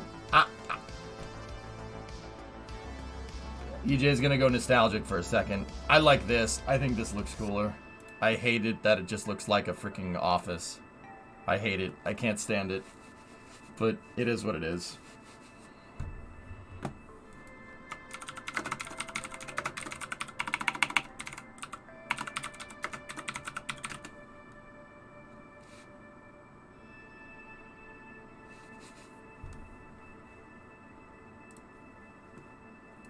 See, that's what it looked like.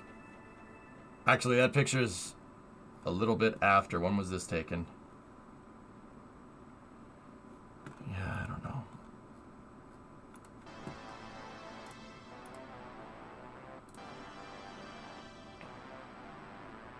There. That's what it looks like now. Don't get me wrong. Still cool, but...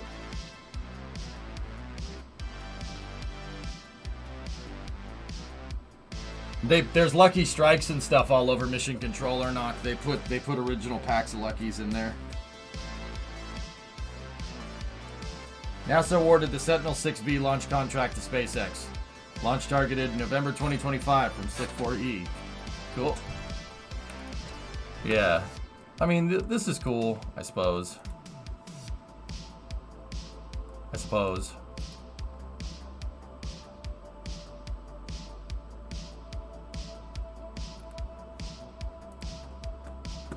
So that's the MCC, and then there's the NASA flight control. So, actually, that's not a flight. That's not flight control. That's weird.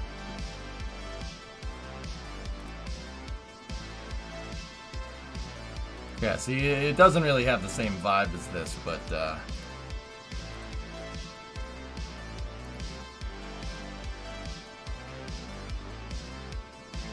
I like the stadium seating in the old control rooms. See, that's the ISS Mission Control Center. It's interesting that this says that that's a flight control room because that's the picture that I use, fellas. So if you go to nasa.gov, Space Station Flight Control Room. Yeah, I was gonna say that's the ISS. That's my background. I just photoshopped a bunch of stuff out. See?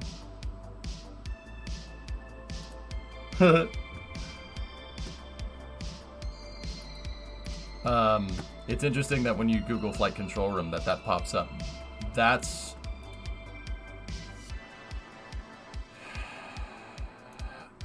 No, that's still Mission Control Center. That's MCC Houston.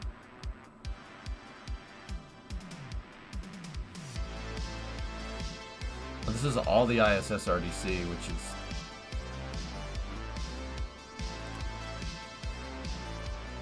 Interesting.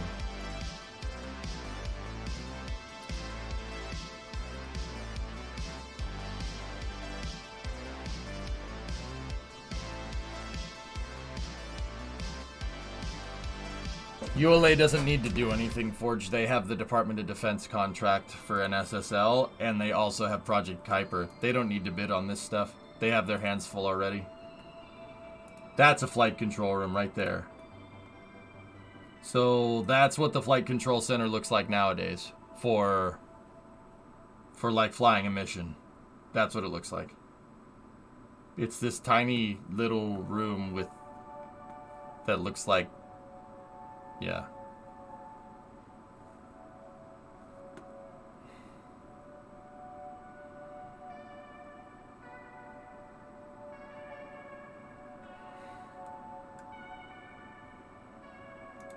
That is a space shuttle control room, yes. They use this control room. They use that room for Artemis 1, guys. Yeah.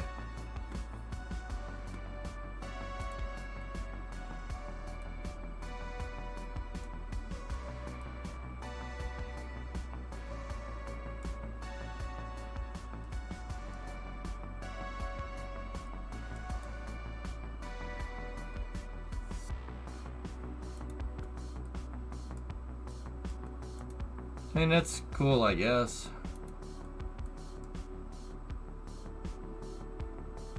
That's the EFT-1 flight trajectory for the first Orion mission when they tested the heat shield.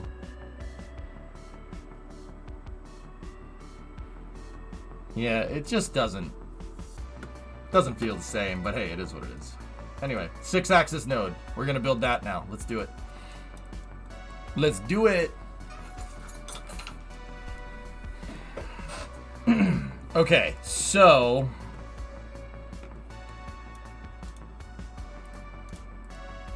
let's go in here like this, set all the fairings to solid so we can actually see what we're doing.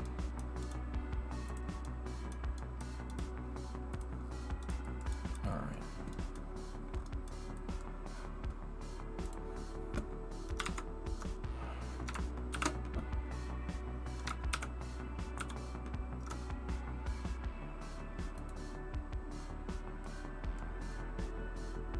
What's the rectangle with rounded edges? TDRS coverage.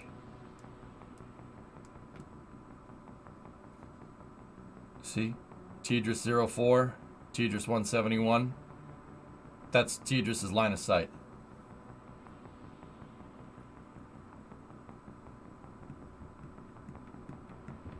How much TWR does your orbiter have off the pad? About 1.3, 1.4, somewhere in there, RJ. Great pictures of Dino sign. Easy to see when you might lose communications. They do that with ground tracking stations too, Element. But yeah.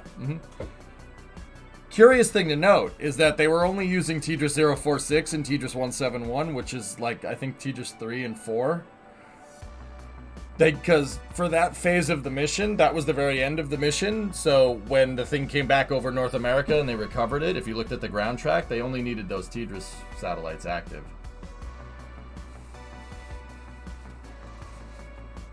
Alright, let's do this, guys. So, we need to make a 6-axis node. So, I think the best way to do that is with the actual 6-axis piece. But, give me the 1.8.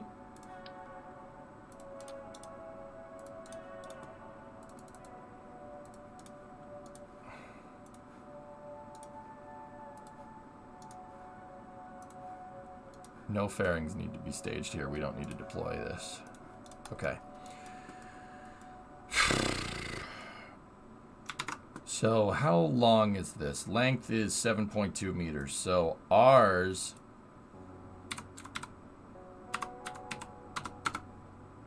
needs to be 4.3. 4.3 meters. 4.3.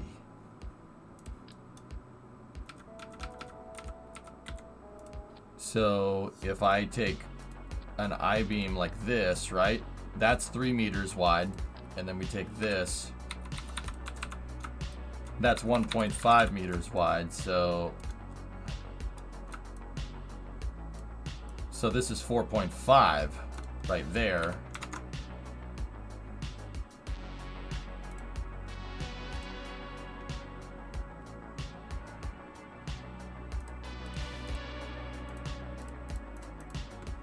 .32. Okay, and we move on a 10 centimeter increment in Kerbal if you hold left shift. So that's 4.5, 4.4, 4.3.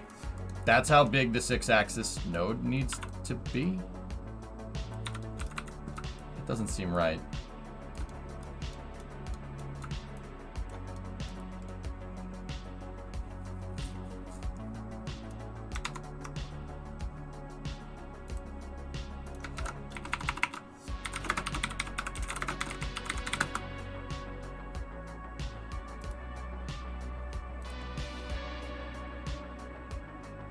.4 meter.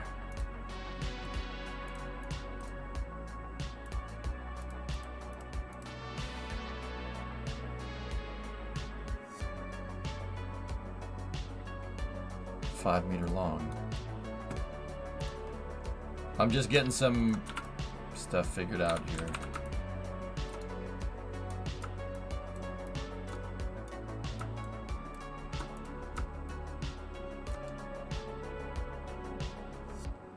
.04. Well, I'll be danged. That's actually right. Those are the nodes really not that much bigger?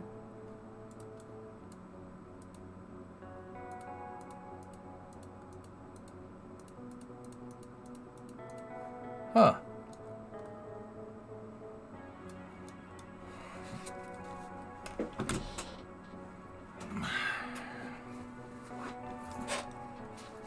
Interesting. They're actually not that much bigger.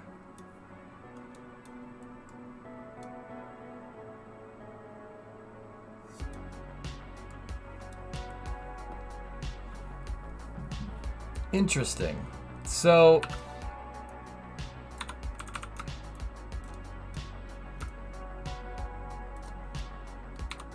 really? Am I doing the math wrong? Can you guys double check me? Am I doing this wrong? 8.4, 7.2, right? So 8.4 times 0.6 to get a 60% scale, it would be 5 meter on the dot, right? And then 7.2 times 0.60 gives us 4.32.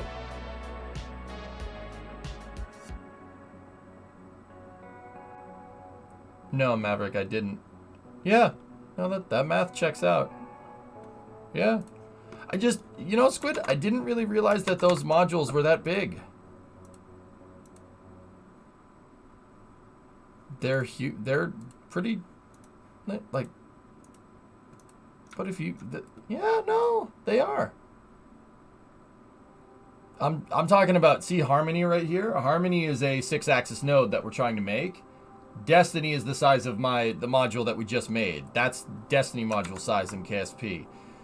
They actually aren't that much bigger nor smaller. Interesting. It's just, yeah, just strange. Hello again, Lord EJ.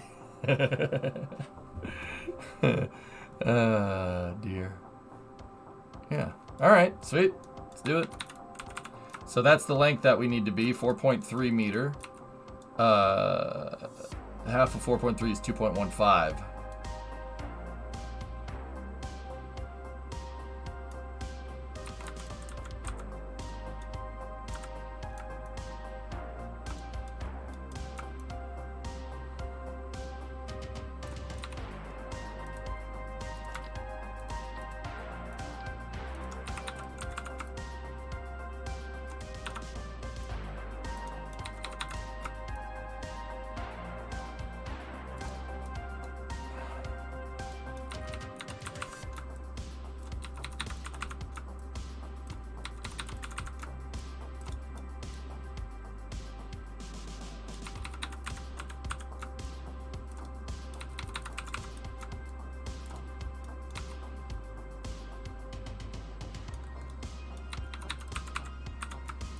One, two, three, four, five, six.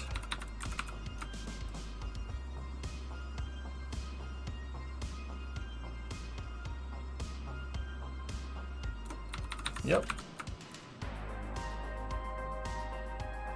Okay, cool. We got our length. That's the halfway point right there. All right, so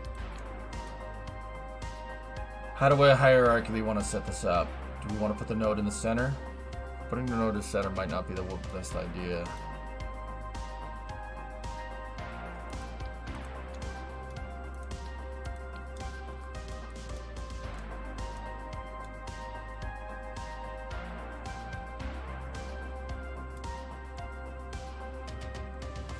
What is the L-shaped guide?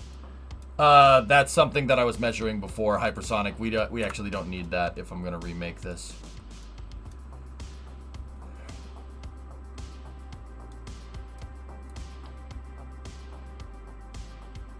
Yeah, that would be the right way to do it. EJ or chat, I have a question. Developing a new ComSat network, my sats unfold like EJ's Tidris do, except mine won't unfold in space. It works okay in the VAB, but once it's on orbit, they seem to get stuck. Any ideas? Your traverse rate is too low. Either that or there's a strut that ran someplace you didn't want it to on capping. Look around for a strut that's attached in the wrong spot. Did you see SpaceX won another LSP contract? They've won 10 since the last time ULA was awarded a service contract for 2019. Phil, I was just talking to Forge about this. Who cares? It doesn't matter. Doesn't matter, dude. Doesn't matter. ULA has 38 launches lined up over the next like 5 years, dude. They don't care. They don't need to bid on it. They literally wouldn't be able to hit capacity, or they can't scale. They can't scale fast enough. They're scaling enough for Vulcan, so yeah. The demand shot through the roof, dude. They don't need to bid on LSP. Like, I know it sounds stupid, but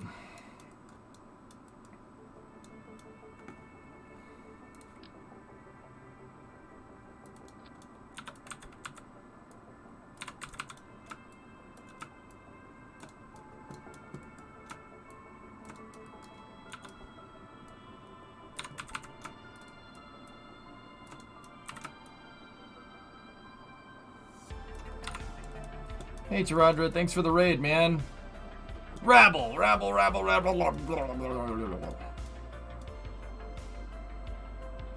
Power went out again?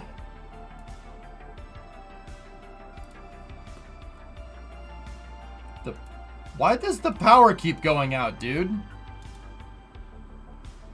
Internet was yesterday. Power's dude, you gotta get the frick out of the sticks, man. Today is just power.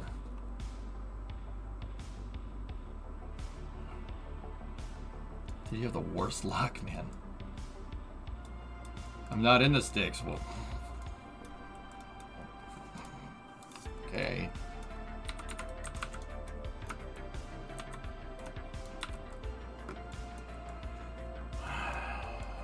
All right, so I'm just worried about all the eggs being in the same basket.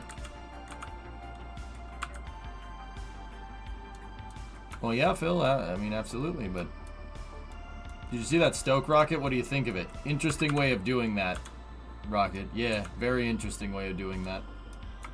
So I have the halfway point marked, so what I'm going to need is this. We gotta find the approximate point for the Mark IV CBMs.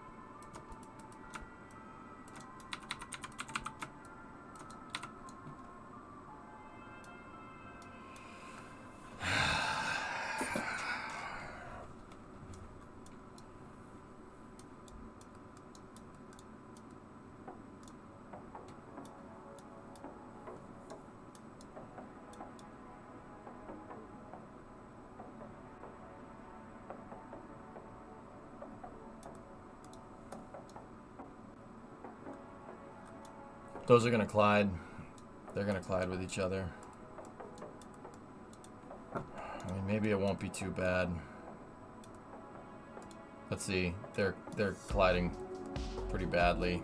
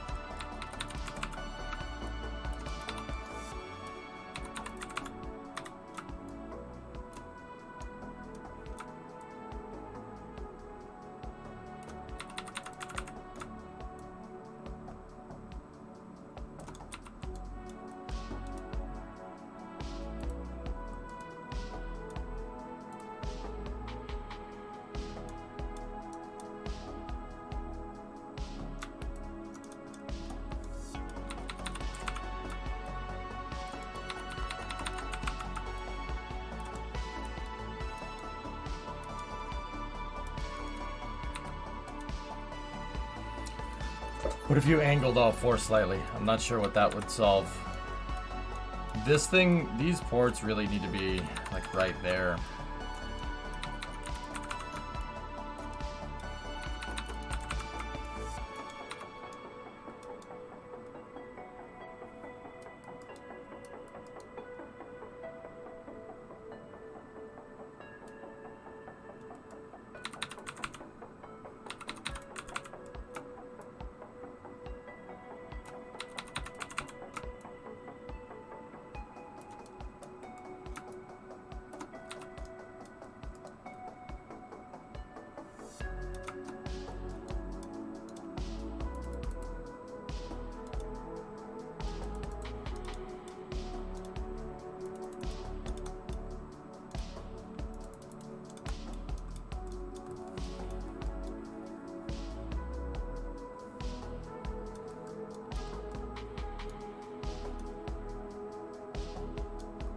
We're gonna have to, on a permission basis, RJ. I'm gonna have like a mastercraft file like this that shows what I have up in space.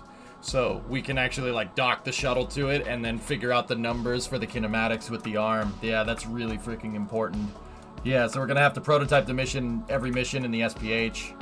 I'm also really thinking about that while I'm building to make sure that we don't run into any problems. I don't want to design a station and then start launching components and then not know how to put the segments together, you know what I mean? Which is, part of that is why I chose to make the Z1 segment a propulsion module, which is not what it is on Space Station Freedom. Space Station Freedom was going to build the solar panel first with a propulsion module attached to it, and then build out the truss segment to Z1, and then attach the modules. And then, once you start attaching modules, then build out the other side. They were going to build it from left to right. Kind of similar, like how on the ISS, they attached the solar panel to the top first, and then built the solar panels out to the side, and then moved the other solar panel out to one other side. But yeah, that's what's gonna happen here.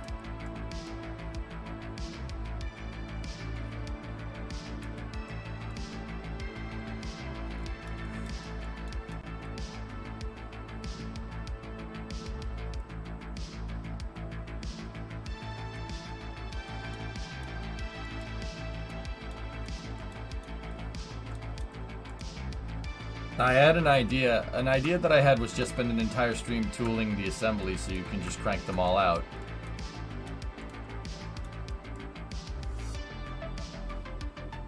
Like that?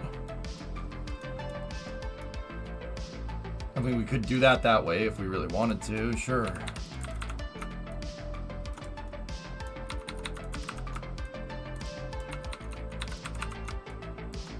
But I don't think we need to. I'm kind of figuring that into the design as we go, man. Yep, that's gonna collide with the shuttle's payload bay.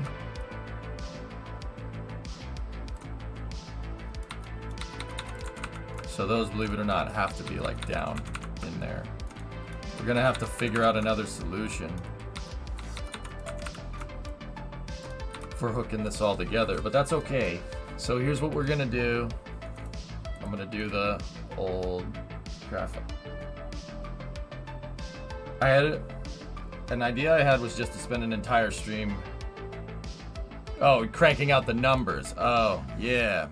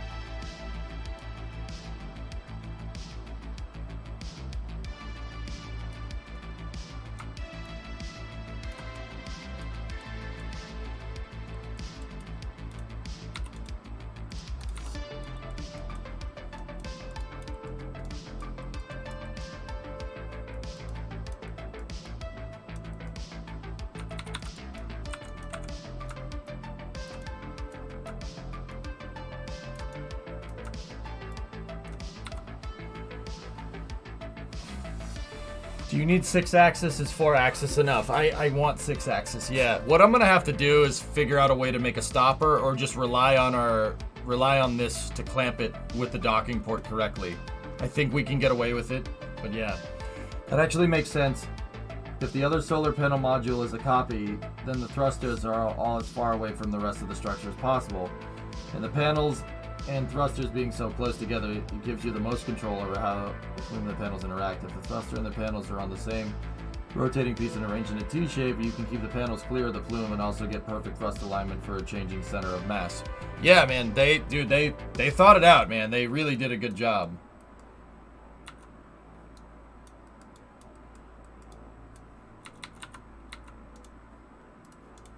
You know?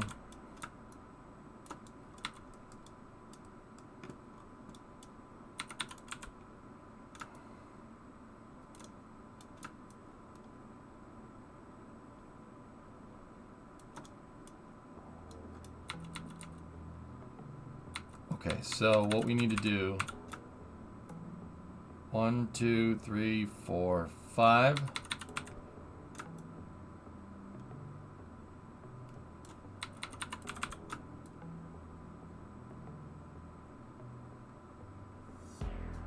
Yeah, that's what's gonna have to work.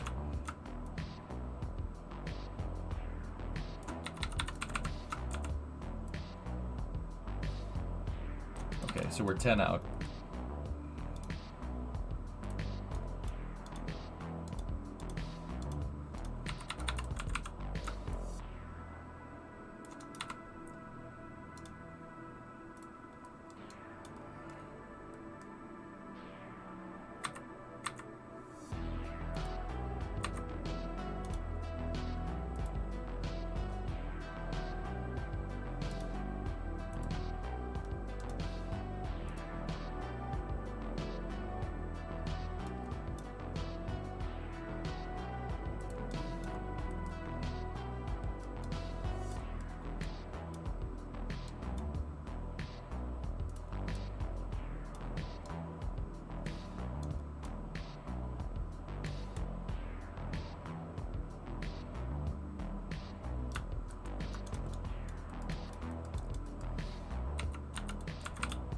Alright, so...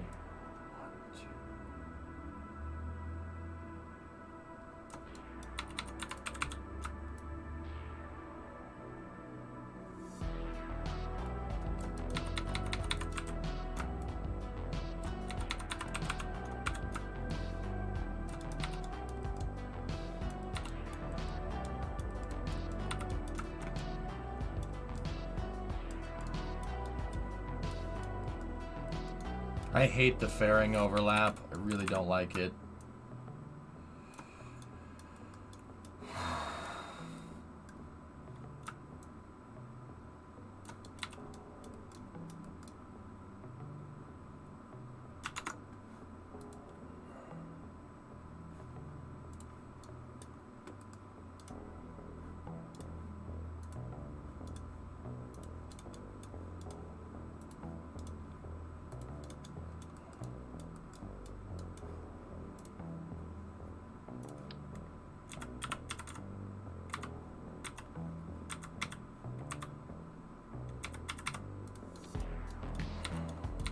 Alright, so set this, turn the thing on the jig to 45 degrees, 15, 30, 45. Flags in 4x symmetry.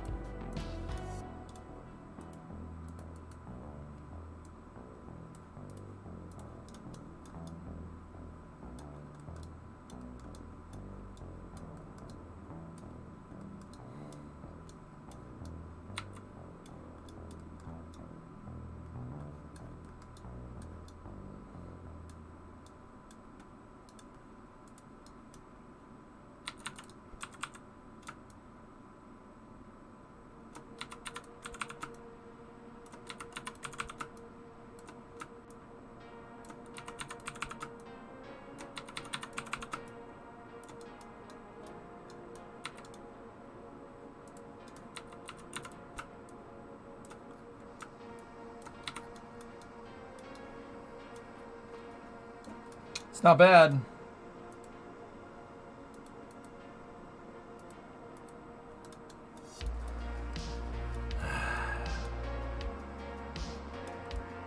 I'm worried about that.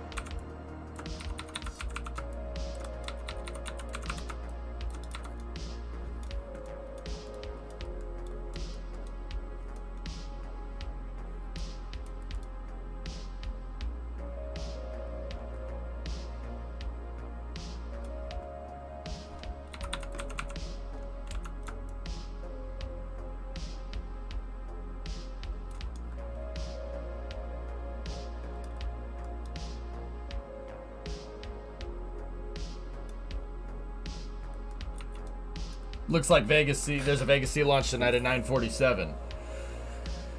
Cool. We can go right to the Vega launch, Phil. Yeah, I saw that. So we have another Ariane space launch. Should be good, man. This module looks sweet, except for the Z fighting. The Z fighting is pissing me off.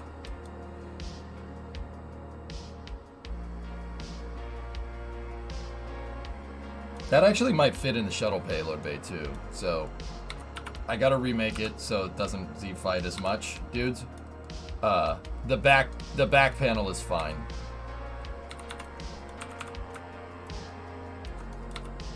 It's just the front piece that I need to remake. And yeah, I'm not sure what we're gonna do with connecting this all together, but yeah, we'll figure that out in a moment. Let's go over here. So let me mark the center line on the CBMs like this with this strut, so I know where to place that fairing.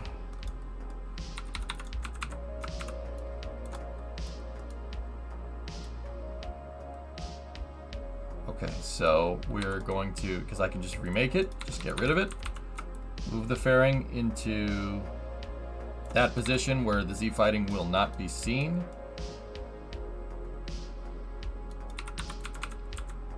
So now move those back onto the center line, and then move this to the outside. And right there is your exact shape that we're looking for. So let's take this whole, take that, first of all, move that back. Take this, move it back 5 spots. 1, 2, 3, 4, and 5. Take this. Take that. Cool. How goes the new docking standard? Actually quite good, man. Yeah. It's pretty good.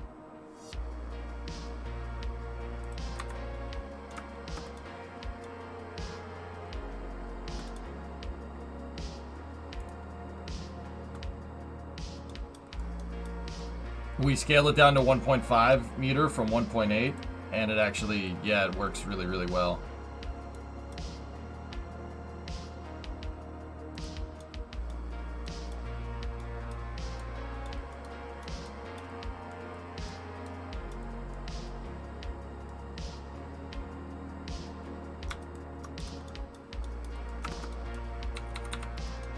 Okay.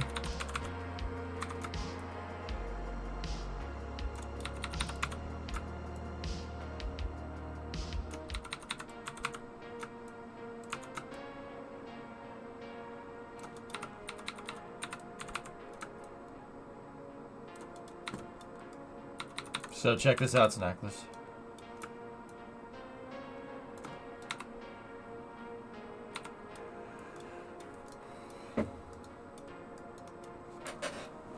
That's not bad. Come on. That's not bad. That looks pretty freaking good, man. Oh. That is a spicy meatball.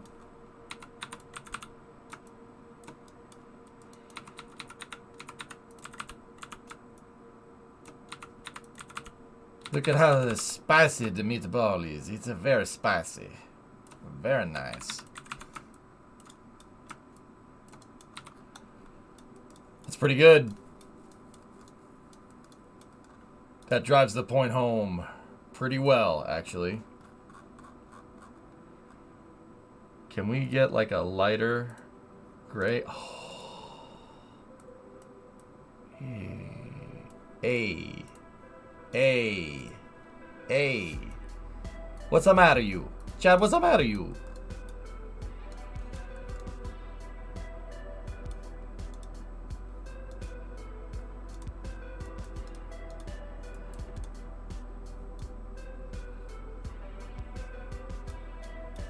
That's good, man.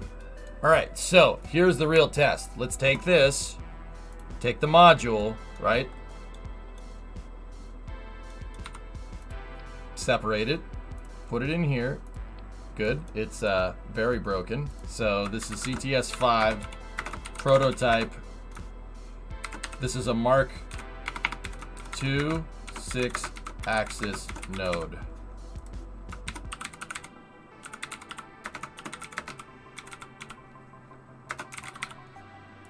I don't care if it's not exactly right. It's doing that fairing glitch again. It's because it has 1.8 fairings in it. So here's what we're going to have to test. So what we should be able to do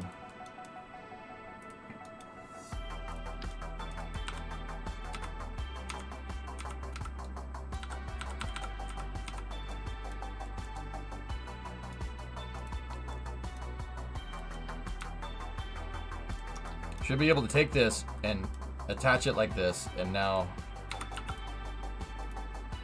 I actually got to make sure that that's correctly attached.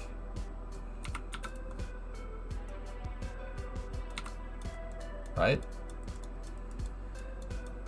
And if I'm looking at the Space Station Freedom diagrams, how I think I should be looking at them,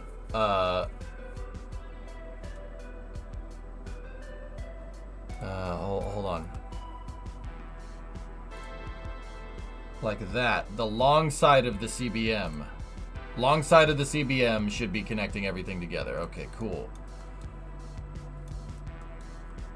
So if I go in here like this, and we grab another one of these 6-axis nodes, Mark II 6-axis node, like this, right? And then I reroute it to right here, and we turn the thing like that.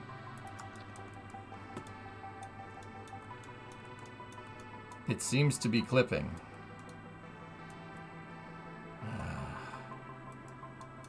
Yeah, it is just a slight bit. Okay. Just a little bit, dude. It's not that big of a problem. Something we're gonna have to consider.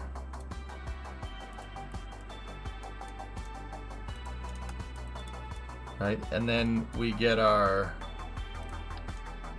another long module here like this.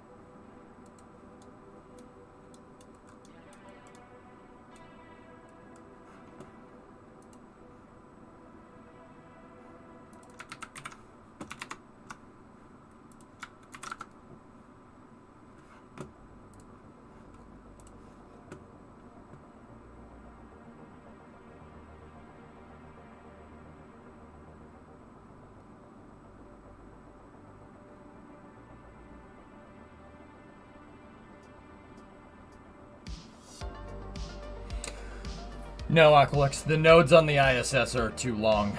They're not. Yeah, we went too long. That's why that doesn't look right. But that's okay. It does click all together, which is good, except for that. But yeah, this thing really, those modules should be a lot closer together.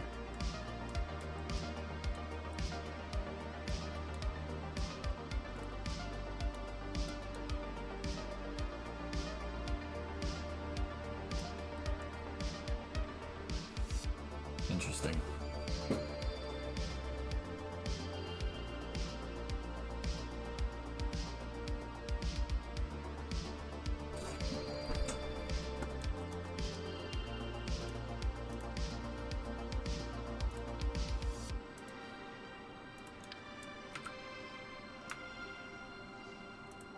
Ah, all right. Look at that. That looks pretty snazzy.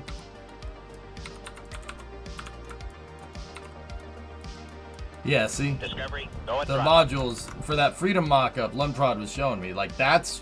So, see this side right here? See this?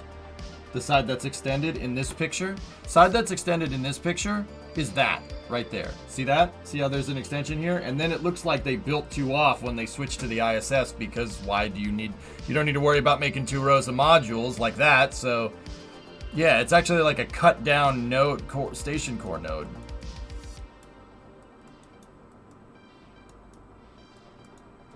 Yeah, it might need to be just symmetrical on both sides, Loopy, which actually is going to make this super easy. It'll make these nodes super easy to make.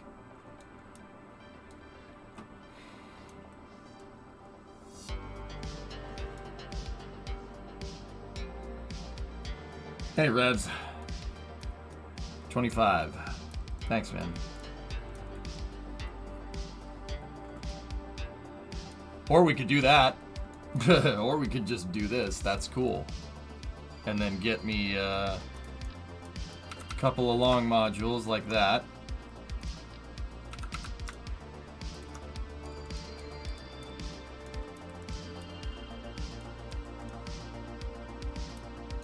really doesn't look bad.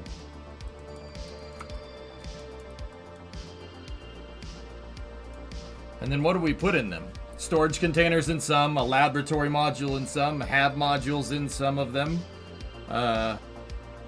Yeah. Storage and lab modules.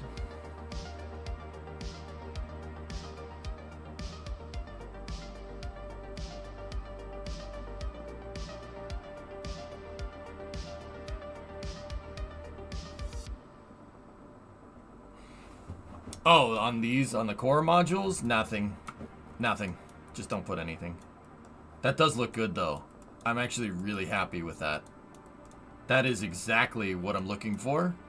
That's the exact module width. That it's pretty much perfect. It should line up exactly with what we have already. And if it doesn't, we can fix it, but...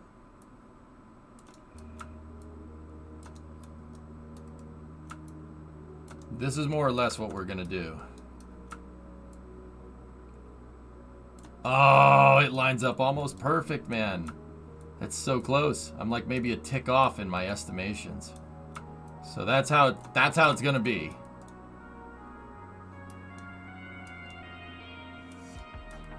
Yeah, we were just one tick off on either side. Not bad. Not bad at all. Considering how well that came together. That was pretty damn good, man. I'm actually super proud of this. I'm really happy we took the time to redo this and do it correctly. It looks good, man. Looks real good.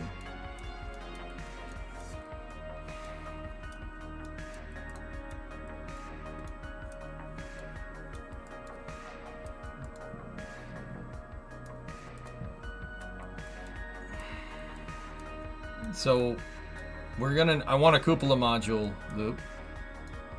I'm gonna go with the symmetrical, but the more or less symmetrical design. But yeah, the freedom nodes do, I mean, that doesn't look bad.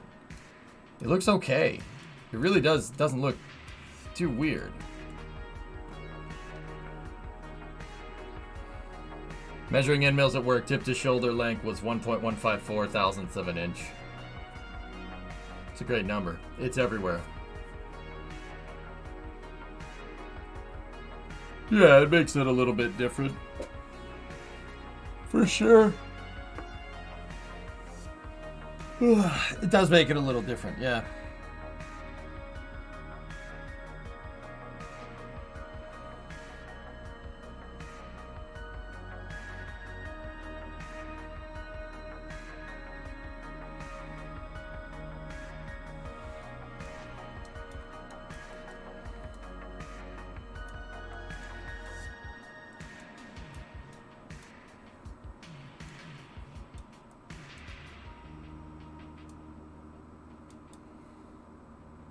I'll probably just put storage racks in there. I gotta go through and we gotta strut up and finalize these modules. But yeah, that looks freaking money, dude. I'm really, really, really happy with that. I'm still trying to think how we're gonna solve the assembly problem here. Yeah, that might get a little strange.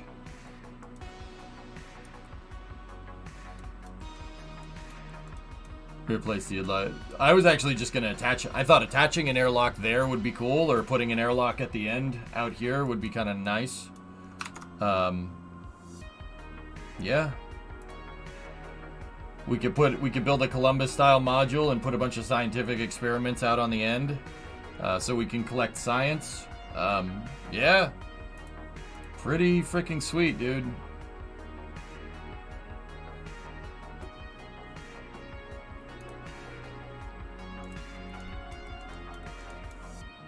And an important thing to remember, everybody, is that we have the provisions for a dual keel if we need them. So I could build another truss segment that goes up and down and around, which is actually pretty cool. Pretty happy about that.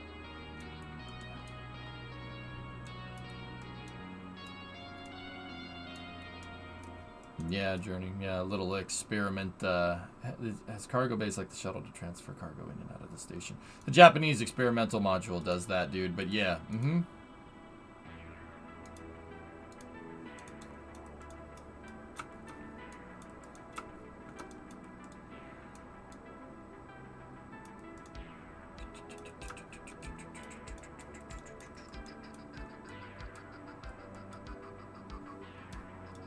So we still need to solve the slight clipping problem. These, see that right there? We got to solve that.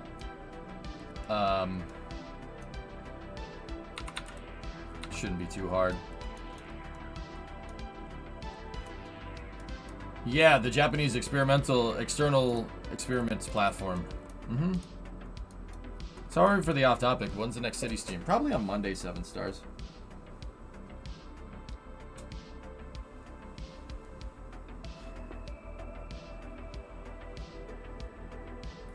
Yeah, probably on Monday.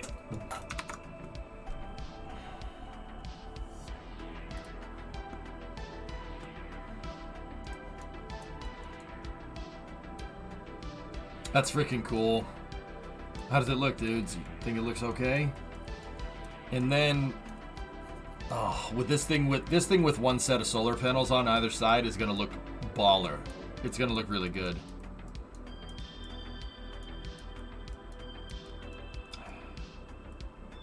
Hey, Orion, Merry Christmas, buddy.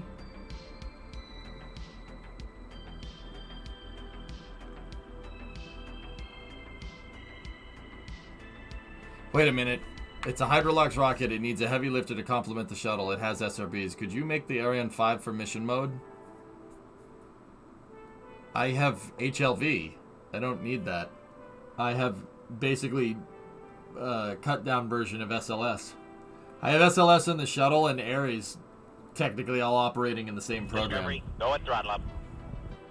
And Happy New Year! Thanks, buddy.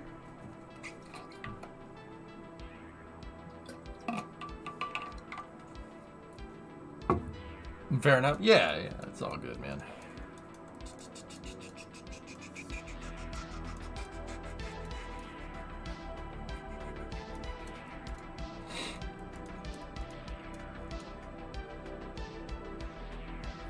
Okay, so where I was at is I'm thinking about how we're going to assemble this. How this is going to need to be put together is this module first, that module second, this module third, this module fourth. But this module right here, that one right there has to attach to this first. So it needs to go 1, 2, 3, and then 1, 2, and 3. I can't have that be the primary connection. The reason why is because how the heck is this all going to go together if we don't? So what I might do with the finalized versions of these modules is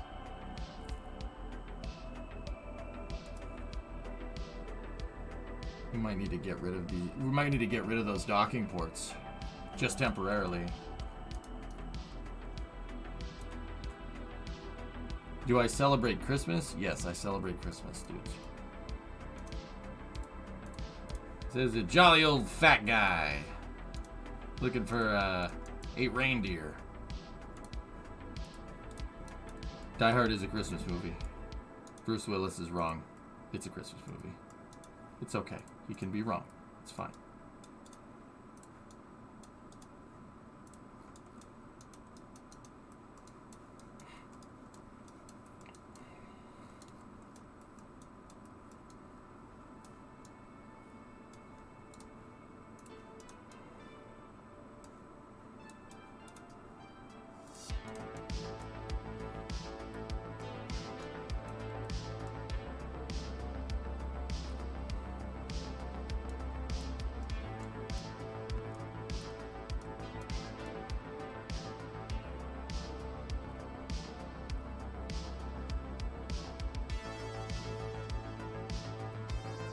That's good. That's good. Yep, this is good. I don't really foresee any, or at least I'm trying to think if there's any gonna be any complications from this. Loopy, I'll save the extended piece, the extended module, for other reasons. But I kind of want the cut down version. We do need to make an airlock. That's a thing. We got to make an airlock.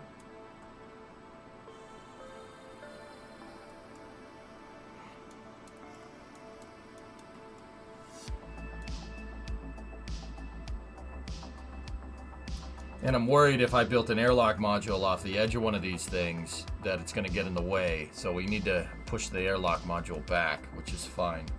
But I'll keep this, the Mark II 6-axis, because that is an awesome design. I'm super happy with that one. It also likes to do that, which I hate, but that's okay. That's okay.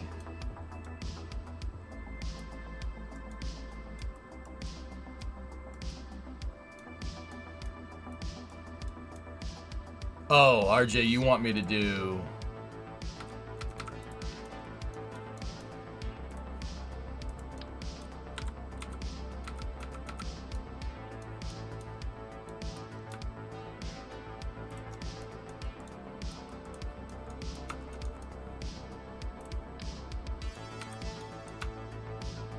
You want me to do that?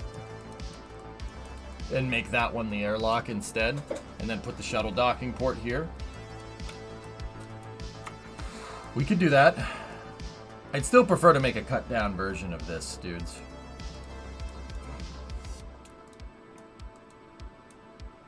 But the thing is like, these back ports right here, literally, I can't put docking ports there just because of hierarchy. We have to make sure that those don't dock, but they also need to line up. And guys, I'll be 100% real with you. I have no freaking clue how the heck that's gonna work with a robotic arm. That's gonna be an extremely complicated mission. That's gonna be an extremely complicated mission.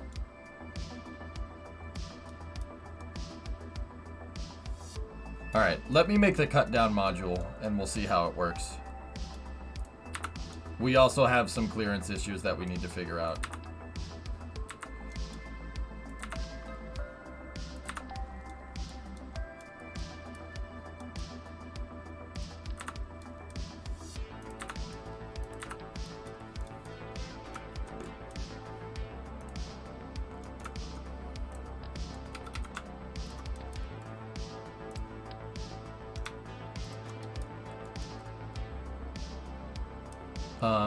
So what I should be able to do is just that.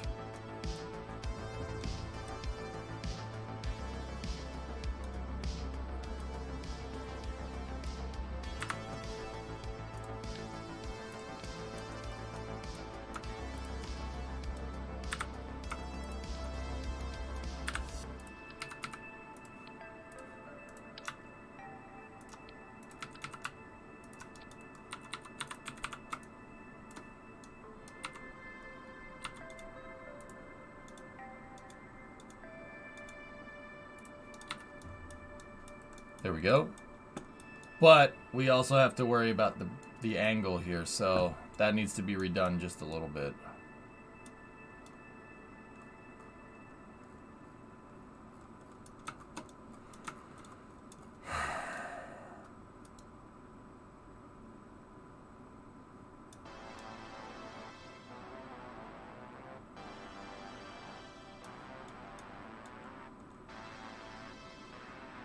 Hey, Predominant, what's up, man?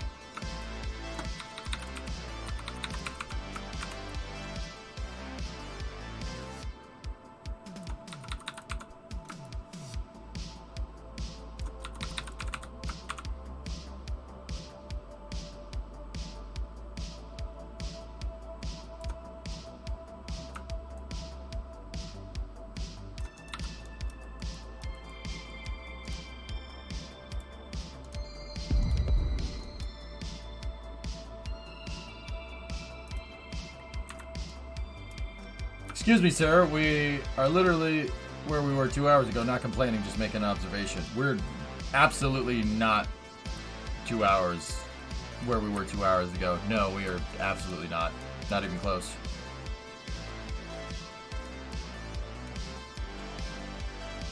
Thank you for the bits, though. got the modern day equivalent of a girl's phone number this morning. The barista gave me her line contact. What?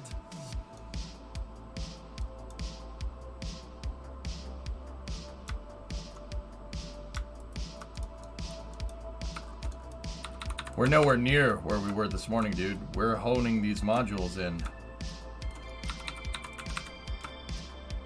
Hey, a lot of prototyping.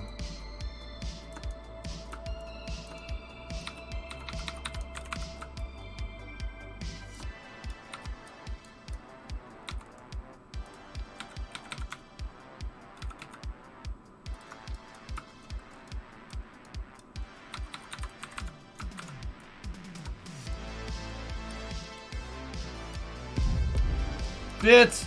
Hone modules are best modules. I agree. I agree. Yeah, see, that's not gonna work.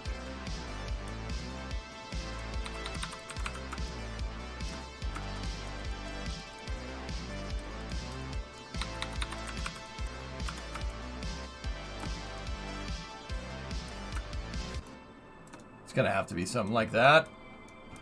No problem. Okay, take that, move that out of the way. Guys, what I'm doing is I'm figuring out all the ways that these modules need to connect now. I have a basic design, we have a basic tooling jig, everything is working good. We're gonna move over into Tidris when I basically just flesh out the rest of this. Because the reason why I chose the start of this stream today to build modules is because I'm literally running out of things to launch with the shuttle already. That's not a good sign. I literally need to go off stream and build payloads. Off stream, you know? I literally need to go off stream and build payloads off stream. Yeah. Allow myself to introduce myself.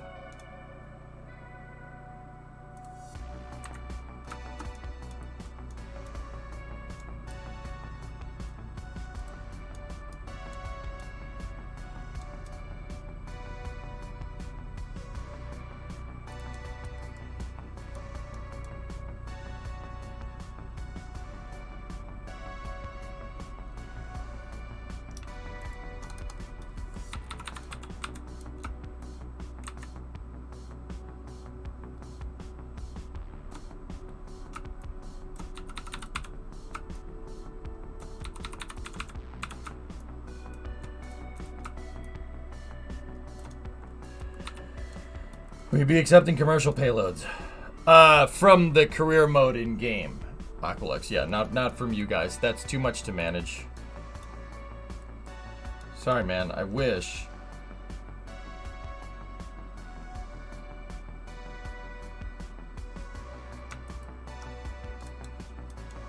Okay, there we go.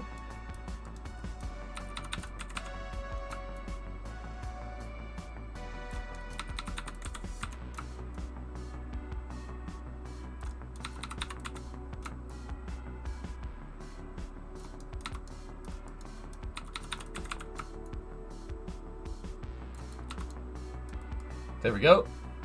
That keeps it out of the way. It keeps them separated. Cool. Hey, Flykin.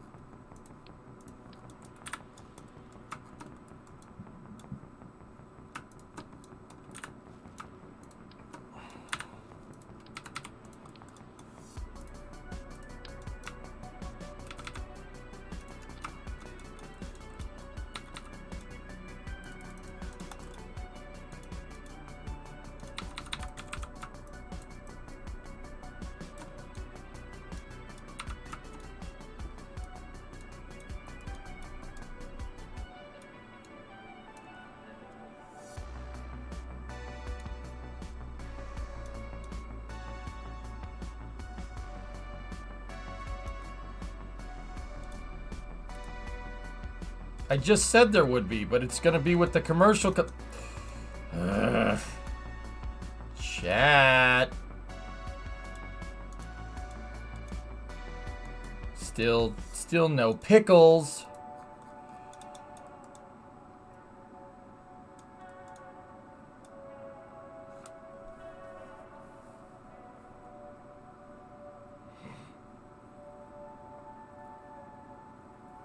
How are we doing with the shuttle missions? Tidris 3 is going to launch in a little bit. Aren't we going to use the shuttle to build Grissoms?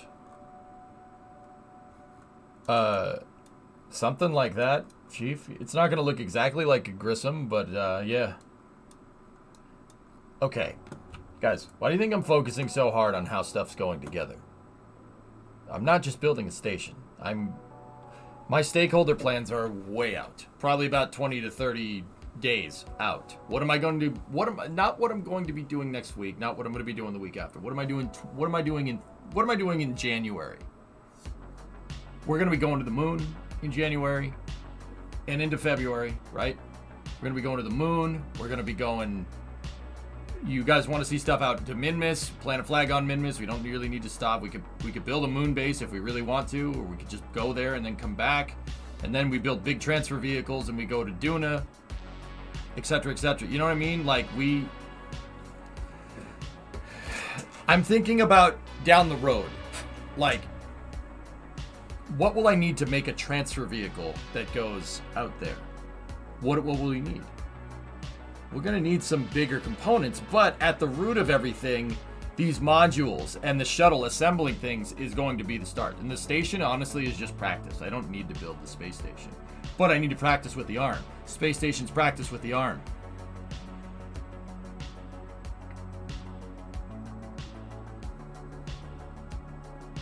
Trust me, with HLV at our disposal, being able to move 81 tons up into space, I have some pretty damn good ideas on how we could, how we're gonna launch stuff. You guys will appreciate it. It's just really a matter of execution. So, a SCOBY. What? No.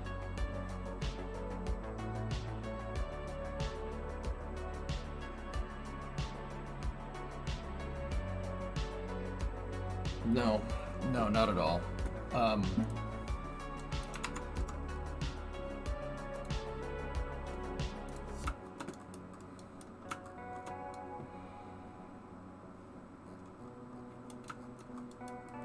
Okay.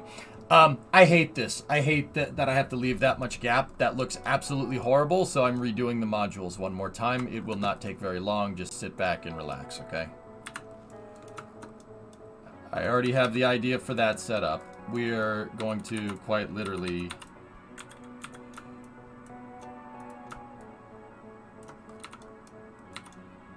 take this. That's a 60-degree angle. 65, 70, 75.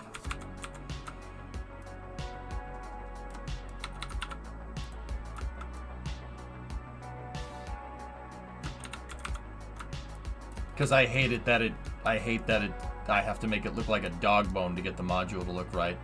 Even with the flags in there, it's gonna look stupid.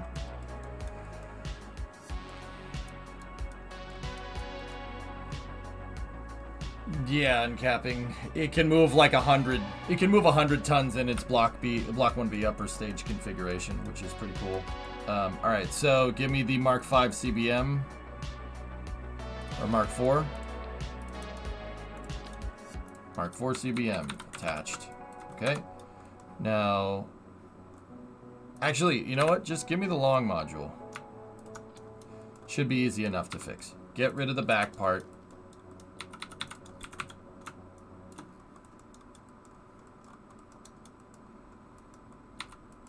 Go here, like that.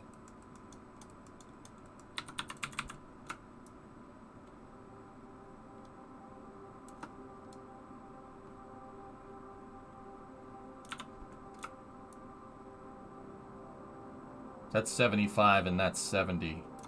70 looks to be...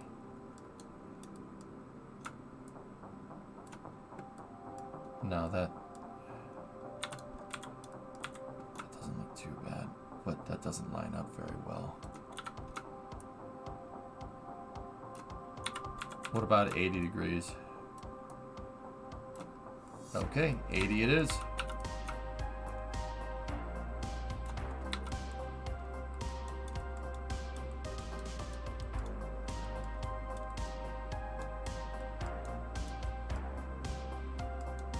Sweet. Alright, ready? 1, 2, 3, 4, and 5.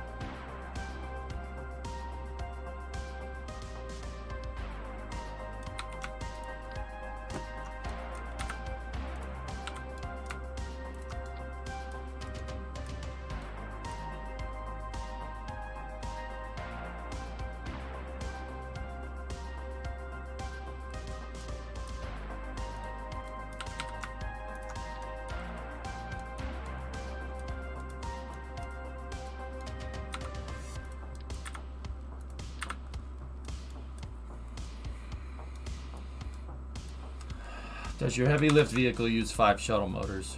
It uses 5 RS-68s, or not RS-68s, 5 skipper motors. I should give it 4 shuttle engines. We'll do that when we need to. That didn't look good. It didn't look right. Why is the long module having problems again?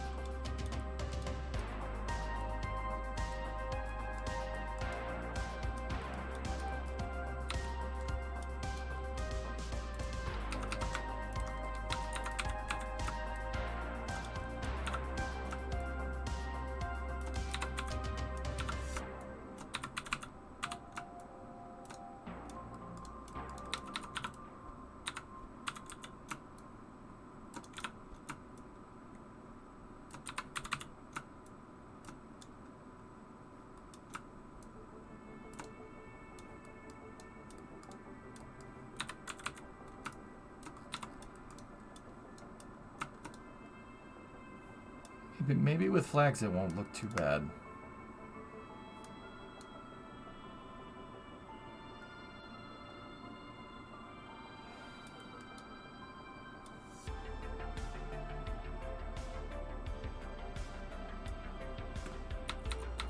Or maybe if the axials are just.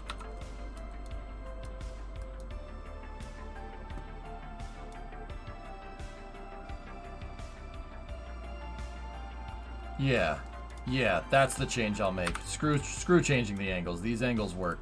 So, dump that. Give me the, nope. Mark II 6-axis. Just like that. This is not bad the way we set this up. That's okay. I really like the way that this looks and I don't want to change it too much. So, let's go in here like this.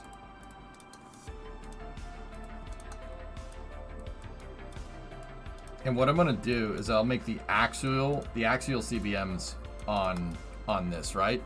So the ones that are front and back, I'm gonna actually just make them a little bit longer. That's okay. And we're gonna do that by, honestly, just pushing that fairing back a little bit. And then this needs to go back a little bit. So the module retains its... Actually, no, that doesn't matter. That doesn't matter because, yeah, see, that's what we need to do. I'm just going to give it a little bit of an extension. Because if we go to the... That's the crappy one. If we go in here and we attach this the way we want to, and then I just take this and I move it back just a tick, then we're fine. Everything fits.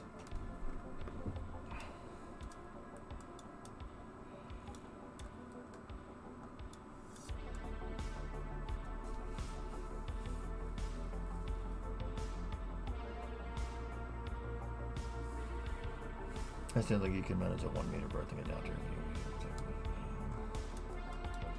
Yeah, we probably could, Aqualex, but I would call you're probably right, but I'd call a 1 meter better as the enemy a good at this point. We tested this, it works, it'll work fine. That thing actually works really well. It's really well made. Cause you saw how easy it just slid together, right? Like, it'll work. Drummer.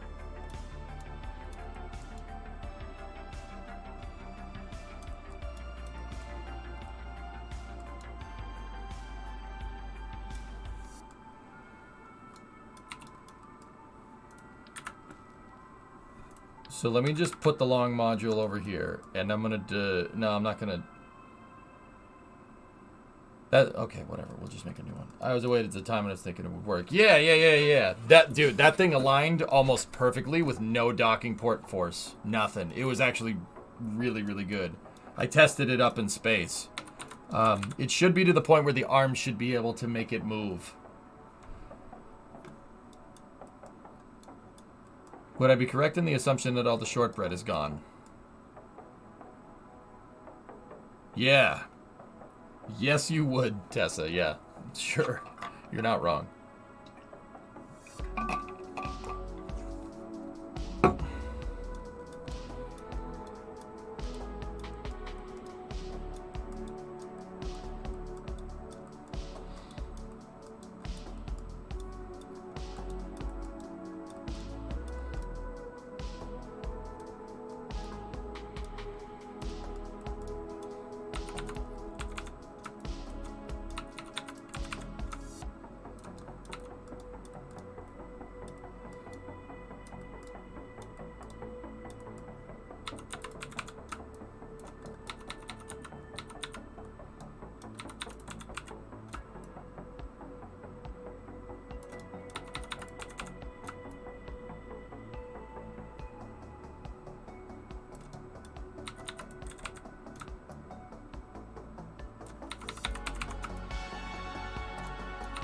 Hang on, if that's the spot that I'm gonna need,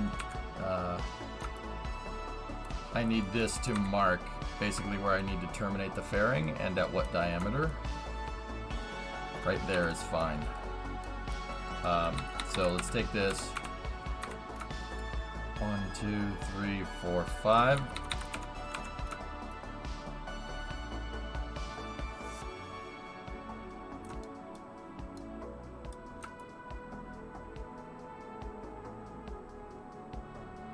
There we go.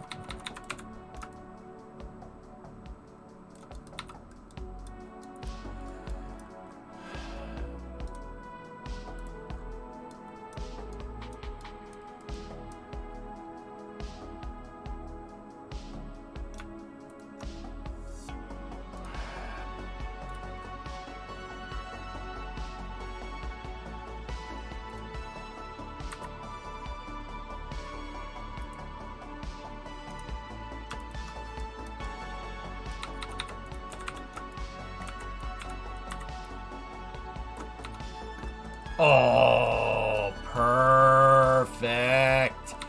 Yes. Most excellent.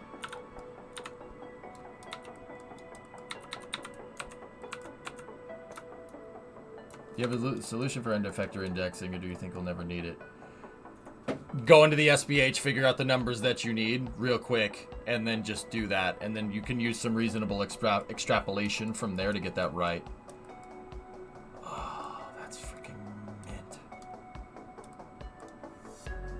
Alright, so I'm going to get rid of this. Save this.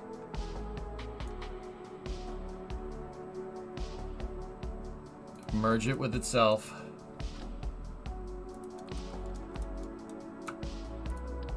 I told him to go merge craft file with himself.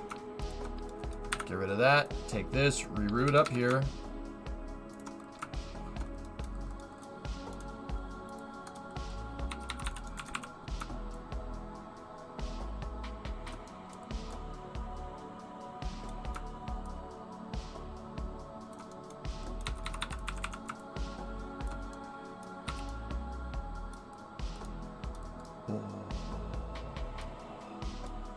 I like that. I like that. If we put the flags in there, oh, that's gonna be very, very good. So let me grab this module one more time, place it here. Now, if we place it straight up, it's not gonna fit. Ain't gonna fit like that. The salami lid ain't gonna fit like that. Ain't gonna fit like that.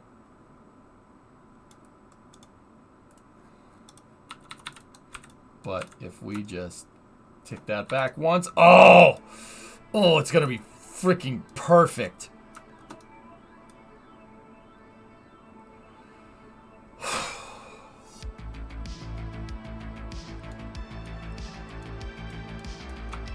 I know about the gap. I haven't remade the long module with that piece yet, Aqualex, but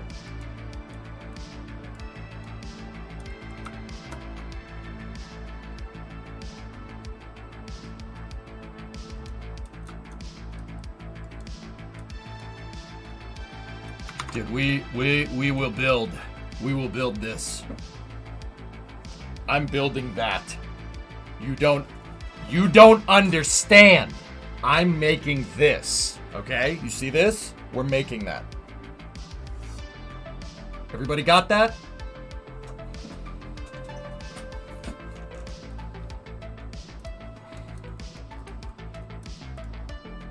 Oh, dude. Guys, that's a breakthrough. This is, I know it doesn't seem like much. It doesn't seem like much. That is a breakthrough right there. Getting that figured out. This will make assembly 1,000 times easier. That is just, you know what? I don't even care. I'll change my hat. I don't even care. It doesn't even bother me. That is that hardcore of a breakthrough right there. It's perfect. It's perfect. I don't even care. I'll change the hat. I got Vulcan now. Look at this. I mean, look at this thing. It's modules. They got the juices. I don't even care. I don't even care. That's freaking sweet.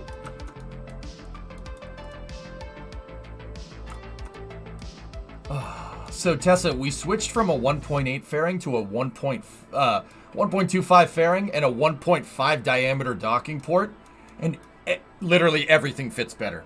Everything fits better. It's perfect. Call John Elway. I love the look of the 6-way. Dude, let me put the flags on it, Ono, and it's gonna be... You understand? It might not be a spicy meatball. It might even be a Swedish meatball. It might be Swedish. We might be past the spicy meatball and go right to Swedish. Yeah, I'm from Sweden, yes. I know, I just combined like 6 accents. Don't worry about it. It's okay. Let's finish this module up.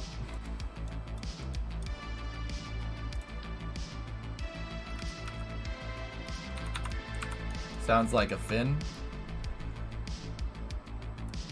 I don't think you guys take that as a compliment, do you? No, probably not.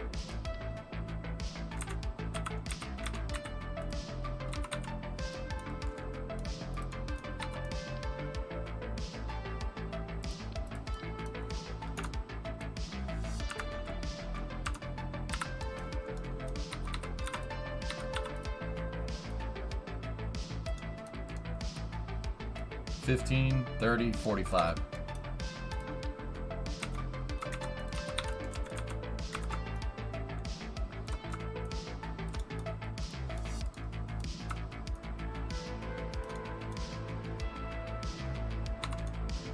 Now if we take this and set it to our light gray color swatch.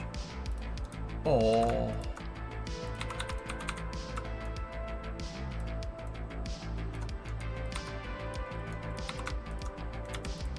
One more and set it to the landscape orientation.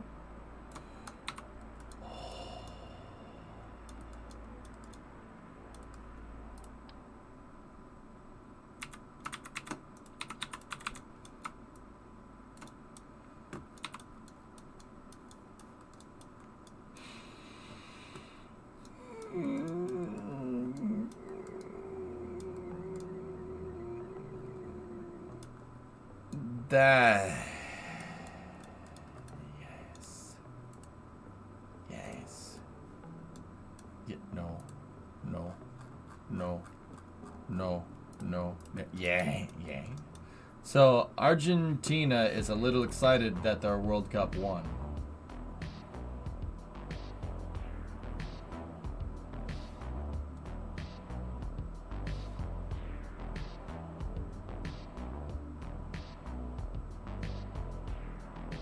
Oh my god. That's nuts, dude. In a good way. It's actually pretty cool.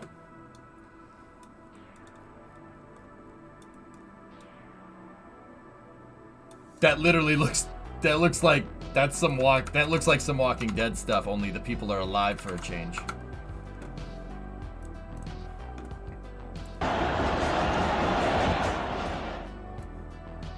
Holy shnikes. Dude, can that bridge take the load? What the frick? Those are highways.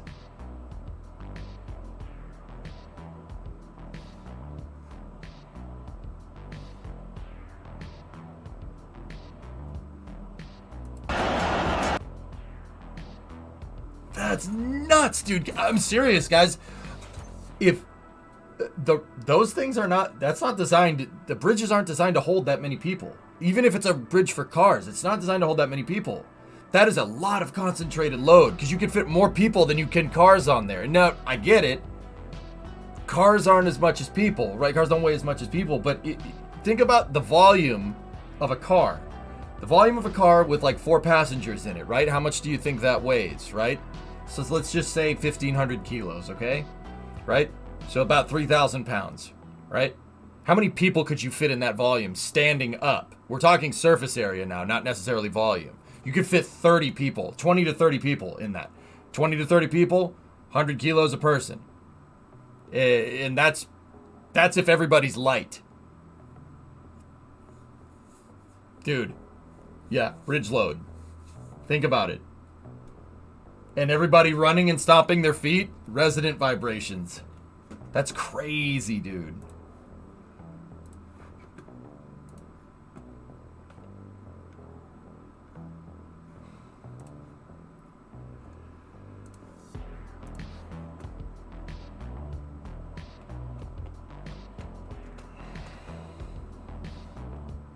Cars don't weigh as much as people in the same surface area, Hellfish. You missed that last part to make me sound stupid, but I appreciate it. You know, thank you. Didn't even put ellipsis in your quote to show that it was a continuing thought. Did you ever pass an English class? You ever pass an English class? Or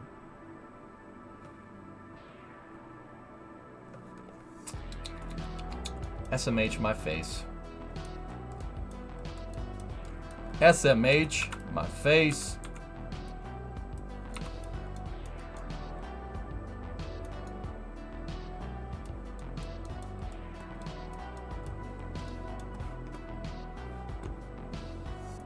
On my way to the cafeteria. Touché.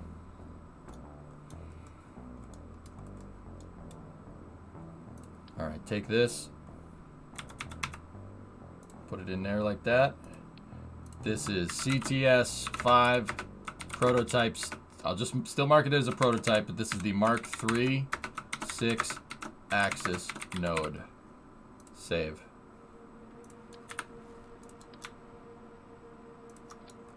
Now what we got to do is just do the extensions on this piece, and then we're good to go.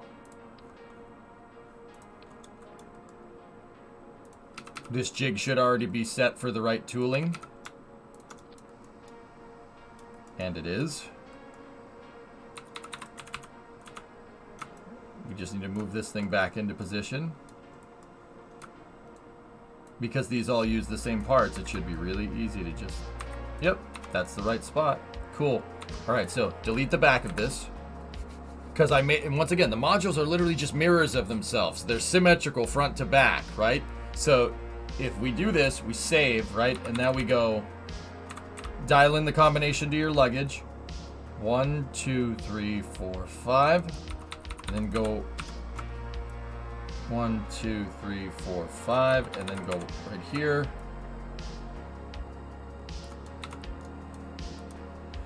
Tidris is up next. We have a garage stretch break and then Tidris. Yep.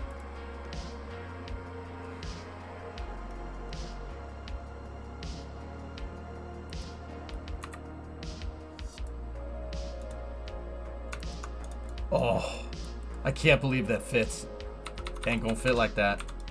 It gonna fit like that.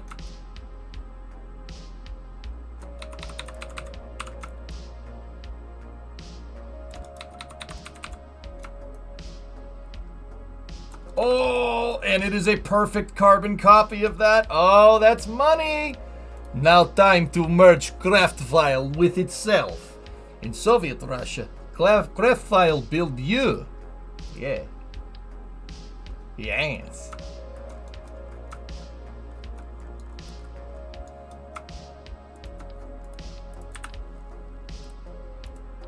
Your hat ain't gonna fit. Your face ain't gonna fit.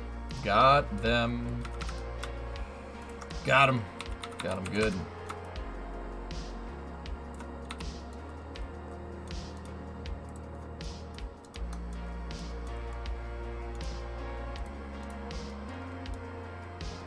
If you're hungry on your break, I have chicken, rice, veggies in the house.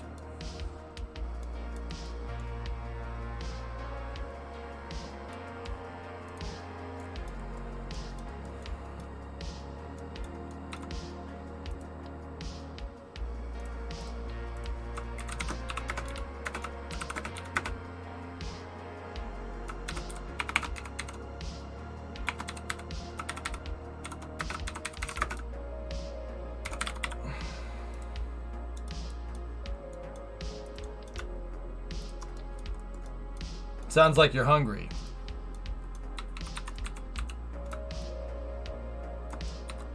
Yeah, maybe a little.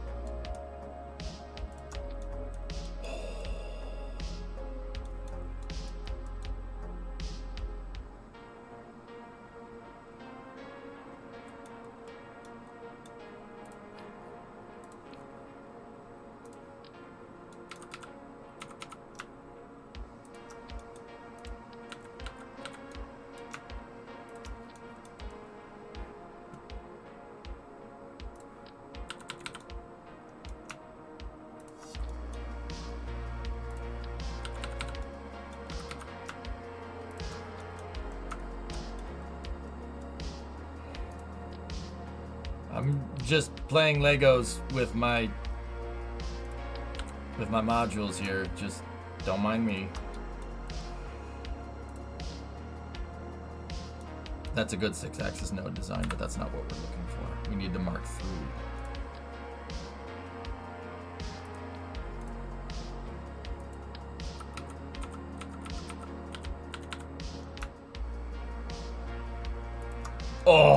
Oh, dudes.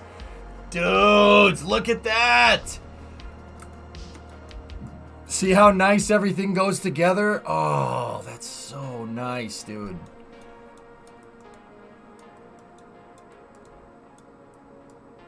I'm so happy. All right, tomorrow, fellas, tomorrow we'll outfit all of this, okay? Tomorrow we'll build before we have to, before we launch the next thing. I'm not sure what the next mission should be, but I'll figure it out. Have to get Tidris up and running, so let me get the 6-axis node in here. Just, oh, that's so mint. Dude, look at that, look at that. That's really nice. These modules came together so nicely. I'm so happy we did it. We'll start building out the rest of the station based off of these designs here. The Mark IIIs. A lot of iterative design today. But don't worry, don't go anywhere. I'm just going to take a quick stretch break. And we will... I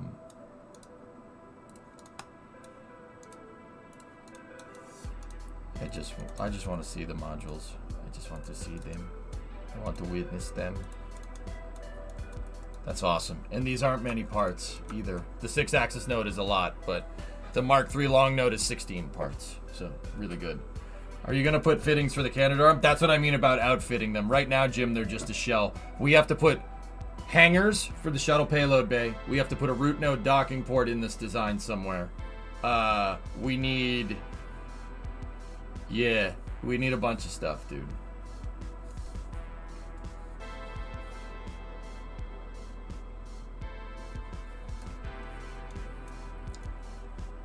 We could even get away with doing some ISS stuff here if we wanted to.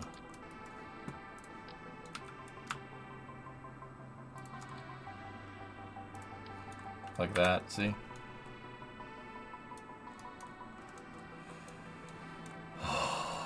Dude, I can breathe a sigh of relief because we can build awesome stuff.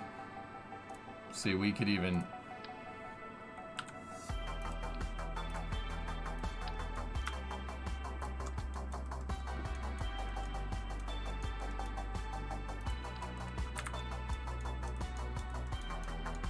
You guys picking up what I'm laying down right now? You guys picking up what I'm laying down?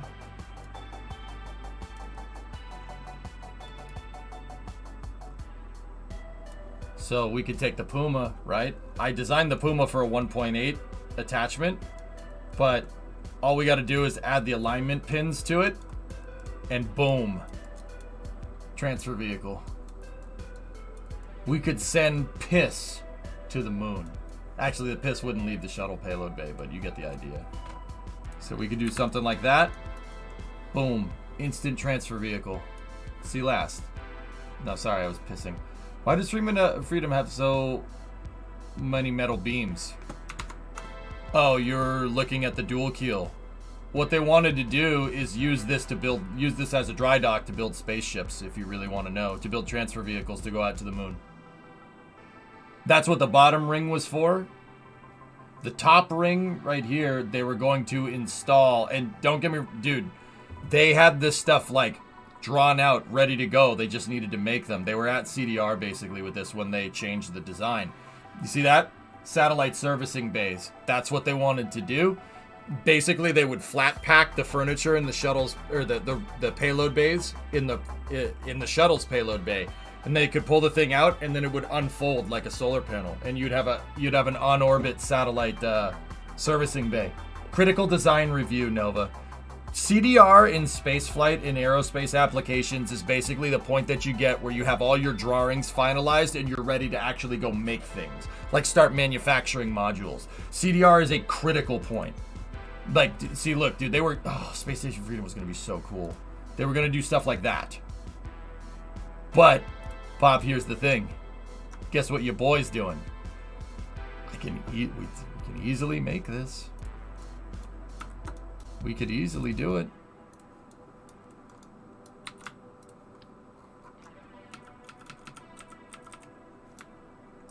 I definitely have put provisions in place to make something like this absolutely happen if we really needed to. Now, don't get me wrong, none of this is lined up correctly, but I would have to make a specialized node for the keels. But oh yeah, it's doable, sure.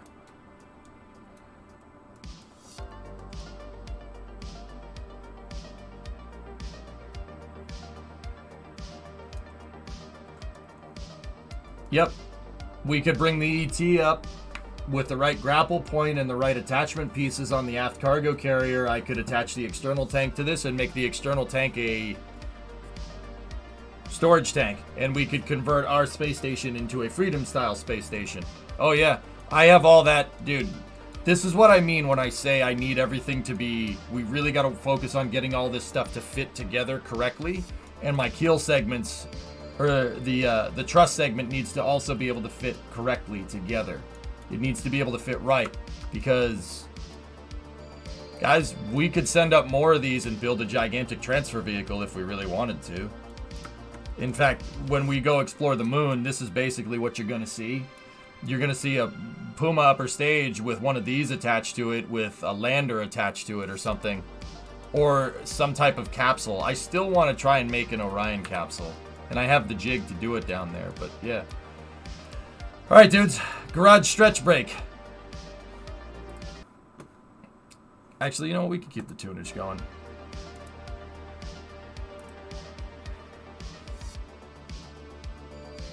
Well, yeah, Nova, yeah, we could do that. I wanted to put one of those berthing modules, something like this, on the back of on like the bottom of the external tank. Like, that's what NASA wanted to do. It's called the aft cargo carrier.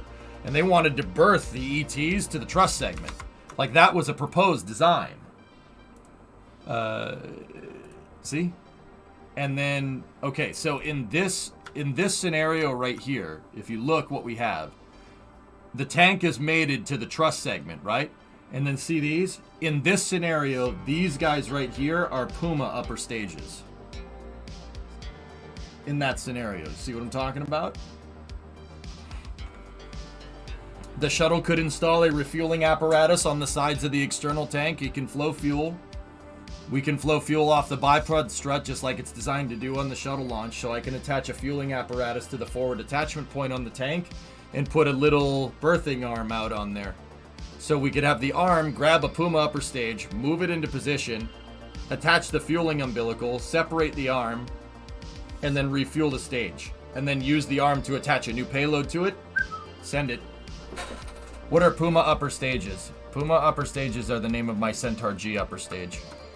It's a Centaur G, human. I made a Centaur G, styled upper stage. It's not exact, but it's close.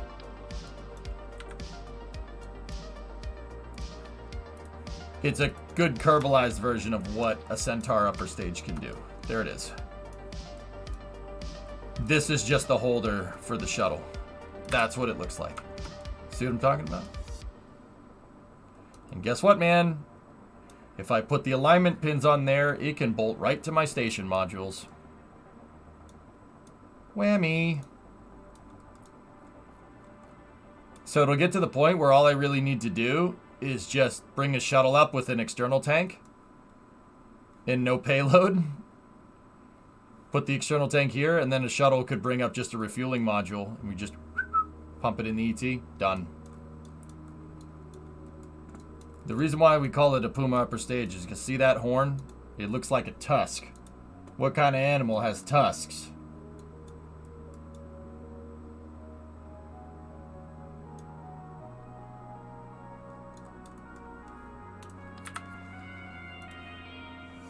A walrus? Didn't I tell you to stop making up imaginary animals? Alright, guys. Big breakthrough for the station right there. That's huge. So tomorrow we'll figure out a way to integrate the modules to the truss segment. We'll do more station testing tomorrow. And, you know, maybe get the first station module up there. That might be there. Didn't I tell you guys to stop making up imaginary animals? But for now, it's time for the garage stretch break. Chat, stand by for loss of signal. Loss of signal from the office for mission control, as expected.